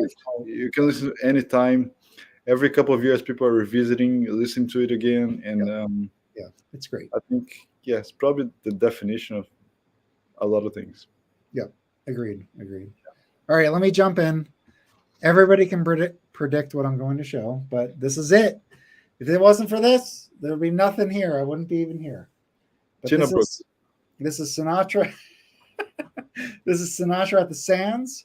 Mm-hmm. And everyone can argue with me and say Sinatra's not a jazz guy, but he's got Count Basie and Quincy Jones's arranging. So, argue about Count Basie for me. So this is it here. I heard this record. This changed my life. Everything about vinyl changed. It was just, this was it. I felt like I was in a New York City apartment. I had my turntable set up. I grabbed this from my parents. I played it. I couldn't believe what he was saying in his intro, in his tea break, and it just, I couldn't believe how good it sounded. I just loved everything about this. It just worked for me. Yeah. And I listened to it probably about 100 times, and so that got me interested in Count Basie. Got me interested in Oscar Peterson because he did a Sinatra Standards album. Yeah, that was it. And literally, those two guys, like I would just listen to, and then all of a sudden, I was like, "Oh, well, I'll join this jazz lovers group, a jazz vinyl lovers group on Facebook." And I started seeing people post stuff, and now we have this channel. and then the three of us. But it all started with this. This is it. This is it. Yeah. Yeah. I love this record. Listen. I love it. Love it. Blown out of the water. Bury me with this fucking record. Boom. All right. Then we all met and fell in love on the jazz vinyl group, and then our baby is this channel. Yeah. Yeah. All right. What do you got, Chris? I already showed it. What's the question? Next question. Well, it was the first jazz record you fell in love with, the Herbie Hancock. Yeah. All right. Okay. Yeah. So sorry. What you drink? I want some. So the third question, the most far out record you have in your jazz collection. I sold it. Oh, well, actually, I have a bunch of shit. I mean, I could show up whatever. I have one record that Stunty recommended and I bought. I have more than one record, but I'll show at least one. There's two probably I can grab.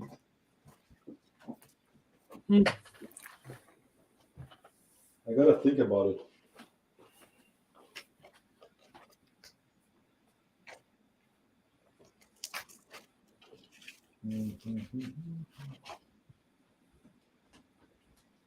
All right, I'm just going to show one, but there's definitely more than one. I mean, this is a difficult question because it's like, show me the most hard bop record you have. It's like, what? Like, how do you define that? I think it depends. That's hard to define. I found one. Yeah. I think it also depends on how you see things, how you classify it, how you perceive. Yes. Yeah. Right. But still, it is like, okay, so how do you perceive your most out record, Felipe? I just don't like things that are too dissonant, too crazy, wild. Yes. I said the Coltrane live in Seattle. I like the record. Because I get the whole thing of the live performance. I have no problem with that record. A lot of people complain about it. I have no problem. Yeah. But to me, I would put today as a far out. Far out or wild or just crazy. But a record that is hard to digest.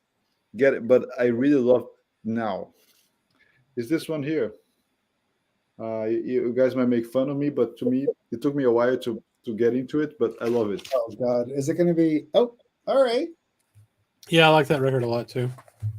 It grows into you. Things like bits and pieces here and there, and Now it makes a lot of sense to me. It makes. Great pick.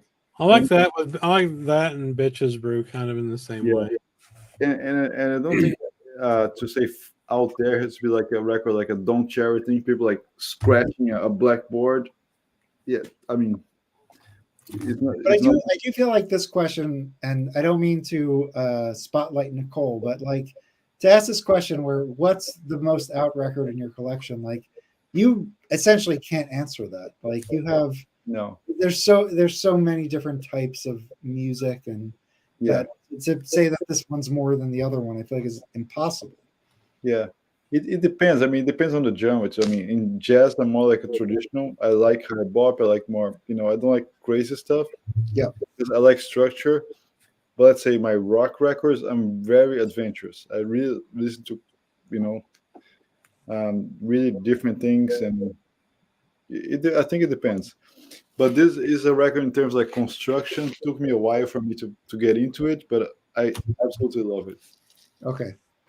All right, I'm gonna go quick because I want to move. All right, go. Let's move on to the next question ASAP. Yeah. That's one of the most out there records in my collection, and for me, not in a good way. I don't really like this record very much. Yeah, fair enough. My personal opinion. If you like it, that's great. I know that Ornette's awesome and all that, but I'm not a huge fan of it. My favorite. It's funny. It's not even all that out there to me now, but my favorite first record that I started listening to more dissonant shit and like actually liking it and being interested in it when I first started listening to jazz, right, is Out to Lunch. Mm-hmm. Right? I fucking love that record.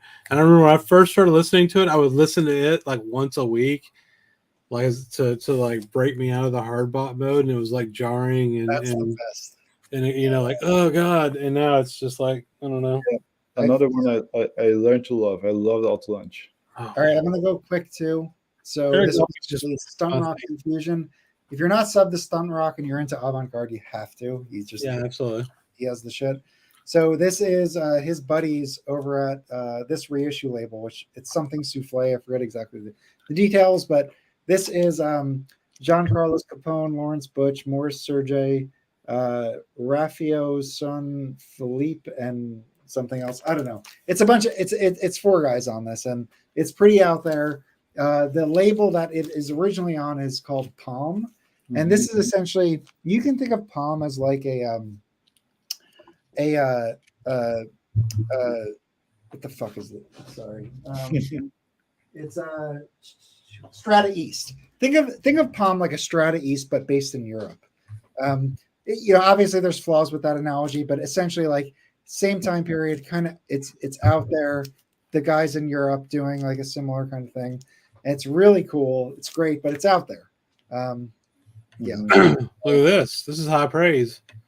All right. Something that Nicole would listen to. Yeah. Yes. No, not to, well, maybe that, but okay. All right. So let's move on. Yep. This is this is an easy question. A record from a lesser known jazz label. Show a record from a lesser known jazz label. That is the next question. Just period. Oh, it's easy. I got like 500 of them right here.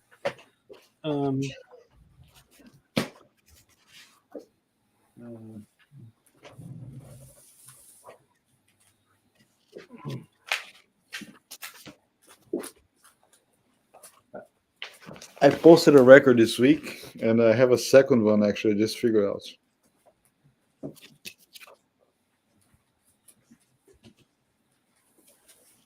I got a great record here for this one. It's cool.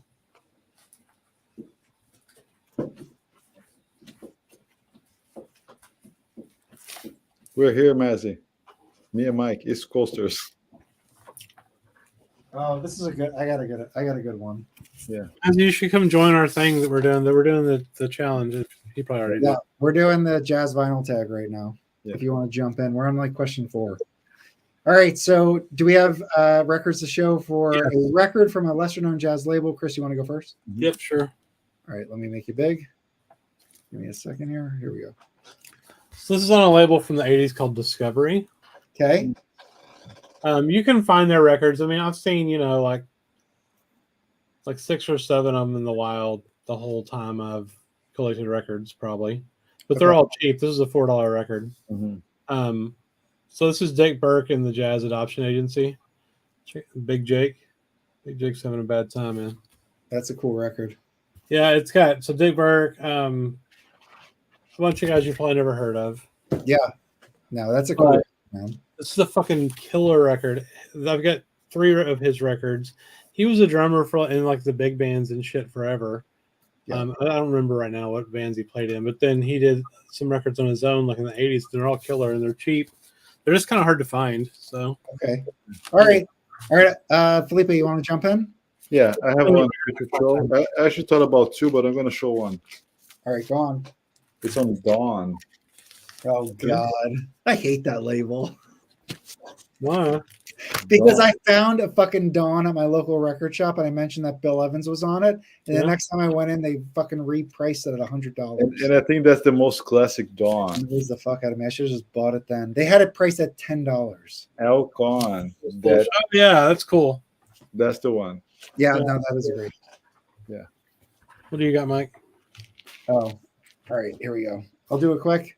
Thank you, Chris. This is a comp. Okay. But the best comp you can get. Why? Oh, hold on. It's stuck. This is Transition. Okay. This is a label that is fairly obscure. It was started out of a Cambridge apartment. And this kid, basically, who just graduated, was able to put together some of the best jazz musicians of the time and get them in studios in Van Gelder's place and put their fucking records out. And those records are owned now by UME. So, Don Was has access to those tapes. Joe Harley has access to those tapes, etc. And they have confirmed that they are putting out some transition labels. I suspect it's going to be the Doug Watkins at large, but it could be something else. That said, this is the transition label comp. I got it for a really good price. It usually goes for a lot of money. It comes with a little booklet here that tells you about the records and then the label itself. So these records were pressed on polystyrene for most, and according to this, certainly. So sometimes the labels actually come off because that's just what happens on a polystyrene. But this is a really rare, cool record that I was super happy to get. So that's my small label. What's the next question? All right. What's the next question? This is the hardest question of the jazz tag. An artist only released as a session leader. Now, I actually went through and thought this prior, and apparently everyone else who did this tag has thought the same person. So I'll try to think of somebody different. Not even Miles, right? Nobody. Who only was a leader? Kenny G. Yeah, I don't care about this question. Pass. All right, let's pass. I was just going to say, and multiple people have said this, Sun Ra. If you have Sun Ra, he's a leader. But, yeah. So if you picked up the Savoy reissue, you'd qualify for it. All right, so next one. A major artist release on a small label. So like John Coltrane on a smaller label, Miles Davis on a smaller label, Art Blakey on a smaller label. Like a big guy putting stuff out on a smaller label. Okay. What do you got? Some thought. I got something. I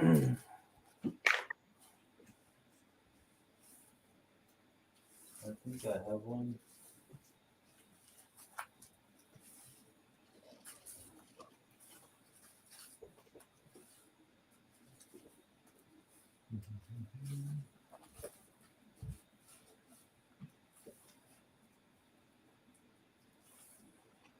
I don't know, man. This one's kind of hard. I found one. What do you got, Felipe? I have a score. Oh, all right. Yeah, that counts. That counts. Right? He's a big guy. Oh, I got one. Shit. Yeah, that's a big guy. I got one. I got an easy one. This record's terrible though. All right. Well, hold on, Felipe. What's the score one you got? Yes, score. But what's the record? Chambers Music. And actually, when I posted this record on jazz groups on Facebook, people were teasing me. So, but because the score kind of sucks apparently. But this one is great. It sounds I would love to have a copy of that record. Is that on a twofer? Did we ever figure that out, Yes. Mike? It's on a twofer, but it lacks one song that's on it. So Chambers Music has Paul Chambers, Philly Joe Jones, John Coltrane, and Kenny Drew. Yeah, it's on a John Coltrane twofer. Oh, is it the John Coltrane? Is it the one I have? It could be. Which one do you have? I don't remember. Fuck it. All right, hold on. Let's stay focused. Focus. What? Okay, so that's Felipe's record. All right, hold on. So I got a record here. Well, actually, Chris, do you want to go first? I don't care. It's fine. Yeah, I'll do it. All right. Do you want to do the big thing? Yeah. Fun. There you go.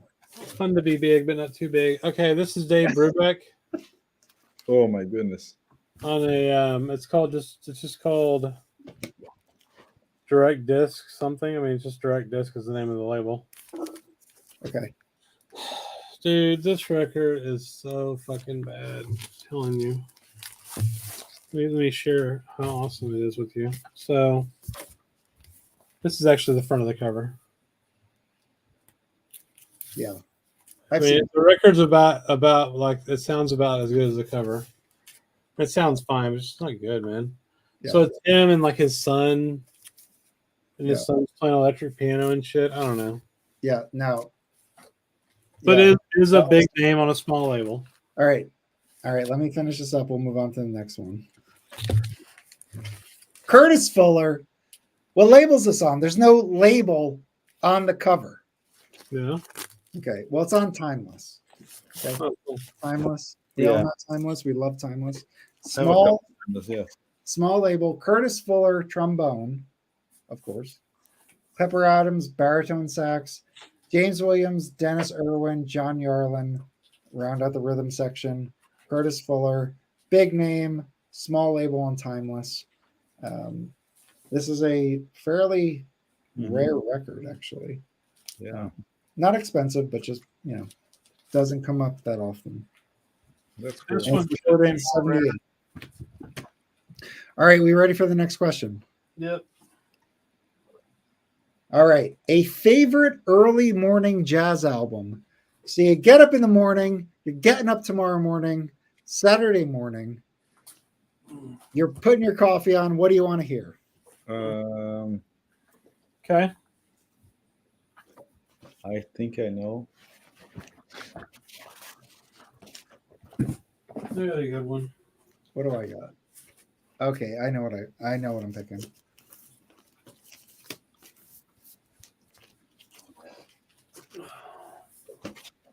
And anybody watching, what your Saturday morning, Sunday morning, early morning jazz record? What do you think is a perfect match to that? Obviously, it changes every. Yes, Roberto, we can do it every morning. But That's what would you recommend? I just try to vary a little bit, but that's his second one. That's a Brazilian OG. Yep. Oh, you got him, Chris? Yeah. So that's your early morning breakfast record? Oh man, that's perfection. Very nice. Odeon, yep. Very nice. This is gorgeous. It's one of the cover is like paper. It's not even cardboard, so it's kind of flimsy. Yeah. See? Yeah. No, I'm familiar with it. Yeah, this is phenomenal. All right. Can I jump in? Go. All right. I'm going number 2. Well, no, I'm Going actually number 2. Damn, bro. Like, take care of that on your own time, not during the stream. It falls to me back or what? All right. Every time I post this record on Instagram or mention it on the live stream, people ignore it. They just ignore it. And it's probably because it has a terrible cover. Okay. But what this is a UK Vogue pressing of Clifford Brown's his entire recording history in Europe during like 53 to like 54. My store has it for like $10. and it's like Gigi Grice and like it's just a killer, insane lineup. This is in my opinion, this isn't like my answer to this question. This is, if this question didn't exist, I would say this is the perfect morning album. I love just grabbing a side of this and putting it on and listening to Clifford Brown in like 53 sound like he's from 59. Like it's so goddamn good. And it's every single outtake. It's 3 LPs you can see here. It's Vogue who owns the master tapes from Vogue Paris. Yes. And this was also put out as a 2 LP twofer in the United States, and Van Gelder did the mastering of that. You don't get every outtake like you do here. This one is a little harder to get, but honestly, if you can get that twofer, you'd be, you're perfect. That's all you need. But I am enthusiastic about this one. This is Clifford Brown, Vogue, all the European stuff. It's just the best morning stuff. Give this a listen. Keep showing that because I want to buy it at some point. And it's so goddamn ridiculous. Chris, my store has for like $11, 11 or 10. Here. Nice. Here's a good one for the morning. Oh yeah. Just chilling, Peggy Lee. What do you think? Mm-hmm. I think more late night for that. Whatever, man. It's chilling. I can listen to what I want to at breakfast. You're not my boss. Peggy Lee kicks ass. Yes. Yeah. So there. But that title track is amazing. There's another record that I got of hers that I liked a lot. Let me show that. There's a live one. I like the live one. Yeah. Yeah, this is different though. This is I have that. The record store day. Oh yeah. So these were all like radio recordings she did in 1955. I think they're fucking awesome. Yeah, what that is back in like the mid 50s, radio stations would have to just have filler. Would have to have filler. So rather than just play static, they had Peggy Lee sing standards, and that's what those are. It's kind of amazing. I have that, Chris. I mean, that's what all radio stations became, though. Then in the from the 50s to the 80s, they all just played records into a to a turntable. I really love that record, actually. But these were recorded on, they were recorded on 16-inch discs. Yeah, big transcription discs. So that sound quality is digital. I mean, it doesn't sound great, but it sounds good enough to enjoy. It does sound good enough to enjoy. Exactly. All right, are we ready to move on to the next album? Okay. Yes. So the next album is favorite late night jazz album. Well, I already fucked it up because you're right. That was a good late night jazz album. All right. Well, now why don't you swap it? I'm gonna go grab it. Yeah. I'll just think of something. Let me think of one here. Kind of hard now. Oh, I got an easy one. It's gonna be a cop out, but I don't give a shit. People don't like it. I found it. All right, I have mine. I'll be right back. I have mine too.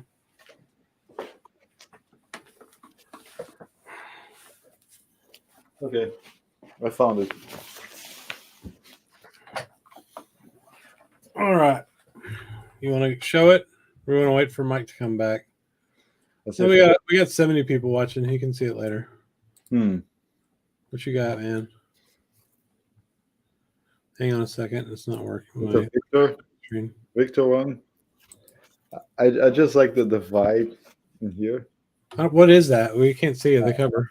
It's an OG. I mean, the cover's a little beat up. It's an OG, and I love it. Oh yeah, that's great. The bridge. Select your late night record. Yes, I like it. I mean, it's not so slow, but I just like the tone here, the way he plays. I mean, the whole idea of the bridge, right? He took off like a few years just to reinvent himself under the bridge. After he had to play with Coltrane and Miles' band, and it's phenomenal. It's phenomenal. I truly love this one. Perfect. What do you have, Mike? Sorry, the question is, favorite early morning? No, late night. Oh, sorry, late night. Sorry. Yeah. This is perfect.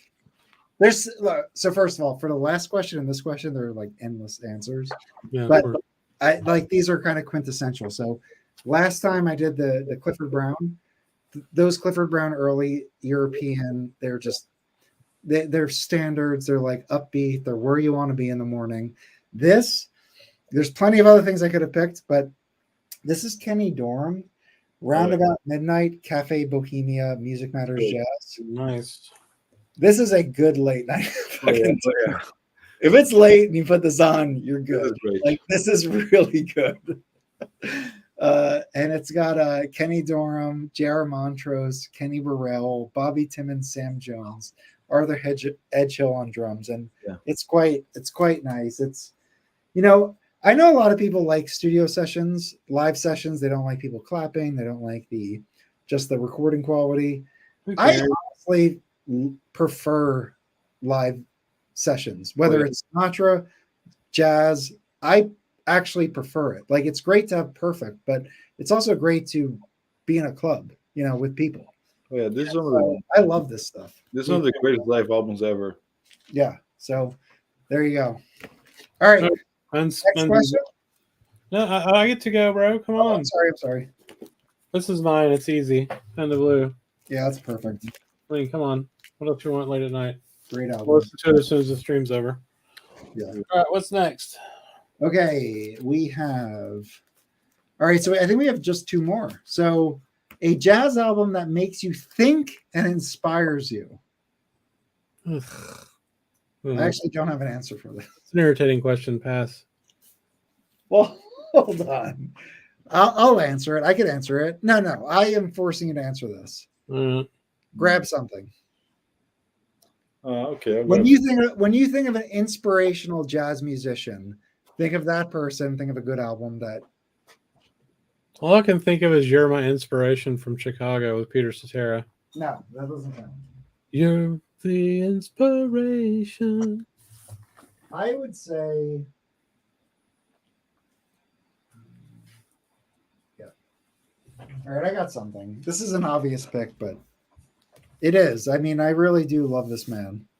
I think when I listen to him, I understand him. And then when I stop listening to him, I become a moron again.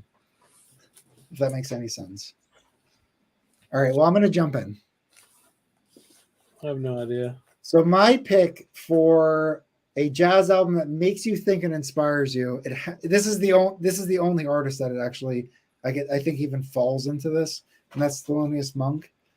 This is Brilliant Corners. Whenever I listen to Monk, whether it's solo Monk, whether it's quartet Monk, whether it's, you know, bigger group Monk, he really does make my synapses like fire in like different ways than everybody else. Yeah. So I would say Monk is the guy that I would pick, and this is a great one to pull. I have one.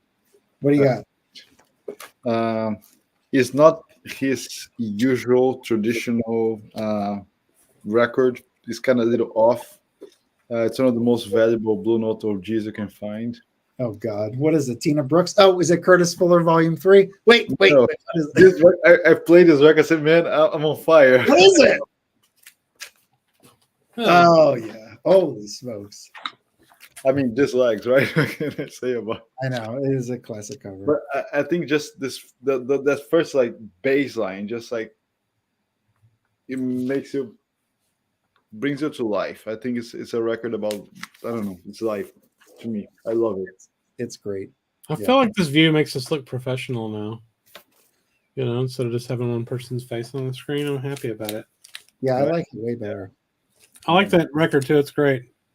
So Monk, I'm gonna cheat, kind of. Okay.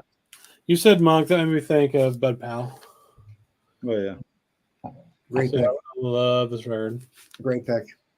They need to put out all the volumes of his shit on the classic series. Bud Powell was definitely influenced by it. No, it was just like absolutely 100%.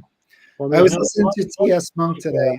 He was being interviewed on a podcast. Yeah. And he said, this is part 2. So there was hours before he even mentioned this, but they're talking about Monk.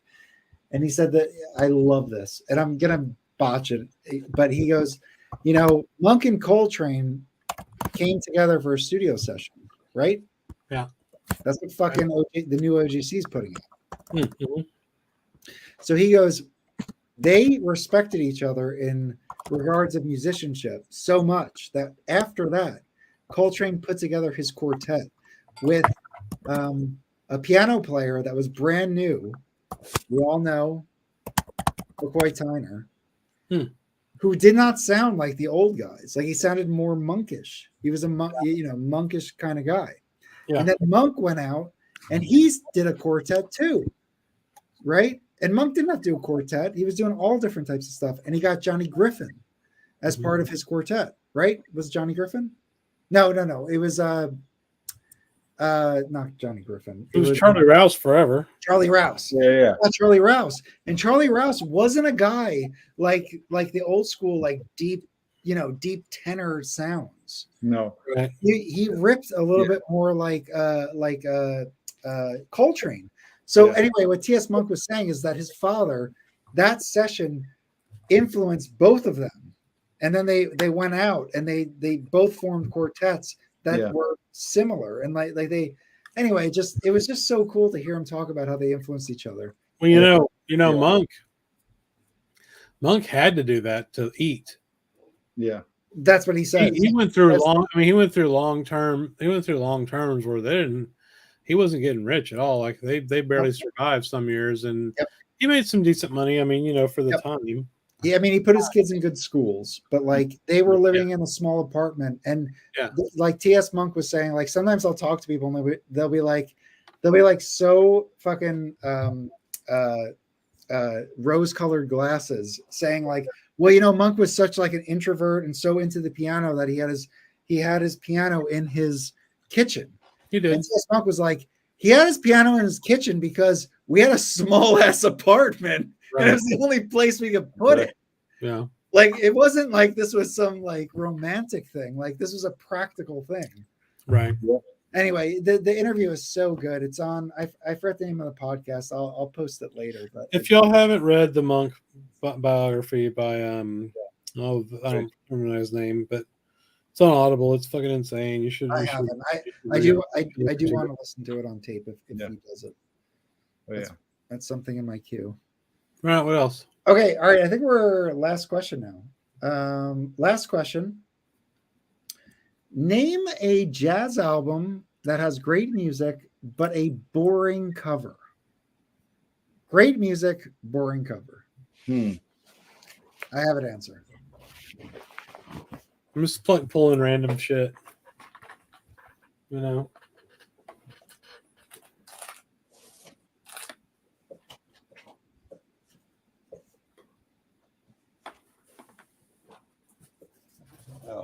I have a good answer to this, I think. I'm still thinking about it. Great album, but terrible, boring cover. Is boring supposed to mean bad or just boring? It's whatever you think. There's no definition. Yeah, fuck it. I think I have an answer. I found it.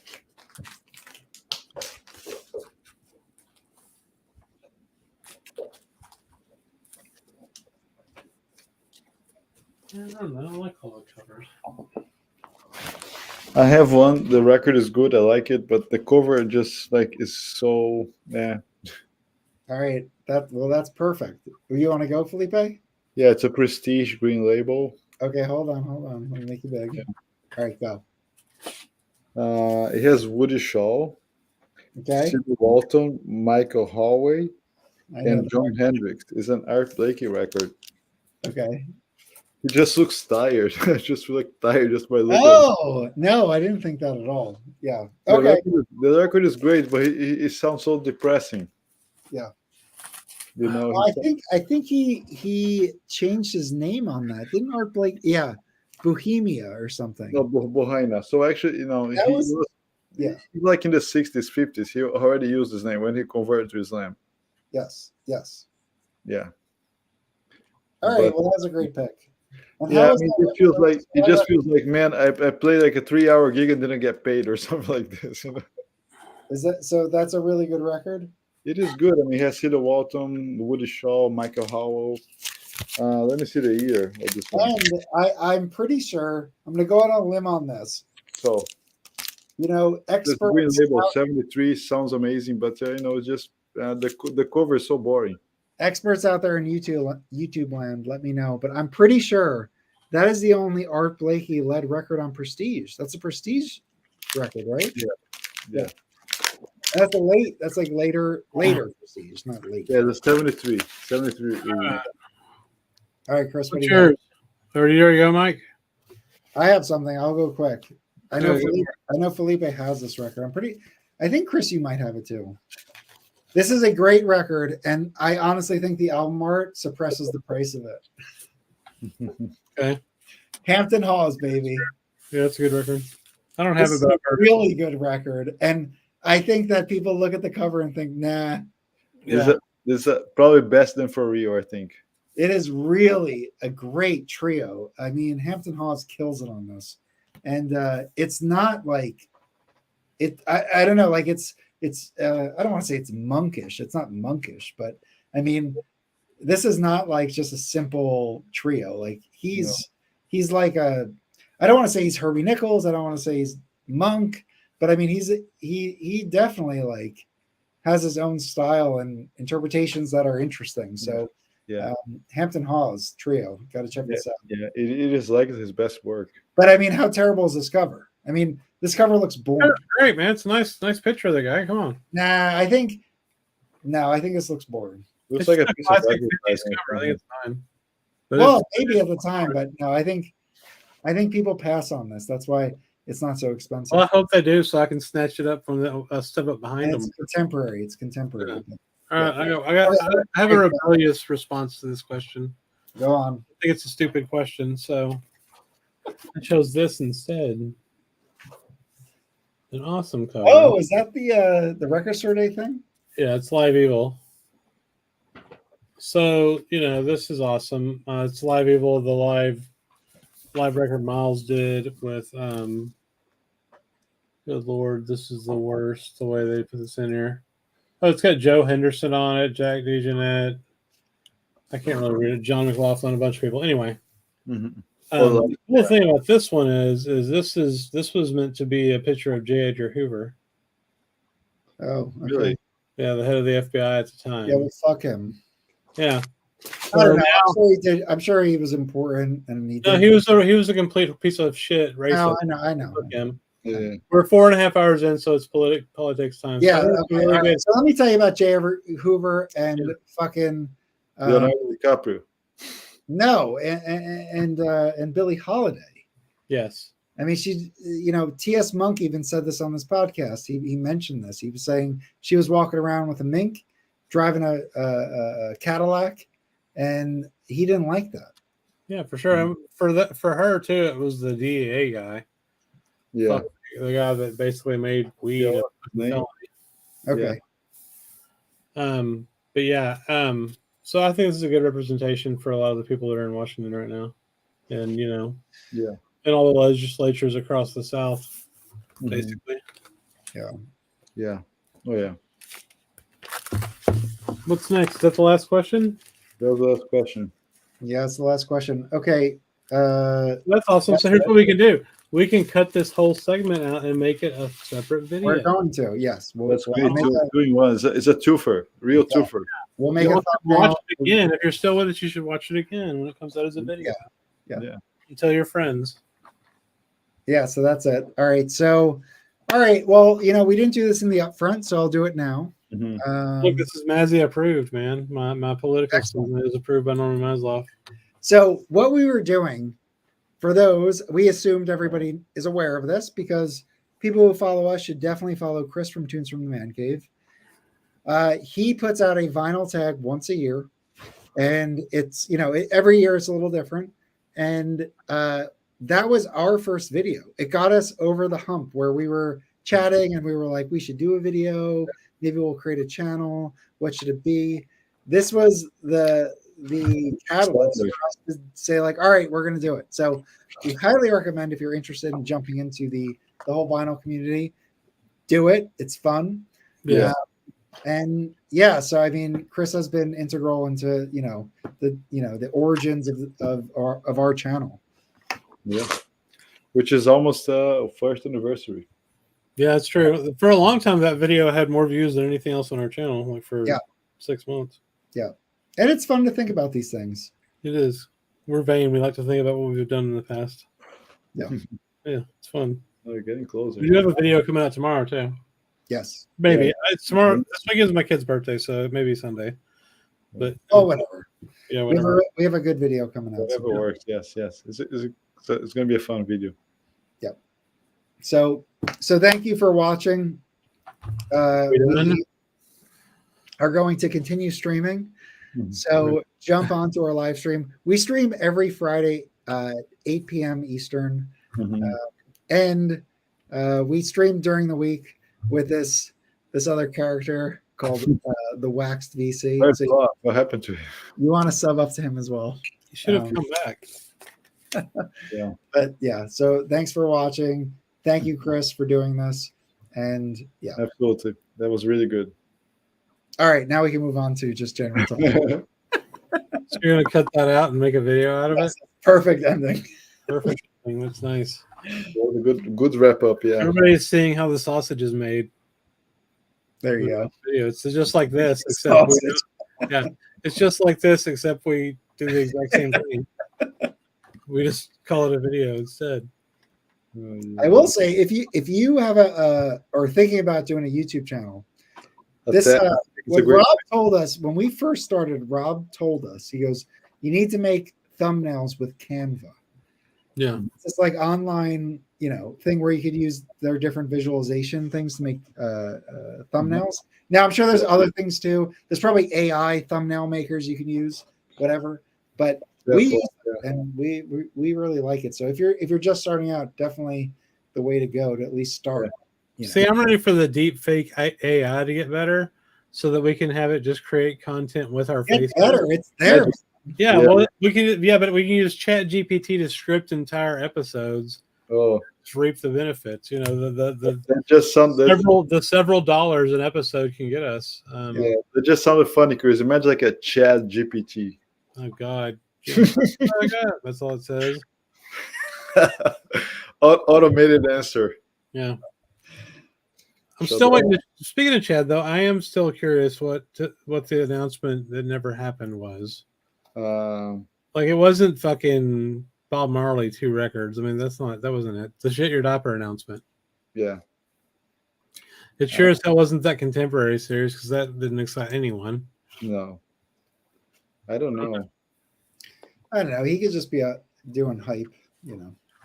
It'd be cool if it was like. I mean, honestly, like if I were doing any of those, I'd be super excited. So it's not totally unreasonable for him to. Yeah.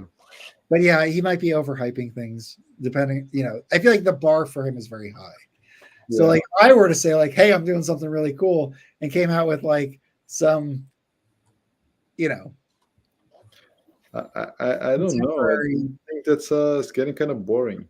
Always the same. Yeah, I agree. I mean, I feel like what I'm really excited about. The big thing I'm excited about next is the Sonny Rollins box. Yeah, I have that pre-ordered, and I am excited for that. I think I have the OJC, which sounds great. I'm going to do an AB of that. Plus, it's going to fit. I assume it's going to sound really well. It'll fit really nicely into my audiophile contemporary piece, and that's expanding, which is cool. So I'm excited I really am excited for that. What are you excited for? I got a work ping, and I had to actually respond to somebody. The Sonny Rollins craft box. Oh yeah, no, for sure I'm gonna get that. Yeah, that'll be cool. That's all the records I had, so I have to get it. Yeah, no, I'm all in on that. That'll be good. Yeah. But again, what's next? Another Miles box, another this box, and well, that's why I feel like I think the most exciting thing recently was the Third Man Records box. Which one was that? The Miles Quintet 1970, which is the Fillmore East. So those are the March concerts. The concerts that are being released by Columbia are the June concerts. So those are first time available on vinyl, and I mean, I subscribed to Third Man since 2008-9, since the start, and I always see people say I heard third main pressings are noisy. Sorry, you heard about it. You never had one. Yeah. And I buy that shit for like almost 15 years, and That's a great. great point. The package is amazing. And honestly, I think Jack White is a guy that has been done more for vinyl than most of the people that are like the vinyl advocates at this point. And just a larger point on that, I feel like that's the reason why I didn't pick up the green bullseye impulse. That's the reason why I didn't get the white bee blue notes. You know, I mean, there are pressings to avoid. Like, you don't want the electronically rechanneled for stereo. Like, those sound like shit. Yeah, I have one. It sounds awful. But, you know, pretty much everything else sounds pretty good. I think people are mostly opinionated on things they don't know about. Yeah. You know, I don't know. I feel like I have all different types of blue notes, and they all sound pretty good. Mm-hmm. Yeah. Yeah. Oh, yeah, dude. Yes. I don't have that many bad sounding blue notes. If they sound bad, it's really just because they're fucked up and damaged, like beyond recognition. Exactly. Yeah. And that if they take a mono and make it a stereo, that is something that really will make it sound bad. Yeah. So you do want that is something I'm comfortable recommending. Avoid. We all like Rob too, Nicole. Yeah. No, Rob is cool, Nicole. We talk to Rob like 24 hours a day. It's kind of weird. Yeah.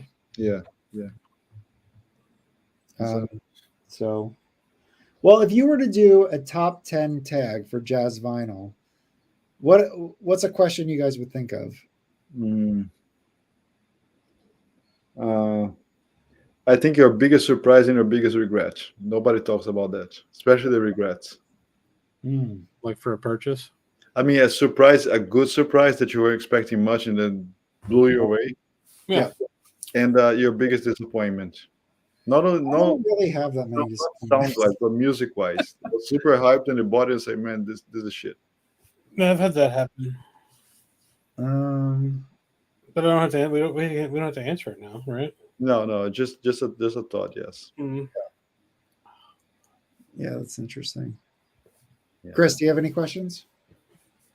Oh, Bagheera is back. Let's start the 4th hour. Yeah, Baggy, you got to come up. We're getting political now.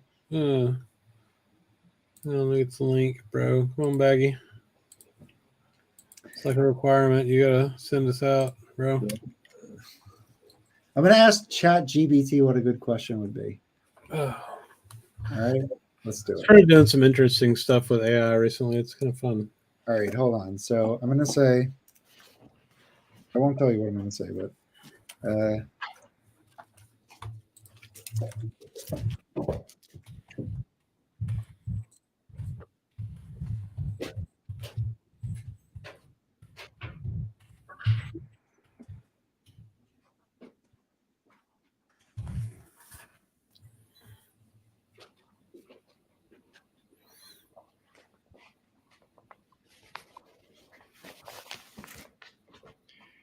Or another interesting question: what made you start listening to jazz? Because none of us has like a 10-year-old. Okay, I'm gonna get a jazz record now.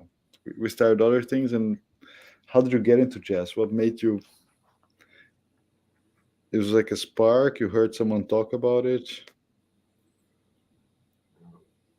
Okay, so this is what ChatGPT is saying.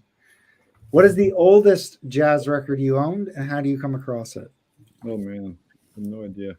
Do you have a particular subgenre of jazz that you collect more than others? If so, which one and why? What is the most valuable jazz record in your collection, and how did you acquire it? I had no idea. Do you prefer to collect original pressings or reissues? Well, ChatGPT asked that. What was the question you asked it? I said I collect jazz vinyl and have a successful jazz vinyl tag that we do yearly that everyone will participate in. We need 10 questions to ask people. She's probably pulling from people's questions. And I said, from new collectors to advanced, can you help? Okay. And then the next one is, what is your favorite jazz album cover and why? Okay. What is your favorite jazz artist and why? What is your most recent jazz vinyl acquisition and how did you find it? Do you just use ChatGPT to make all kinds of content? Holy shit! Do you have any rare or obscure jazz records in your collection you think more people should know about? How do you organize your catalog? Hey, How do you organize and catalog your jazz vinyl collection? That is like my favorite thing to think about. Yeah, that's true. And then lastly, what advice would you give someone who's just starting collecting jazz? That's probably the best question. That's pretty good. Yeah, What's up, we're Baggy? going to answer that. Okay. What show did you go see, Baggy? I would say don't watch YouTube. Oh, Yes. I went to. Where are my glasses? I can't read this thing. I went to my my college's symphony, Yeah. and it was fucking sold out. Oh shit. I'm like, whoever heard of a community college symphony being sold out? But the thing was they were doing that. I don't know how to say it. Camarina Barinia of you remember in the 90s when everyone in every commercial and every movie had that do do do do do do do do. No. Do, do, do, do, do, do. You remember that? Yeah. Like the Doors, it was on the Doors soundtrack. But Yeah. every movie and every commercial had it for like a few years. Well, they were doing that. So they had the our chorus, and then they got the Orange Coast College chorus, which is really funny because I intended to go to that college when I was 18, but I didn't get to go. It's in Newport Beach. They had the Orange Coast College choir bust in to fill out our chorus. Nice. So you had everyone's, you have the chorus. I put a short on it. You can see it's like 1 million people up there, and these are all kids, and they all have, their parents and their cousins. They have to go see them perform. So they sold out the relatively small theater. Oh, so cool. I'm sitting out there. I'm like, oh shit, because I'm supposed to write an essay on it and everything, and because my professor is the conductor, and we're standing out there. I'm like, is there like a waiting list or something? And then the lady let us. There was like 8 of us that couldn't get in, but then it was like cash only. And she said we can let you in for $5 for standing room only. I had $3 in my wallet. I'm like, is it? You guys take card? He's like, no, it's cash only. So this kid behind me is like, do you need cash? I'm like, yeah. He could give me $2 so I can get it. Nice. Nice. But they are surprisingly good. I've seen university level orchestras that were unlistenable. Yeah. And this is the jazz ensemble at this college, which it's possible I could be either a part of this jazz ensemble in the future or the orchestra. Just maybe I will, maybe I won't, but it's intimidating because they're really, really good, especially for a community college. As a horn player, Baggy? I don't know. I'm going to talk to my professor on Monday because I don't know if my best route would be to study piano along with music theory, study guitar along with music theory, or major in the trumpet along with music theory. Because the problem with the trumpet is I can't sit in this apartment and practice a trumpet for 4 hours straight. But I could play the piano for 8 hours straight if I wanted to. And no one's going to know because I'll have headphones on. I could do the guitar and no one's ever going to know because I can put headphones on and it won't bother anyone. Yeah. I can't practice it. You can't practice with a mute because the back pressure that it causes. Yeah. When you take it out, it's a completely different pressure. So if your muscle memory gets used to that pressure, I mean, you can definitely do a little bit of mute practice here and there, but you can't constantly practice with a mute or you'll. I'm already out of tune as it is. I'll be even more out of tune if I practice with the mute all the time because I'll be. Aren't you at your core a trumpet player? I've been playing guitar since I had piano lessons when I was very young, and then I switched to guitar and I fiddled around the guitar. Never was serious about it. Just screwed around with it. My favorite group's U2, which is probably the worst group you could. If you want to learn proper guitar, because all you learn is goofing around and making weird effects and stuff. And then 3 years ago during the pandemic, I said I did fool around with the trumpet for like a year or something like that. I never took lessons. I just was goofing around with my friends that had a jam band and stuff. Yeah. So in 2020, when the pandemic hit, I said I'm gonna make a go at the trumpet. So I mean, I've only been playing the trumpet for less than 3 years. I mean, from what I understand, you can never go wrong with piano in terms of writing compositions. But they're both comping instruments, and I have so much muscle memory built up with guitar. Yep. Where I don't with the piano, that it makes more sense for me to, and I do like the guitar, and it's in my heritage to play the guitar. My grandfather was a sounding guitar player. I have no right to say anything about this, but I feel like piano's the way to go. Yeah. Well, you have to learn. That's the thing I need to ask her. I mean, am I going to be taking keyboard anyway? Because when you're taking music theory, you're constantly playing the piano because you have to. I would do piano and trumpet. I would ditch the guitar. I'd do piano and trumpet because you're a jazz guy. The guitar is a jazz instrument, man. Yeah, but I think you can keep. I'm leaning towards the guitar right now. Just guitar, but I feel like you should focus on piano, and when you have extra time, go to trumpet to learn a horn, like a brass instrument. Yeah. Well, we'll see I'm thinking about buying an electric bass and just learning to play. I think it'd be fun. Speaking of trumpet, like what? Okay, so you said Miles doesn't have the range of Clifford Brown. Now, what did you specifically mean by that? You mean the actual range, like he can't play notes as high as Clifford Brown? Did I say that? Yeah. You said range. Yeah, I think Miles's range. Are you sure I wasn't talking about Frank? No, you said Miles. You said Miles Davis doesn't have the range of a Clifford Brown. This was like hours ago. Which may be true. Well, I don't know. I don't know if they were I think what both alive and you asked them to go play their highest note. I agree. Clifford could play a higher note. I don't know. Yeah.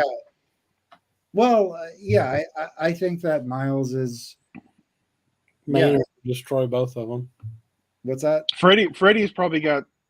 I think Freddie is the super high note player. When you listen to trumpet players, he goes up pretty high a lot. But really, Arturo Sandoval is the king of range. I mean, he's the one that. If you listen to the 4 Miles first quintet records, he's using a mute, so that's putting him at a disadvantage for certain things, right? Because he's changed his instrument.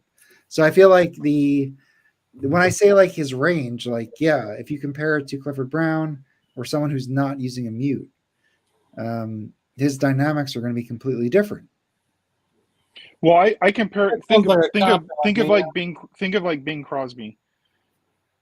I know people that say Bing Crosby is a terrible singer. He's not a great singer, but he developed a style that he picked up from listening to jazz, and because of the microphone, he was able to do these affectations and everything. And that's the same thing. Miles came up with cool ways of playing. You know, it's like alternative music. It's not, or like I was just talking about the Edge U2. It's not like super complicated playing, but it's got a mood to it, and it's got so there's something to that.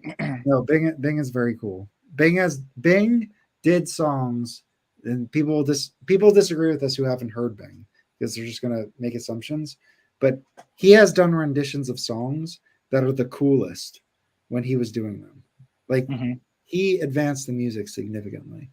And Monk was influenced by Bing. Monk liked Bing. Monk said that Bing was a unique voice, and that was the most important thing to Monk. Yep. And that is a fact. Monk liked Bing. Like he listened to him. He listened to his renditions of songs, and that influenced his compositions. That is a fact. I mean, he said that. So Bing, people, we could say whatever we want. People, so getting back people will not listen to Bing or what the when you said range, you weren't talking about how high a note he could play on the musical. You're not talking about how the highest note that you could possibly play. I don't know. I honestly, Baggy, I am not totally sure what I meant. All I know is that on those 4 records, he plays with a mute, and when you listen to everyone else on Blue Note, they're not playing with a mute. So whatever the fuck the difference is. Because I've transcribed Freddie the Freeloader, and he doesn't get super. I couldn't do it if he went up too high because at that time I could barely play like G. Well, Miles G5. I mean, that's why everybody said that one step was like impossible to listen to. Well, because he's not playing so sharp that mute was just impossible to hear. Yeah, well, you know, it's Sketches of Spain. Sketches of Spain is the even worse, I think, as far as like my wife won't let me play that because it. I remember I played that CD in the car. She's like, ah, I couldn't That's like interesting. because it's so that beginning part is so shrill. She doesn't let me play with the. I can't play with the Harman mute in the house. She can't handle it. But also, I feel like I guess what I'm saying is and look, I mean, who gives a shit what I think? But those prestige first quintet records, those 4, they're doing standards.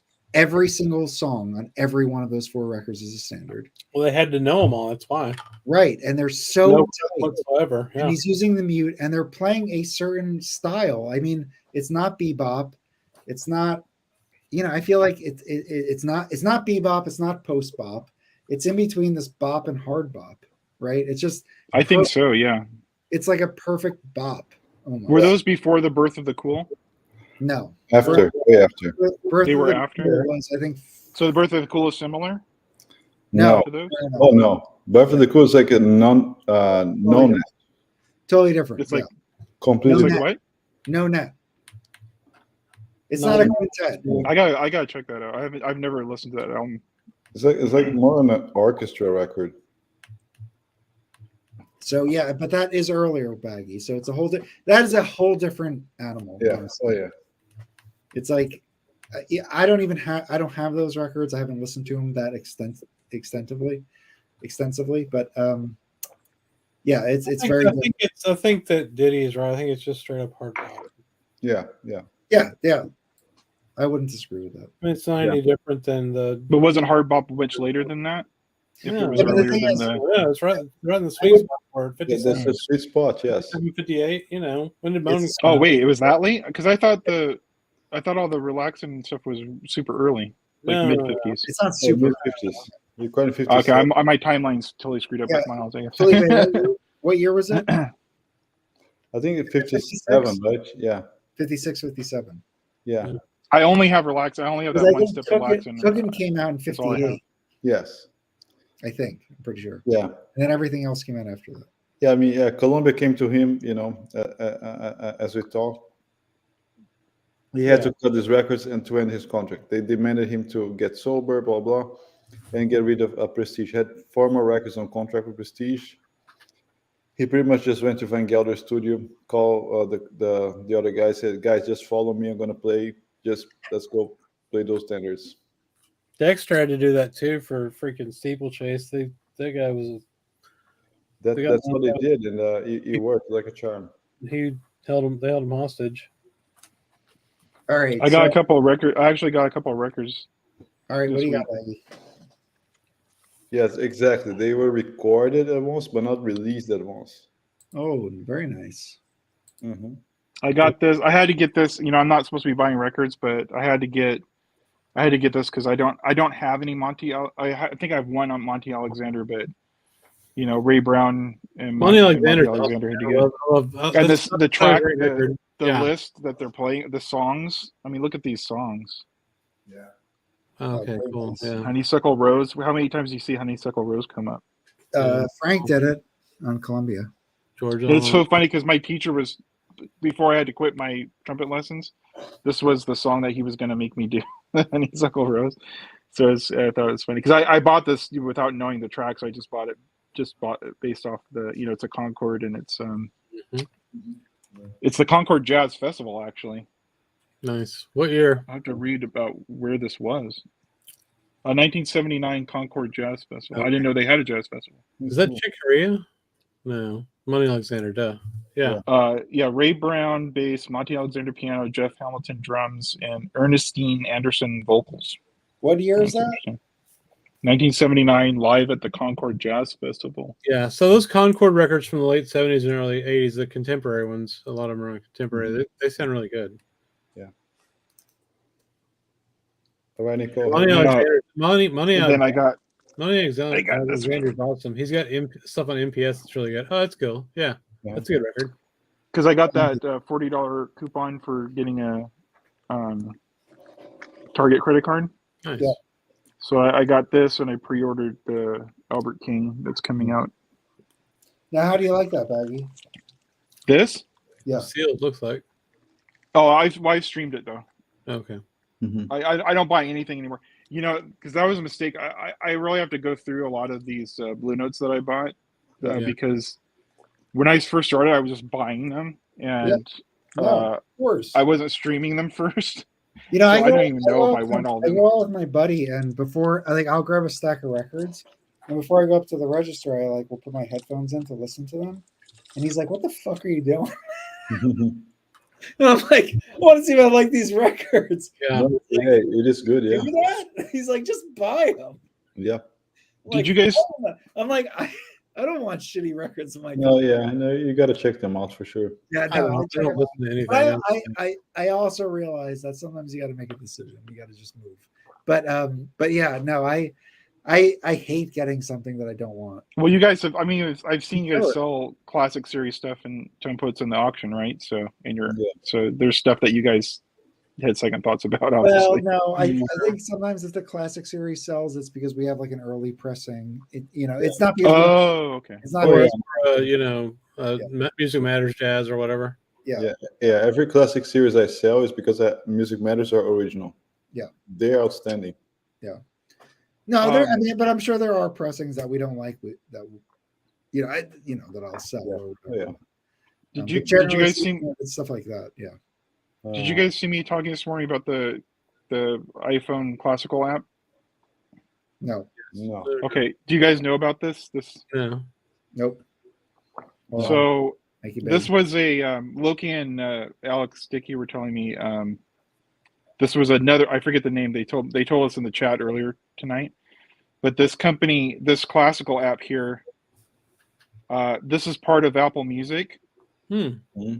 Oh. And so you have conductors, genres, instruments. That's cool. Because it's so complicated with classical music, because you have albums that have multiple different pieces from different composers, and then you have the name of the symphony, then you have the name of the conductor, and you have all these different points of information. It's really hard when you're trying to search for a certain piece. So this curates it a little bit. And I guess it was an existing app that people knew about, but Apple bought the app and now they've made it.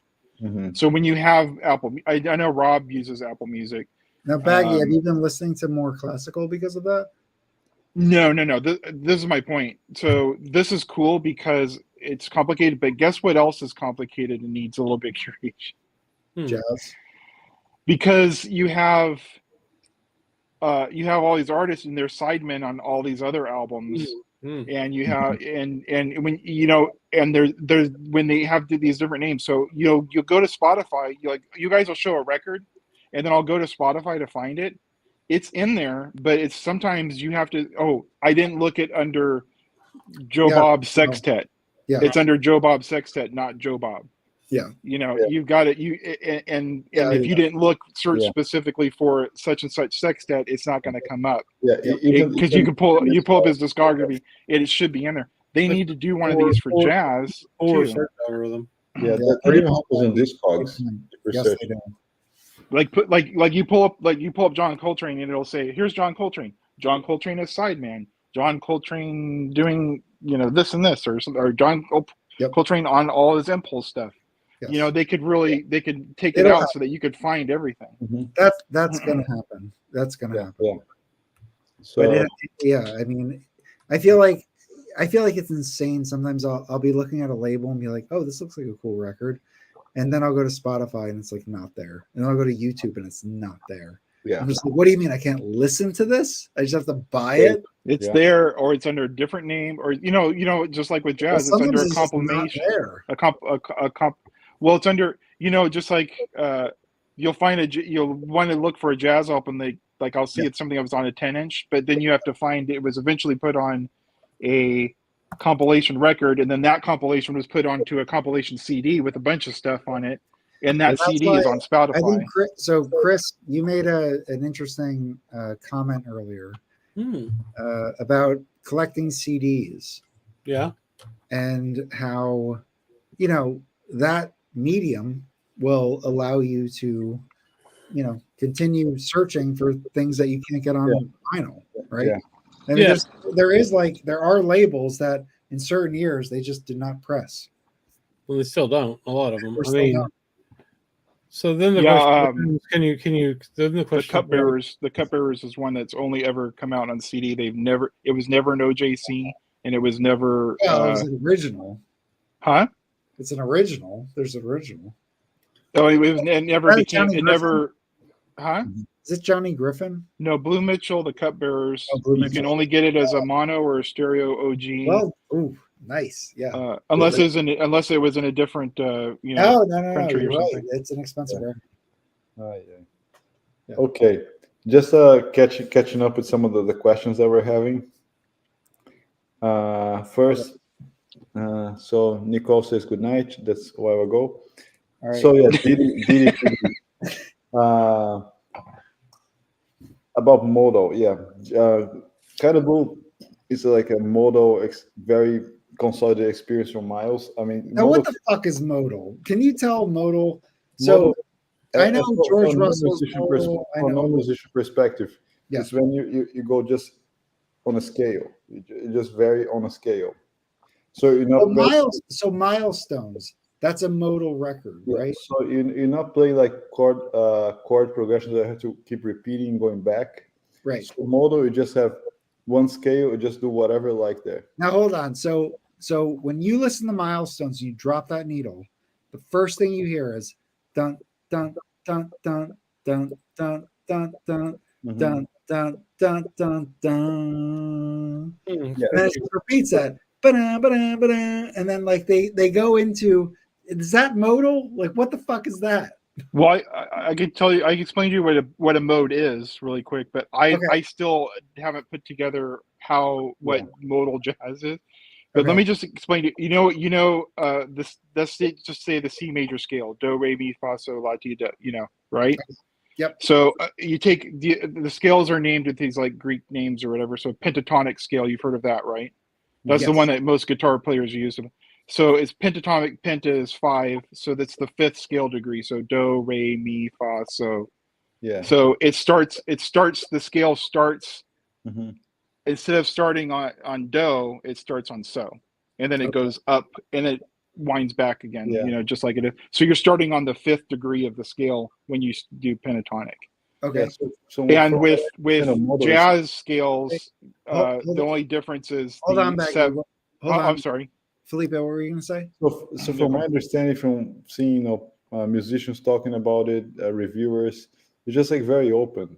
There's no way you can Well, that's what I heard. They're just going to sound wrong. It's just very open. Well, that's so. The classic one is "So What," where it's bum bum bum bum ba-da-ba-da-ba-da-ba-da-ba-da-ba. Yeah. And then whatever they do works. Right? Now, does that make sense, Baggy? What our dumbasses are saying? No, because I haven't had that aha moment with what modal jazz is. That's something I still need to put together. I just understand I understand what the modes are at the very basic, definition of them. But the only difference between jazz scales and on the modals, you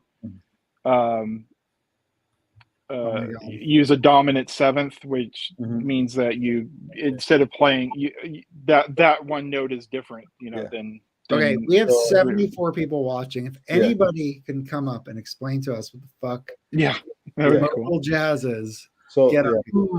So just go to not you're as guilty as us. Yeah. So just go to an easier path. Someone commented it's probably about 57. I think it was even earlier. George Russell and Bill Evans were experimenting. George, that's what I heard. Yeah. Earlier than that. So Miles just grabbed Bill Evans. Earlier than George Russell?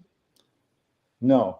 I mean, no, I think George Russell was a really innovator there, and Bill Evans just working along with him, and it kind of got. Now, Felipe, do you have any George Russell? I have the AP Acoustic Sounds series, and I have another one which I don't remember the title. I have 2 George Russells. I have one George Russell. Yeah. So yeah. Hang on, I got a bunch right here. I think. Yeah. This is an OG. Oh yeah. OG first pressing reverse side. Oh shit. Aesthetics. Yeah. Yeah, it's very good. This is Riverside There's Deep Groove, 100mm label, stereophonic, so stereo black label. Mm-hmm.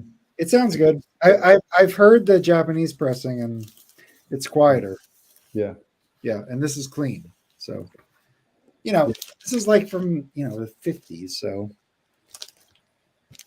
I know people don't like to hear excuses about records, but you know, you got a record that's an excellent. Okay, but it's John 70 Bandy, plus years that makes a old. lot of sense to me now. That's a That's great what it description. is. Yeah. That's great. That's really great. Yeah, I like that. Yeah. Which one? John, there's no strict chord progression. A single chord can release several. It's not a 2-5-1 or a, you know, you've heard of 2-5-1, right, Mike? Yeah. Have you heard that?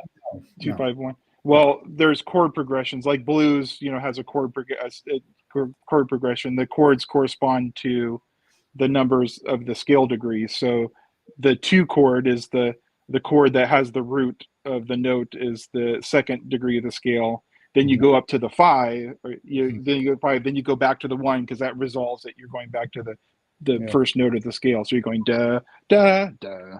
He's saying modal is you have just a chord, like a tone, and you're going around that one chordal tone, not following a progression that repeats over and over again. I hope that I don't know if that sounds, if I'm understanding you, Bandy.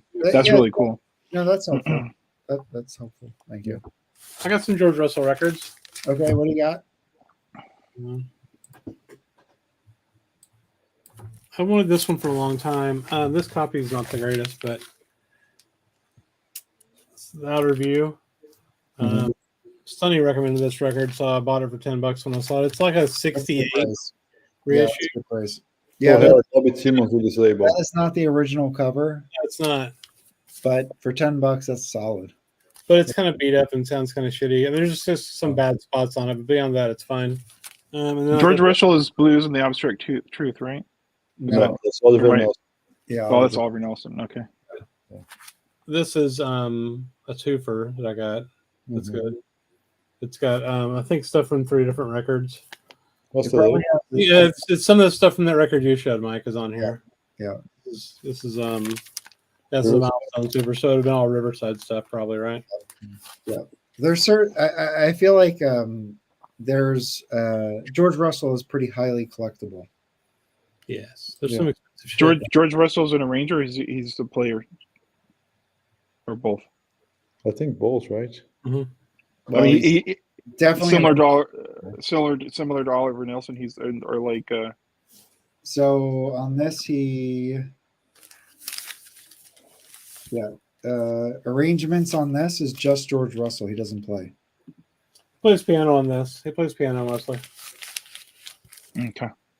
On this, oh no, yeah. I'm sorry. Yes, he plays piano. Yep. Like Gil Evans. Well, does Gil Evans always play piano?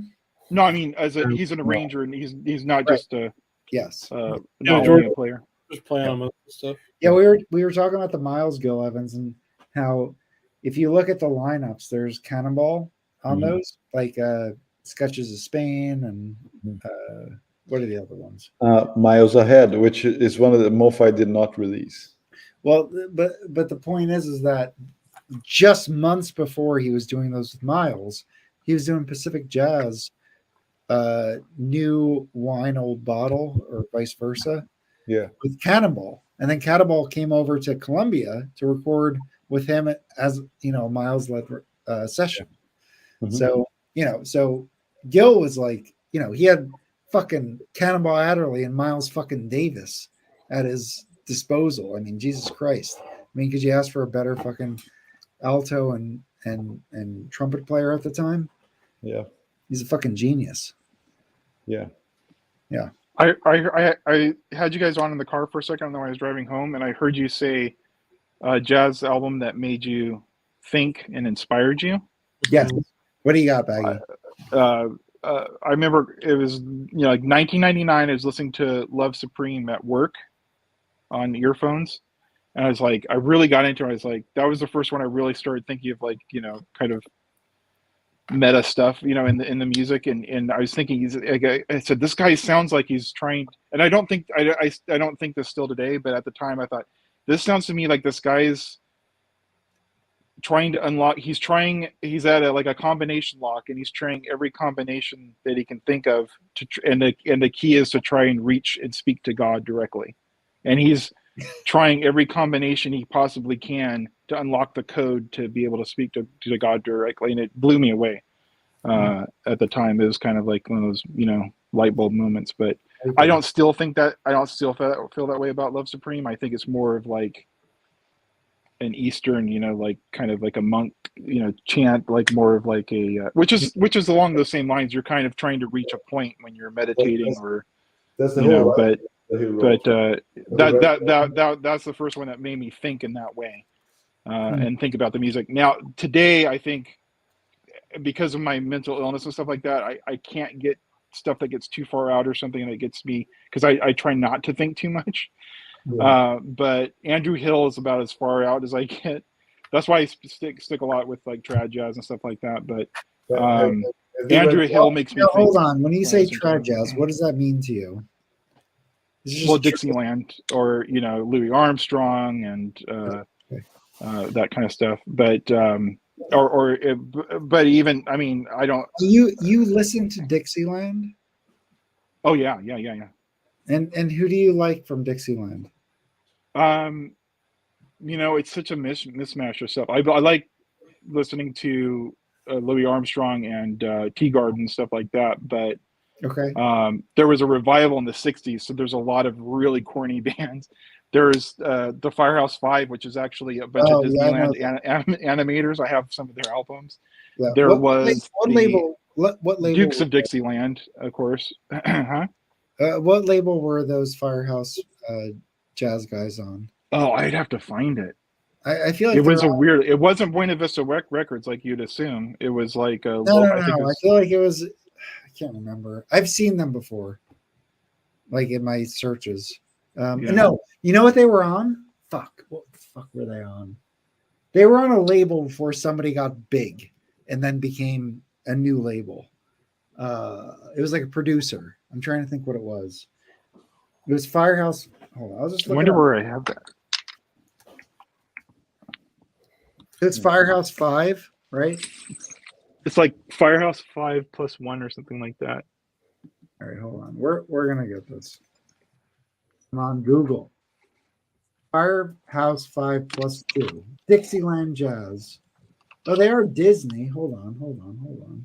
It's made up of like actual like animators and the early Imagineers. I thought the Firehouse 5 were more serious. Hold on.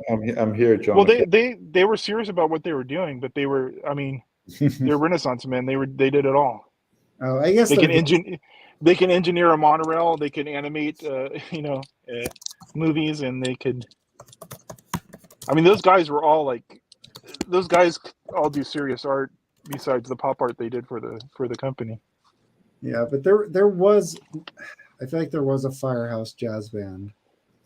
That no, that's them. There's the Dukes of Dixieland, which was the other like there's an album. I have an album of them with Louis Armstrong. No, there was a Firehouse thing. Anyway, whatever. It was some obscure label. Like it was like fucking who was the big engineer at Contemporary? Roy Dunan. It was Roy Dunan's label before he went to Contemporary. Roy Dunan. I'm fading. I think I'm gonna have to go to bed. Yeah, I think we need to end the stream. Okay. Yeah, I'm. Hang on. We have one last question. Okay. All right, what is it? Quickly. Christopher, can you repeat your question, please? What's he saying? Can you tackle my question? All right, Christopher. Oh. We're going up. Yeah. Can you please repeat? I think you got. Yeah, can you repeat it? There, it's too hard to discern. Yeah. Or he's just making fun of us. Probably. All right. Oh, okay, gotcha. Are the Mono Miles AP pressings of those cooking relaxants, etc., the ones to get, or are the stereo versions better? They're mono. Do not buy stereo versions because they were not recorded in stereo. Yeah. So whatever stereo pressings there are going to sound like shit. Maybe. Yeah, do not buy fucking Exactly. Yeah. any stereo pressings of those. Yeah. I wonder what. I have the digital OJC ones from Kraft. Yeah, no, they're yeah. Well, I assume they're I digital. honestly don't even are stereo versions of those. Yeah. Thank you. Yeah. But I just have I have cooking, and I have the one step, which is that's analog. But All right. All right, guys. On a blindfold, who can tell analog from digital? But that's another conversation. Exactly. All right. I can't find the Firehouse 5. I have this one here. This was a great live. You see this stream. all the time in dollar bins and stuff. Mm-hmm. Yeah. Yeah. This is the Dukes of Dixieland. Now, how does that sound, Baggy? How does that sound? Oh, Is it noisy? Is that noisy vinyl? I don't think so. No, I mean, it came out in the '60s. This is during the '60s revival. So Okay. they have another album I wanted to get just because I'm a Disneyland aficionado. So they have one with they play at, it's called the Dukes at Disneyland, and they have them on one of the Tom Sawyer rafts out in the middle of the river playing. Yeah. It looks pretty funny. But yeah, no, I mean, I don't like to listen to like far out stuff that gets too out there because it gets my brain stirring, you know. But Andrew Hill, I like. That's about as far out as I get these days, and that he definitely makes me think nowadays. Yeah, but the thing is that he's going to get you to be able to go more far out. You know, everybody, you're always evolving. Well, I started out because my friend is more like a stunty type person who's always like, he was always listening to like crazy stuff all the time, and I was always listening to his stuff, you know. So I started out like listening to Coltrane live in Seattle, and I was really open to it, and I was willing to listen for like the cohesion in it and everything. So I started off. I hated with that. Yeah, that was rough. Yeah, but you know. So all right. I it's not like I haven't done it. It's just Baggy, we're shutting it down. Chris is getting the fuck out of here. He's waving. He's having his last sip. Baggy, anything going on your channel before we get out of here? Just a shorts every day. I did all this week was Peter Gabriel shorts. Okay, cool. All right, and check out Peter Gabriel's channel because every month on the full moon he releases a track from the new album. Mm-hmm. He talks about the inspiration behind it, the putting together the song. It's really cool. Oh, very cool. So yeah. Nice. Okay. All right. See you guys. Get the hell out. Bye. Have a nice day. Later. Bye bye.